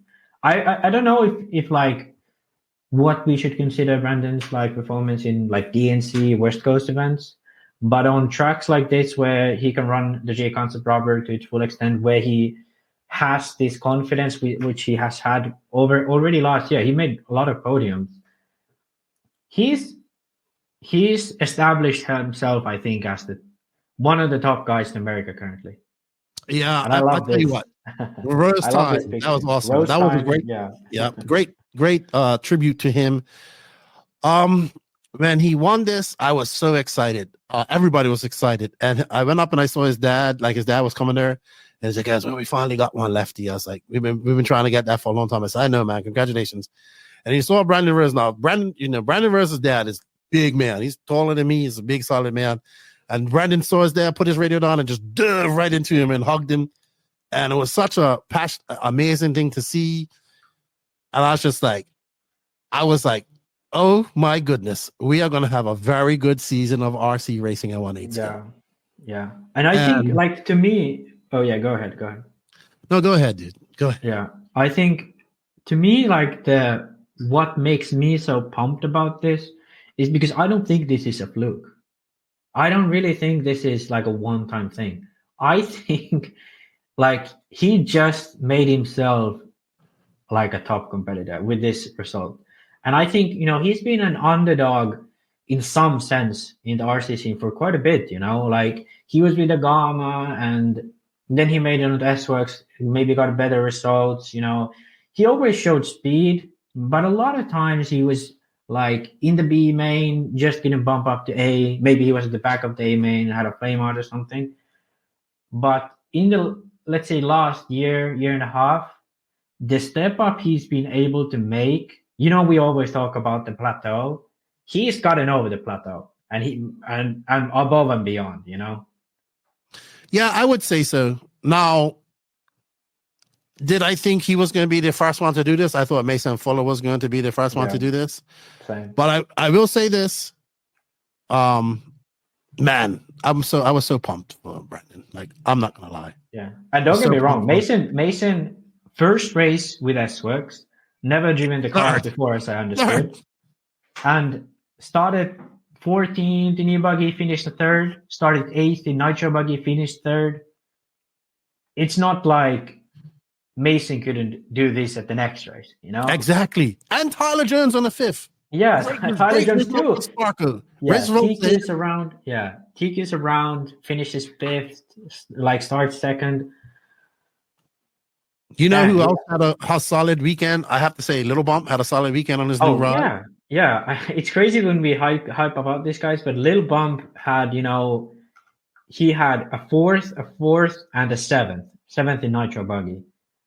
And amazing. It's not like he lost to, like after Tyler Jones, it was Ryan Lutz and then Fee. Joe Bornhorst in 8th, like Joey Bourdon, Adam Drake, Spencer Hackett, Cola, Kasten, Lee Setcher, Jonah Wilson, Kate Verdant.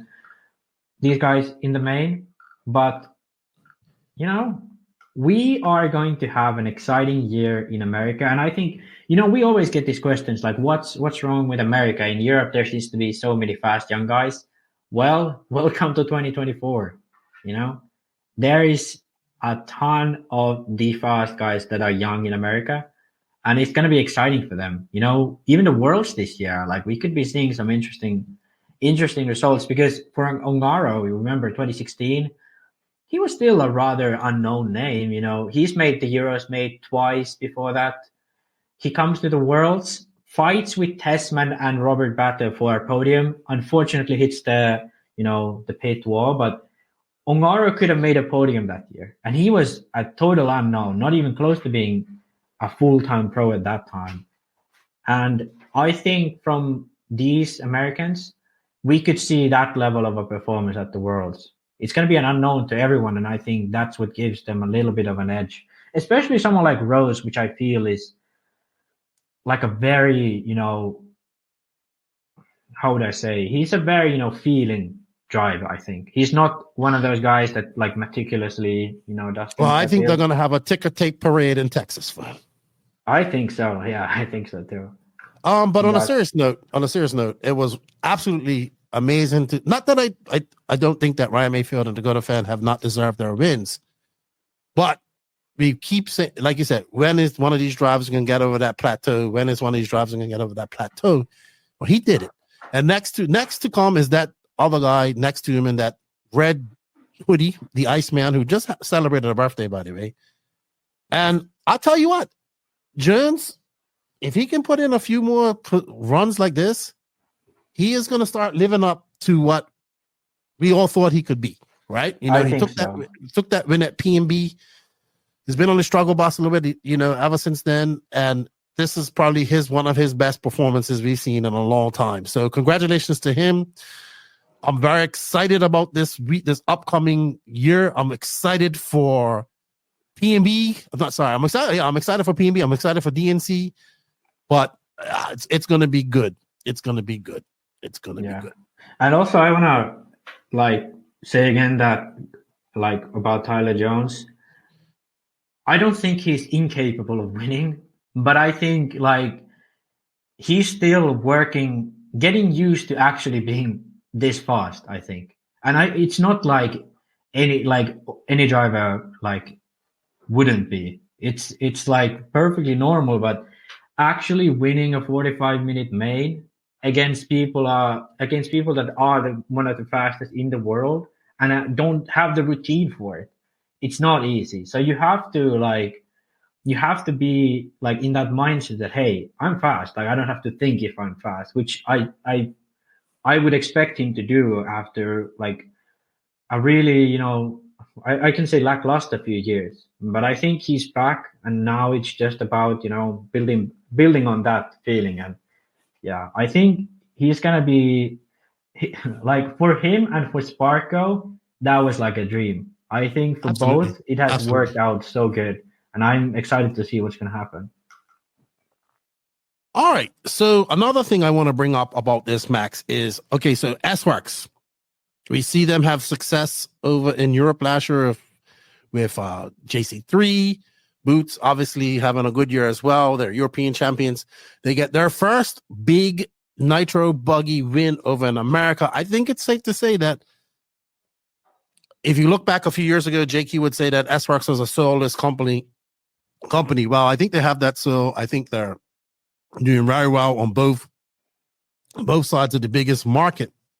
And does this win legitimize S-Works in America now?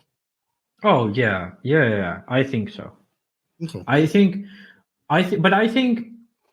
JQ wouldn't be wrong if he said S-Works doesn't have a soul 2 years ago, because it didn't. We have to be honest, it really didn't. But they have successfully built the brand one. They have done it, and they have done it successfully. Be it different people involved with the brand, be it the drivers, both in the European and American ends, they have successfully built the brand soul, and I think they've done it well.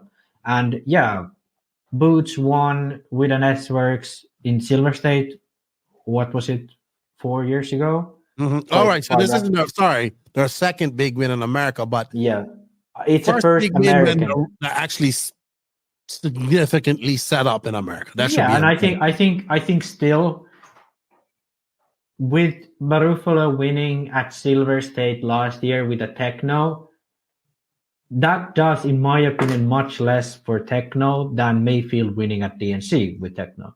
Because for American market, it makes more sense that American wins, And I think this is sort of the first success story of the American end of S-Works, I would agree with that.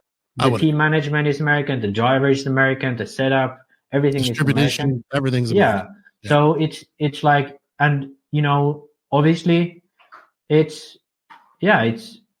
really good. I don't know what else to say. Congratulations to S-Works, Max, Tim, Brent, everybody. I know they put in a lot of hard work for this. And a big shout out to Brandon Rose. I'm going to get him on the podcast very shortly. And I know, big win for Texas. Best driver to come out of Texas, period. Yeah. Period. And watch him. And I think it's going to be a very formidable year for S-Works in 2024. All right. So I know we've talked about this before. We've babbled on about it before. I know we're talking about doing it with Elite RC Productions, but we are doing a virtual series this year, and we're only doing Nitro. I want to do a whole bunch of classes, but for now, we're just doing Nitro Buggy in both. We got Nitro Buggy Intermediate, Pro, Intermediate, and Sportsman. Top 22. That's it. Like Supercross. Actually, Mike Fuller helped me out with this. He did the points for me. Max, do you have them there that we can pull them up? Let's have a quick look. The point system? Yeah. Do you have them where we can at least share them? Wait, just a sec. I'll bring them up. But you can go through the intermediate results. All right. So I will go through the intermediate results for this. Yeah. So I would say this. So I met this gentleman and his crew at the at the Peach State Classic, and these is Chuck Berg and the guys. They come from not from like the Midwest guys, right? But dude, these guys, they all run the same stuff. They run J Concepts tires, Mugen cars with Drake engines. They're like all good friends of Drake's. These guys' packages are on my like Chuck Berg does 10-minute pit stops every race. He did them at Peach State. He did them at this race. And he kicked ass, man. He and that kid Orion, he is a part of them too. Like their whole crew is legitimate good drivers. Like, and their packages. So Chuck Berg, he takes the win in intermediate nitro buggy, and 10-minute pit stop, dude. That's what won him this race. Being able to hang back and just wait, and then making it count. Cody Ingram in second. It was actually Ryan Daze, Mike Legee, Jake Stolsing, Dalton Balboa, who was fast, but unfortunately didn't make it. Mike Legee actually TQ'd this. Emerson Sturgeon. So that's another young man that I met. Very nice young man. He is the son of Alex Sturgeon, who runs the Hobbyplex, Omaha Hobbyplex up there. Very nice young man. First big race has been to. He had a good time. Just a nice young man. Trent Walker and his new Rockstar Hobbies ride, which was a Coyote show. He finished 8th. Jackson Anderson, Donna Elliott, Wyatt Lawson, Aiden Ridgway, Lee Flowers, Chris Morant. Chris Morant was really fast. He just had a very bad race. He didn't even finish. Kyle Nuri, who was also fast, had issues. Garrett Martin and Colin Beaver, young Colin Beaver, didn't even make a start. But Chuck Berg and his crew, check out No Pro RC. That's the name of one of the guys has a YouTube channel. Dude, these guys' package is freaking dialed. They are dialed. But all right, this isn't all fancy. This is just some sheets that we got up. So this is our first race of the year. We're not sure who's going to be doing this. Is it going to be on an NNRC or Elite? But it's a virtual series. And we're going off Supercross points for this. And we're just doing Pro Nitro Buggy, Pro Intermediate Buggy, and Sportsman Nitro Buggy for now. But with that, Brandon Rose takes the lead with 25 points, followed by Dakota Fenn, 26, sorry. Because he has TQ. Oh, no. 26 is what you get in Supercross. So 26 for the win. So, yeah, these are 26 points. These are Supercross points. So it's obviously Fenn gets the TQ point. That's why he has 23.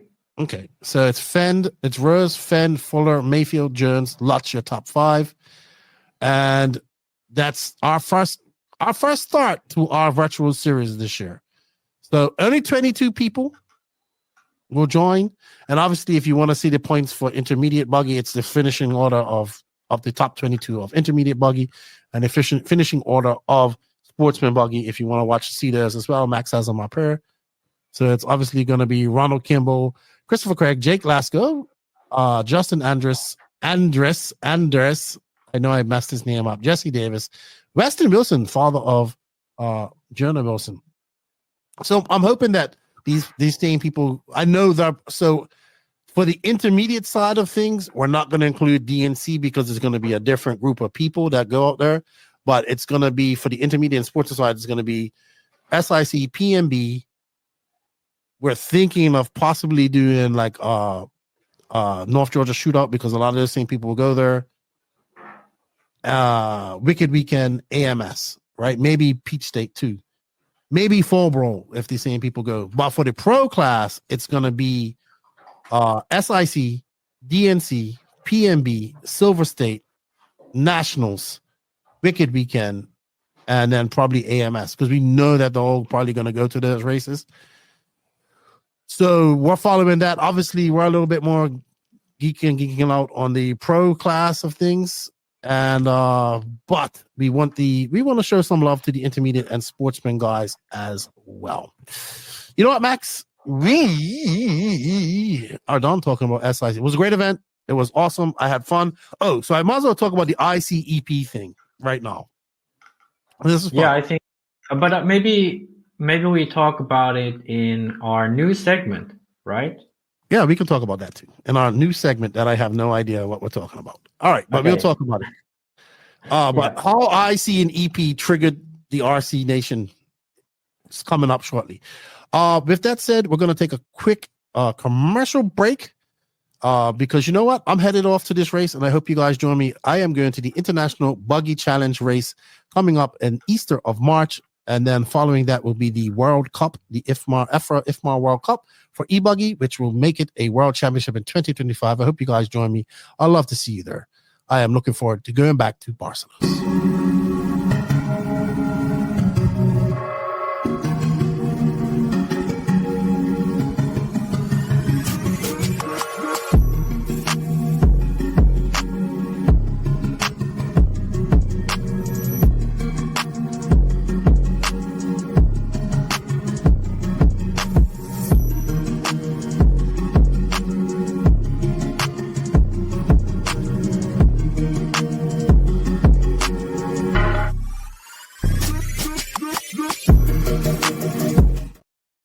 Alrighty then. Also a big shout out to Beach RC for their continued support in 2024. Thank you to Brent at Beach RC for all their support. It is a true brick and mortar hobby shop. They do have the 10 scale Dart Nationals this year, and they have their Palmetto Classic coming up as well here shortly, which will be the Dart.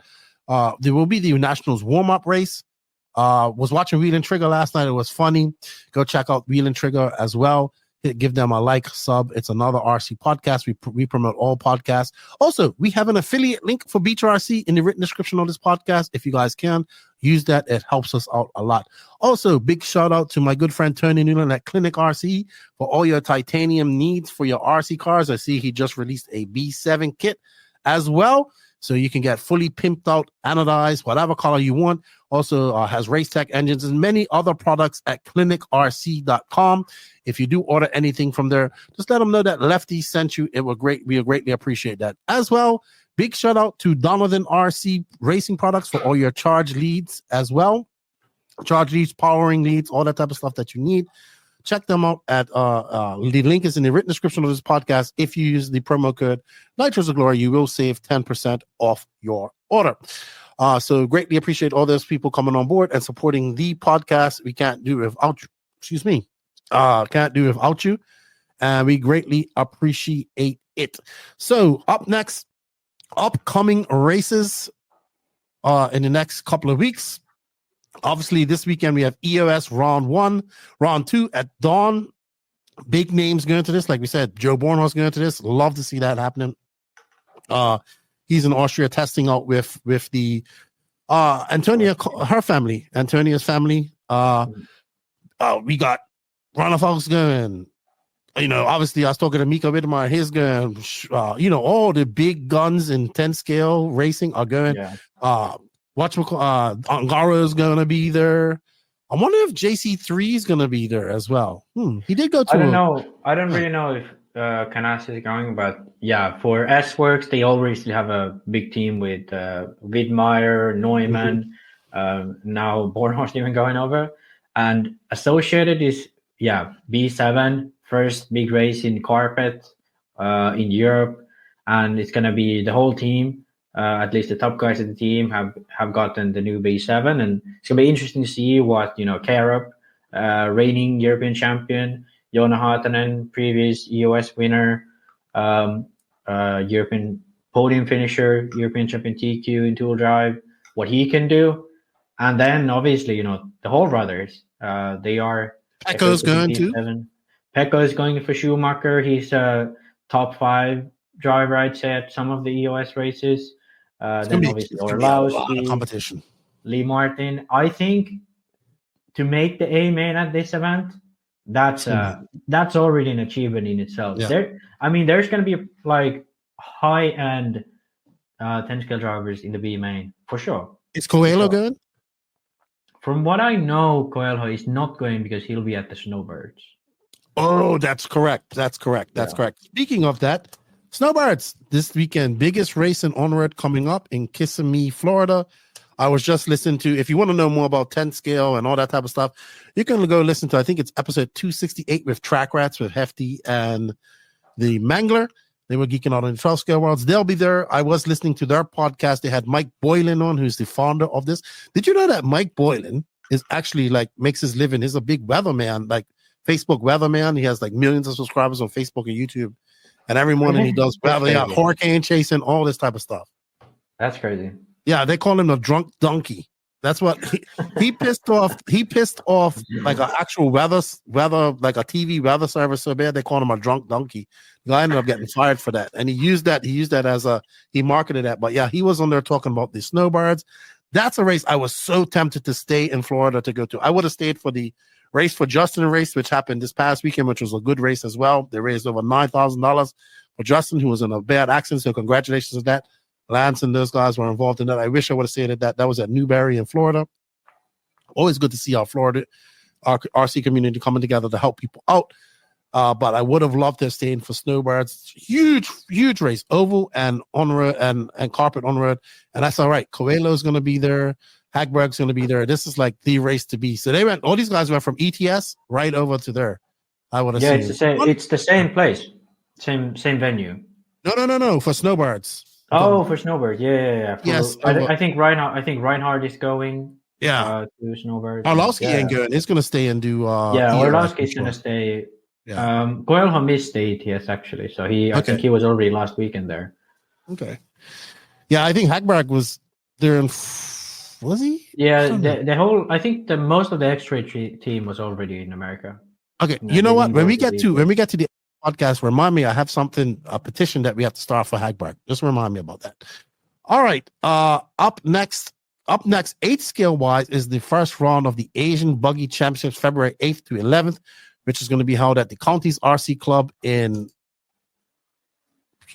I'm not even going to try to pronounce that. Pukekohe, East New Zealand. I'm super pumped for all the New Zealand drivers.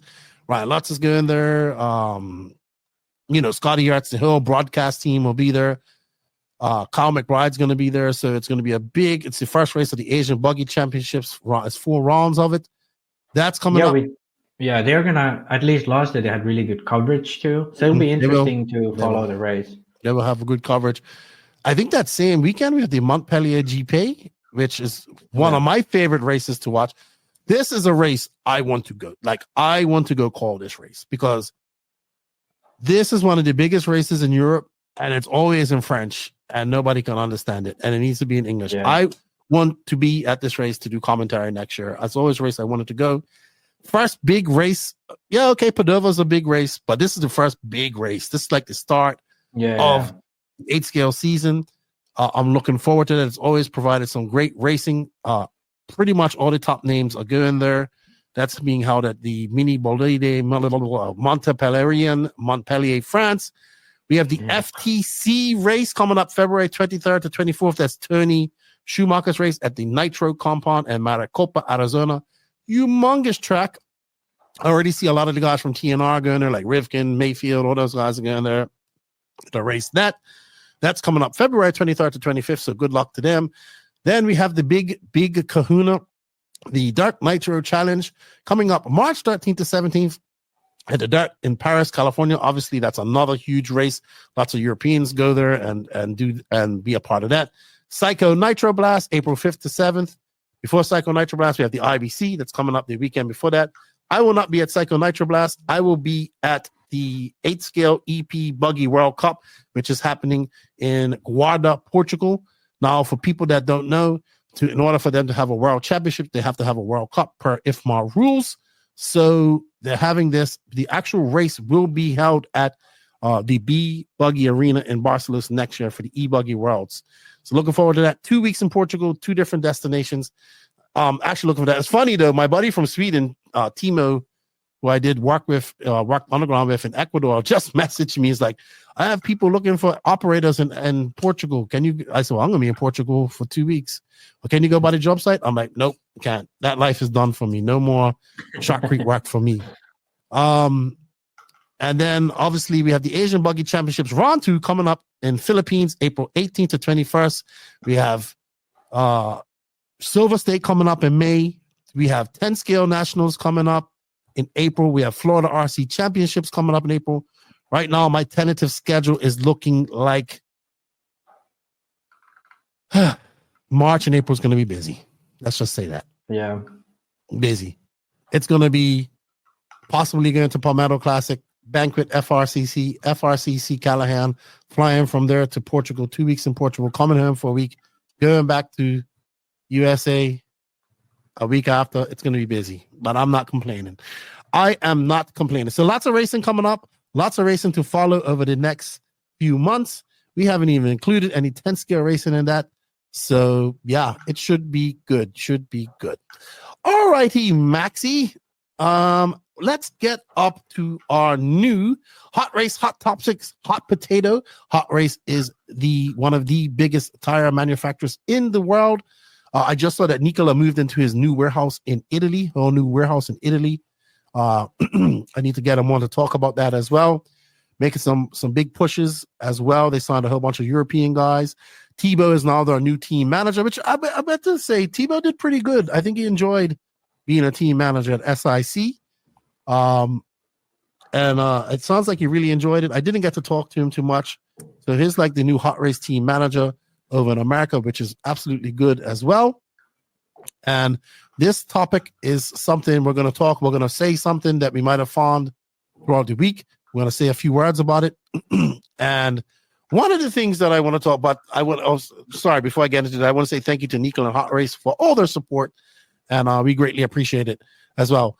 And something I wanted to say before I got into this. You know what, Max? Our Christmas show we did, and people want some HotRace tires, and I know people are waiting for those prizes.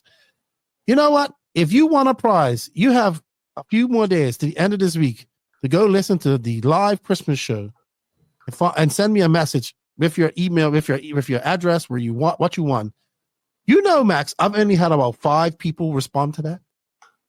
We gave away all these prizes, and only 5 people responded to that. So people obviously don't want our prizes. Hey, more for you, man. Not for me. I'm just gonna save them and give them away another time. You can do giveaways every week because no one gets the. I mean, if you won something, go listen to the live Christmas show, which just happened over a month ago now. Tell me shoot me an email at thenonamrcpc@gmail with your address, what you won. It's pretty simple. I've only had about 5 people, and I have been constantly reminding people. So you guys want something, and you don't even want to collect it. Hey, it's for free. Yeah, it didn't cost you enough. You won something, and all you got to do is go in there and find out what you won. Anyway. The people that have sent me the messages, I'm gonna this week and next week I'm gonna be working on that, because I kind of am waiting, because I don't want to send a manufacturer, okay, this person like 2 names and then send them 3 names later. I want to send them all the names together. But those who took the time out to go listen to the podcast, let me know what you want and sent me emails. I have not forgot you. And I will say this: if you won something, even if you have sent me an email already, this is what you do. You send me an email at thenonamrcpc@gmail.com with the subject NNRC Christmas Show. Put your name, your address, what you want, and we'll get it out to you. We need to make a post about it. Again. I made posts. People don't read. They don't pay attention. All right. Okay. So our new segment. Can I tell you what it's about? Sure. Go ahead. Go ahead, Max. Okay. I'm excited for this because we had the HotRace Hot Laps, but the issue was, me and Keenan, we are kind of lazy, and all of the times, well, I wouldn't say we're lazy, but let's say we're lazy at coming up with questions. And for HotRace Hot Laps, we need to have like 5 questions each, and it's really hard to come up with questions. So what happened was we didn't really have HotRace Hot Lap segment that often. We just kind of did the ad read and talked about something. So I came up with a new segment. It's called the HotRace Hot Topics, okay? And we have, within these hot topics, we can come up with like sub-segments. But for this podcast, we're going to pilot these 2. From my brain, my ideas. So the topic number 1 is hot potato. And the hot potato is like any like lighthearted topics that have been up in the mouths of people in the RC community, like a hot potato. Then the other segment would be hot and cold. We kind of rate who has been hot lately, who has been cold lately. Very simple. We're going to do this each week, or every time we record for that matter. And yeah. So new segment. Let's hope it plays out well. Because I know it's a theme. Hot laps didn't go well for us, dude. It's hot. I noticed a hot theme here. Okay, hot potato, hot and cold, hot race. It's hot race, hot potato, hot and cold. You know, that was my brainstorming. You know, I could be a freaking game show creator or something because I come up with these like might have yeah. There. All right. Yeah. So the first thing start.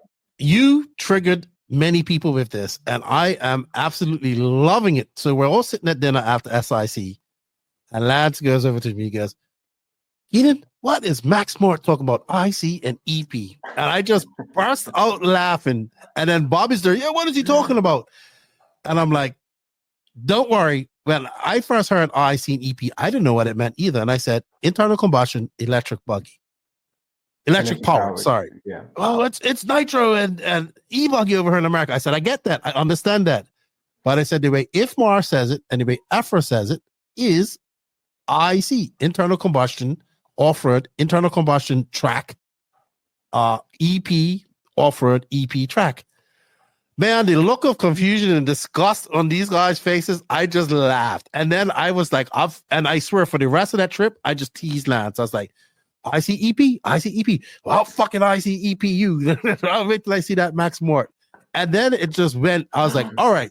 So then when all the Truggy shit was happening, I was like, I got something even better. IC Truggy. Oh my goodness. People just lost their shit. Hey, this is the queen. This is not king. This is the king's English, people. This is how we properly say things, you know? Yeah. Internal combustion buggy and EP buggy, even though I'm never going to say that because nitro buggy and e-buggy sound so much better. Yeah, but you triggered people. Like people didn't, but I understand it. I didn't know at first. Nick had to tell me what it was. Nick Damon's like, I was like, what the fuck is IC? Internal combustion. Okay. Wait till you hear the reason why I came up with that. Okay. I'll tell it now. You did that to fuck with people. No. It wasn't even that. It's way more stupid. Okay.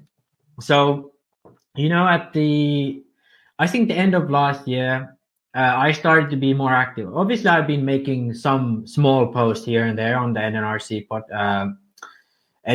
Facebook, you know, but it's been quite like rarely. But, you know, last year you was traveling so much, you just really didn't have time. And I started making posts on Facebook, and a lot of these posts was like, oh, results of races, what's happening at big races, you know, like mid-race posts. And, you know, I've noticed that on Facebook, you kind of have to have a headline to your post. And I always struggled because my headlines went to the second row, you know. I was like, you know, Dakota fan TQ's nitro buggy, Dakota fan TQ's electric buggy. E-buggy to me just looks silly. It looks like, oh, what the fuck is e-buggy? Like someone who doesn't know what e-buggy is, like, oh, what the fuck is e-buggy? Oh my god. So I wrote electric buggy, but it's just really long. You know, it takes line. The headline doesn't look cool, and I settled for electric buggy and nitro buggy for the end of 2023. But during SIC, I was like, I need to figure this shit out. I want to make it compact so that you can clearly separate that it's a buggy class, but it's E or nitro. But I wanted it to be similar looking, so it's not like nitro buggy and then the other was E buggy, because to me it looks just off to each other. And I was like, why not just call it what it really is? Okay, ICEP. And why I picked that in the end was because I was making the headline and I couldn't fit nitro on it without it going to the second row. So I was like, now is the time to pull the trigger, like go back to how it should be. I stamped IC there, and then I saw the comments. I saw the comments straight away, and I was like, I fucking did it. Fucking 10 comments about IC. You know, you always talk about, oh, Max, your posts are so engaging. I was like, I hit the nail on the head this time. And I just kept at it. Every post I made, you know, even though I could have fit like electric in there, I put EP. Because I know people will be like, what the fuck that is? They'll look it up. They'll message you. You know, it's all about that engagement, you know. And also, to be honest, it sounds more professional. You know, like, when you say like Like in UK, you know what they call 8-scale? They call it rallycross. Rallycross. What the fuck? Who's heard of rallycross? That's like dumb, okay? So IC, it's so universal. You can't really, it's IC buggy. You know, there's only one in RC. You know what it is. You don't have to think about it. Rallycross, what the fuck? Nitro buggy, okay, that sounds reasonable. But it doesn't sound that professional, like nitro what? There's only 25% of nitro, and it's not even just nitro, it's nitromethane, you know? So maybe you'd call it like quarter nitromethane buggy. No, that's not even factual anymore. So I want to be factual, so I'm always right, you know, that's my thing. And also, I want it to be compact. And that's why the only way to go forward is call them IC or EP. Okay? And why? Because I could fit it better in the headline. So now you know how ridiculous it was. Definitely engaging. Yeah. Now you know how ridiculous the initial reason was, but because the reception was just so great, I wanted to keep doing it. There you go. Well, you triggered a nation. Yeah. All right. Hot and cold. The HotRace Hot and Cold segment is purely about feelings on the show of the show's host. What's hot this week and what is cold? And you have Hot, Orlowski, and the new guard. Yeah, I wanted this because, you know, I don't really feel that we have had, you know, when you look at the top fives in America, it's been a while that the half of the top five are like under 25, you know, unless Fend was under 25 a few years ago. But, you know, it's pretty crazy how it, like this year it started. It's like, even in 10 scale, a lot of these new guys are doing really well. In 8 scale, a lot of these new guys are doing well. In on-road, Orlowski is now dominating, and I'd consider him as new guard in on-road. So yeah, I think we're having some sort of a shift in, especially in America, but also in Europe. Like the new guys are kind of taking over. So, Orlowski's what, 23, 24 maybe? I think he's a year younger than me, so he'd be 22. Yeah, but that's just one guy. Who's next over there in Europe? Oh, shit. Oh, Adam Issei, Pekko Ivanen, you know? I mean, damn it. Ongaro is 23. Yeah. You know, so. Carrot, maybe? Yeah, for 10 scale. We're going to see next weekend, but I think my statement will be even more true next weekend with the Karup, Johanna, all these guys in 10 scale. Even Bartek Zalewski, you know, he's a young driver, really good. From Poland. You know? So. All right. Cold. The old guard. You really think they're going cold? Wow, Max.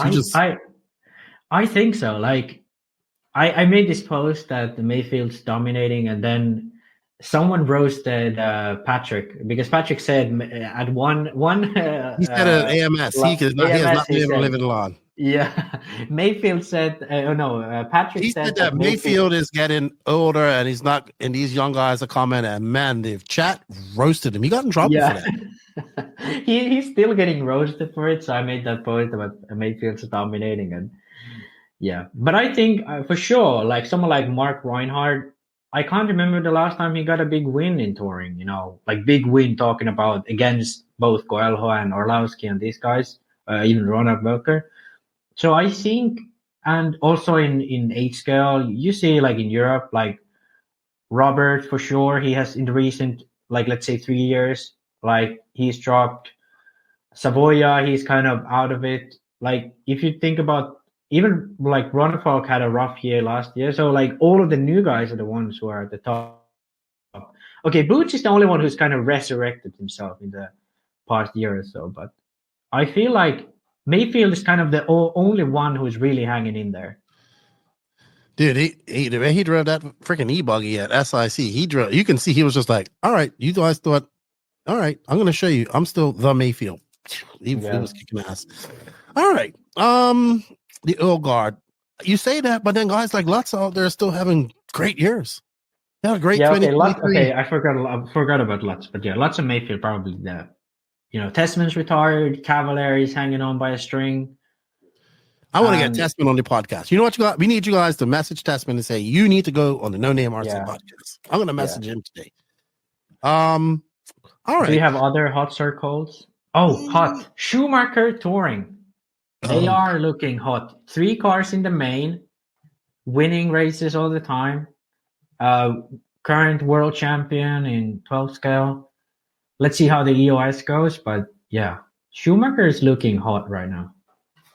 Yeah, I would say so. I say what's looking hot right now. You may not agree with me. Is stock racing in America right now? Stock 10 scale racing is very exciting to me right now. I think, I agree. You know, like year ago, I would have been like stock. I say 2 years ago, I would be like, just stop. Stock is silly. You should not race it. A year ago, I would say stock has its place, but I don't feel it's doing its job properly right now. And now I see that I think the culture in RC has shifted where people consider stock, or I would like to start calling it spec. So people consider spec classes as 100% competitive classes. It's not like a rookie class anymore. It's not a beginner class. It's a stepping stone to being a professional driver in mod. And I wouldn't even say that. I wouldn't even say that because it's a whole class into its own, and you can be a professional stock driver. Okay, I can guys buy out there that, but I have no interest in going to mod. They just want to be stock drivers because there's money involved in it. For sure, but I would still consider, Christian Gregg from Supercross. He's raced 250 for his whole career, basically. Like Davalos? Like Davalos. He raced 250 for his whole career. And I think stock drivers that should exist. And they are going to exist, and they exist right now. But if we get a driver that's like, who do we say? If we get another like Brock Champlin or like Ryan Mayfielder, that level driver, no way they're going to stay in stock. Their manufacturers can say, hey, you're so good, you're going to go to mod. I agree there. And I think that's exactly what we want. We have effectively created the 250, 450 of motocross into RC. And I think how spec classes are in America currently is absolutely perfect. And I think now, actually what we should do is start implementing the things that are implemented in spec. So like blinky, and then you have a regulated engine size or motor size, motor turn amount rather. I think that should be implemented into mod too. And that's already done in pan cars in Europe. And I think it's made the mod more enjoyable for those people, because we saw at the Worlds, like if you crash with that 3.5 turn mod car, that's over for you, in at the pan car World. So I think the future of mod is a regulated turn size with blinky or some regulated timing or something. I think that's going to be the future of mod. And I think spec as it is now, 17.5, considering the improvement in engine technology or motor technology, is probably going to be good. But I still think 13.5 could be a better option. Okay. But I'm now, okay, I'm going to say this because in Finland we had, I think, bigger attendance in spec than we had in mod at the last big of the indoor series we have. If I went to racing 10th scale, I would consider spec a possible option for me. Okay. And I think it's a serious race class, and it's great that it is. And I have to say, okay, this is like, you don't want me talking, but I bet in the next 10 seconds, you're going to be appreciating what I'm going to say. I was wrong about stock. Well, that's like the second time you've admitted you're wrong. Yeah. In this podcast. It's a great day. You know what else is hot? These Call RC, No Name RC podcast magnetic mats that I have in, and you can buy these in all sizes as well at Call RC. I have links for that. Thank you to Heath and Call RC for sending me a big package of these. Some people want those who haven't claimed them.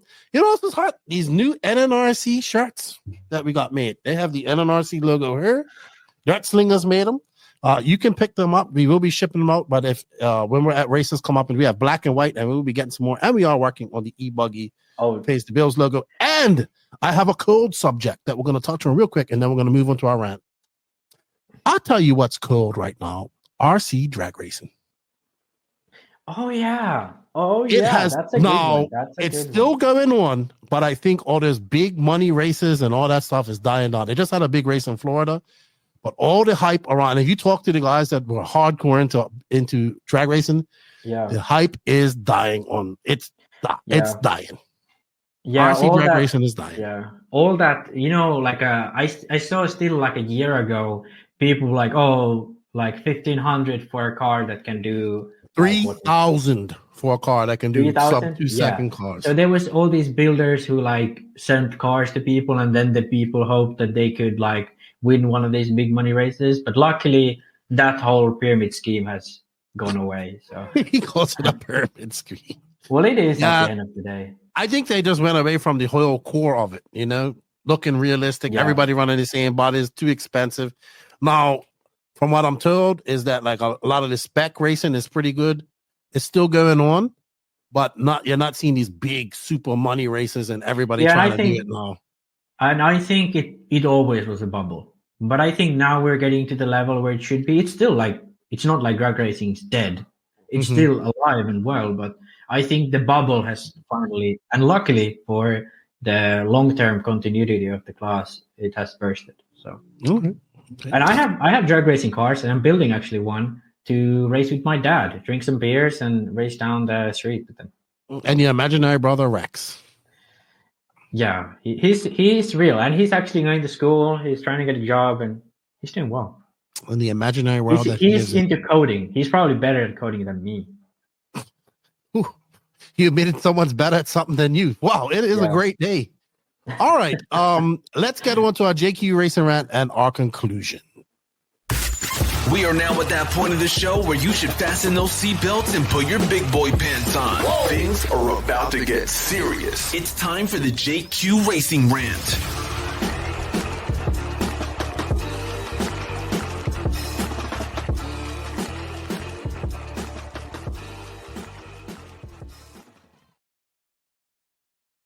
All righty, so this is the JQ Racing Rant. JQ Racing doesn't exist anymore, so neither does this rant. So we're done.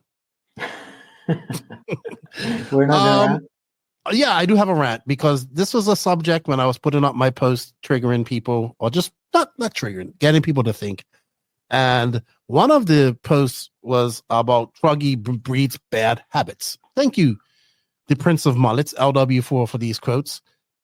And that started a whole discussion underneath there. And one of the discussions was people like, well, driving 2-wheel drive 10 scale off-road makes you a better racer altogether, better nitro racer.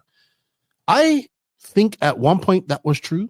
I don't think it is true now. No, I am not saying that driving 10 scale 2-wheel drive isn't hard, isn't a skill, or makes you a better. I think it makes you a better racer in lots of classes, period. But not so much in nitro. And one of the guys actually agreed with me, Colton Cruz, who was at Beasties. He agreed with me and said, I have been running, he goes, nitro buggy is a whole, the way you drive a nitro car, the way you race it, everything is a whole different animal from anything else in RC. Now, this comes from my whole rant about how many guys I see that show me the nitro Truggy. We talked about this earlier, how nitro Truggy makes you I think it makes you a worse overall driver, because if you're nitro buggy, if you're in a C main and nitro buggy and the A main and nitro Truggy, you need to run nitro buggy more. You'll be a better all over rider. But does 2-wheel drive translate to that? And my question to people is, how many of these 2-wheel drive early guys are coming over? Now you can say Mayfield and Fenn and all these guys, but that's a different era of 2-wheel drive. That's a whole different era, right? That's when people were racing 2-wheel drive outdoor and rough tracks with loam and stuff like that. How many of these current 2-wheel drive early guys, these stock guys we're talking about, could come and make an A final at DNC in March? None of them. Not one of them. But we did have Ongaro, who races 0-10 scale. Right? Okay, mind you, it was 4-wheel drive. It was 4-wheel drive. I think he won. Obviously, he won dominated in 4-wheel drive at the World Championships on a surface he's never driven on, a surface that is strictly an American only surface. Dominates 4-wheel drive, and I think he finished 6th in two-wheel drive. I think it was in top 5. He might have been top 5. I can't remember. Somebody was will like correct. 4th or 5th or something. He shouldn't have, and he probably, I was just making the A final was good enough. But here's a guy who's strictly 8 scale, barely races 10 scale, and comes over and is dominant. Yeah. So I don't feel that two-wheel drive nowadays makes you a better driver in 8 scale nitro, because it and a lot of these guys that run two-wheel drive, they're pretty good Ebuggy drivers, but they have that power, the instant power, all that type of stuff. They don't have, they got the nitro buggy racing is something, a complete different animal. It's different from Truggy racing. It's completely different from Ebuggy racing. It's completely different from 10 scale racing, in my opinion. You have power band. You have to carry more speed through corners. You know, in Ebuggy, you can tiptoe through that corner and then blip the throttle and you can go over that jump. In Truggy, you can barrel right through those bumps and carry enough speed to go over there. But in Nitro Buggy, you got to figure out how to make that car go through those bumps, around those bumps, and then still have enough speed to pop over that jump. And that is a very unique driving skill that you cannot find in any other class, in my opinion. So I don't think that two-wheel drive nowadays makes you a better. I think it makes you a more, I think it could be a detriment. It can make you even more cautious. Like where you're gonna, you know, because two-wheel drive is a specially niche class. But nowadays it's mostly on high traction. It's either on carpet or whatchamacallit. I don't know if I use this example, but let's use my example. For instance, I ran 21.5 on carpet at the Carpet Champs. Instant traction, was able to do well. It was, you know, I had fun.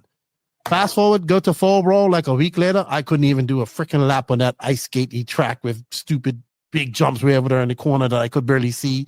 My eyes couldn't adjust. I was like, oh my God, what's going on? Have I never driven an 8-scale car in my life? That's how I felt. Thank you, Kevin Winters, for getting that on camera.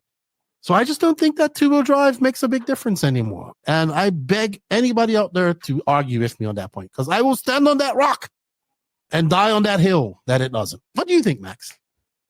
I think probably the easiest class to run is two-wheel drive on carpet, to be honest. I think two-wheel drive on carpet is probably the easiest to drive because it doesn't grip roll. It's very calm, doesn't have like fast movements, not nervous.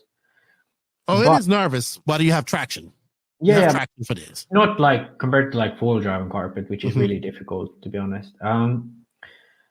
But there's a but here. I think still two-wheel drive on a slippery surface is the most difficult class. Oh, I could agree there. There. Slippery, rough surface, yes. Yeah. But we rarely have that nowadays. As Max has a cough. Most of the things, like you're running slicks on these. No, I'm not saying that these tracks aren't slippery. You still have to learn that. But I think it's a whole different skill from running a nitro buggy.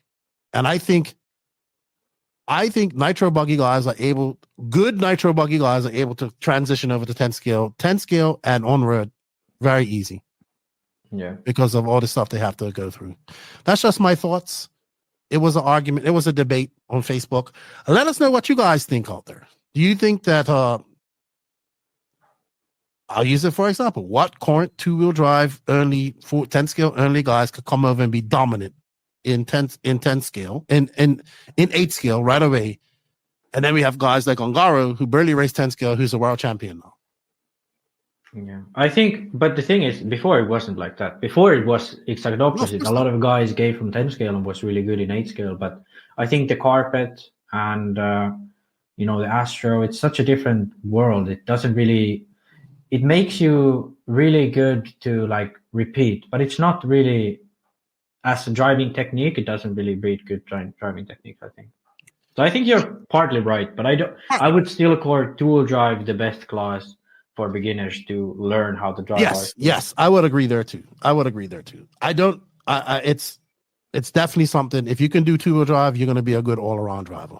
But I think if you want to get better at nitro buggy, you run nitro buggy.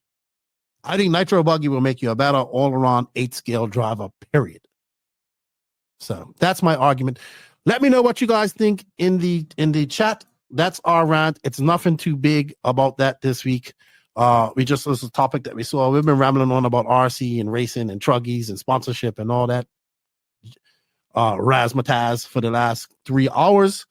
Max, I think that's it for our podcast. We still have questions from like a month ago that we have to answer.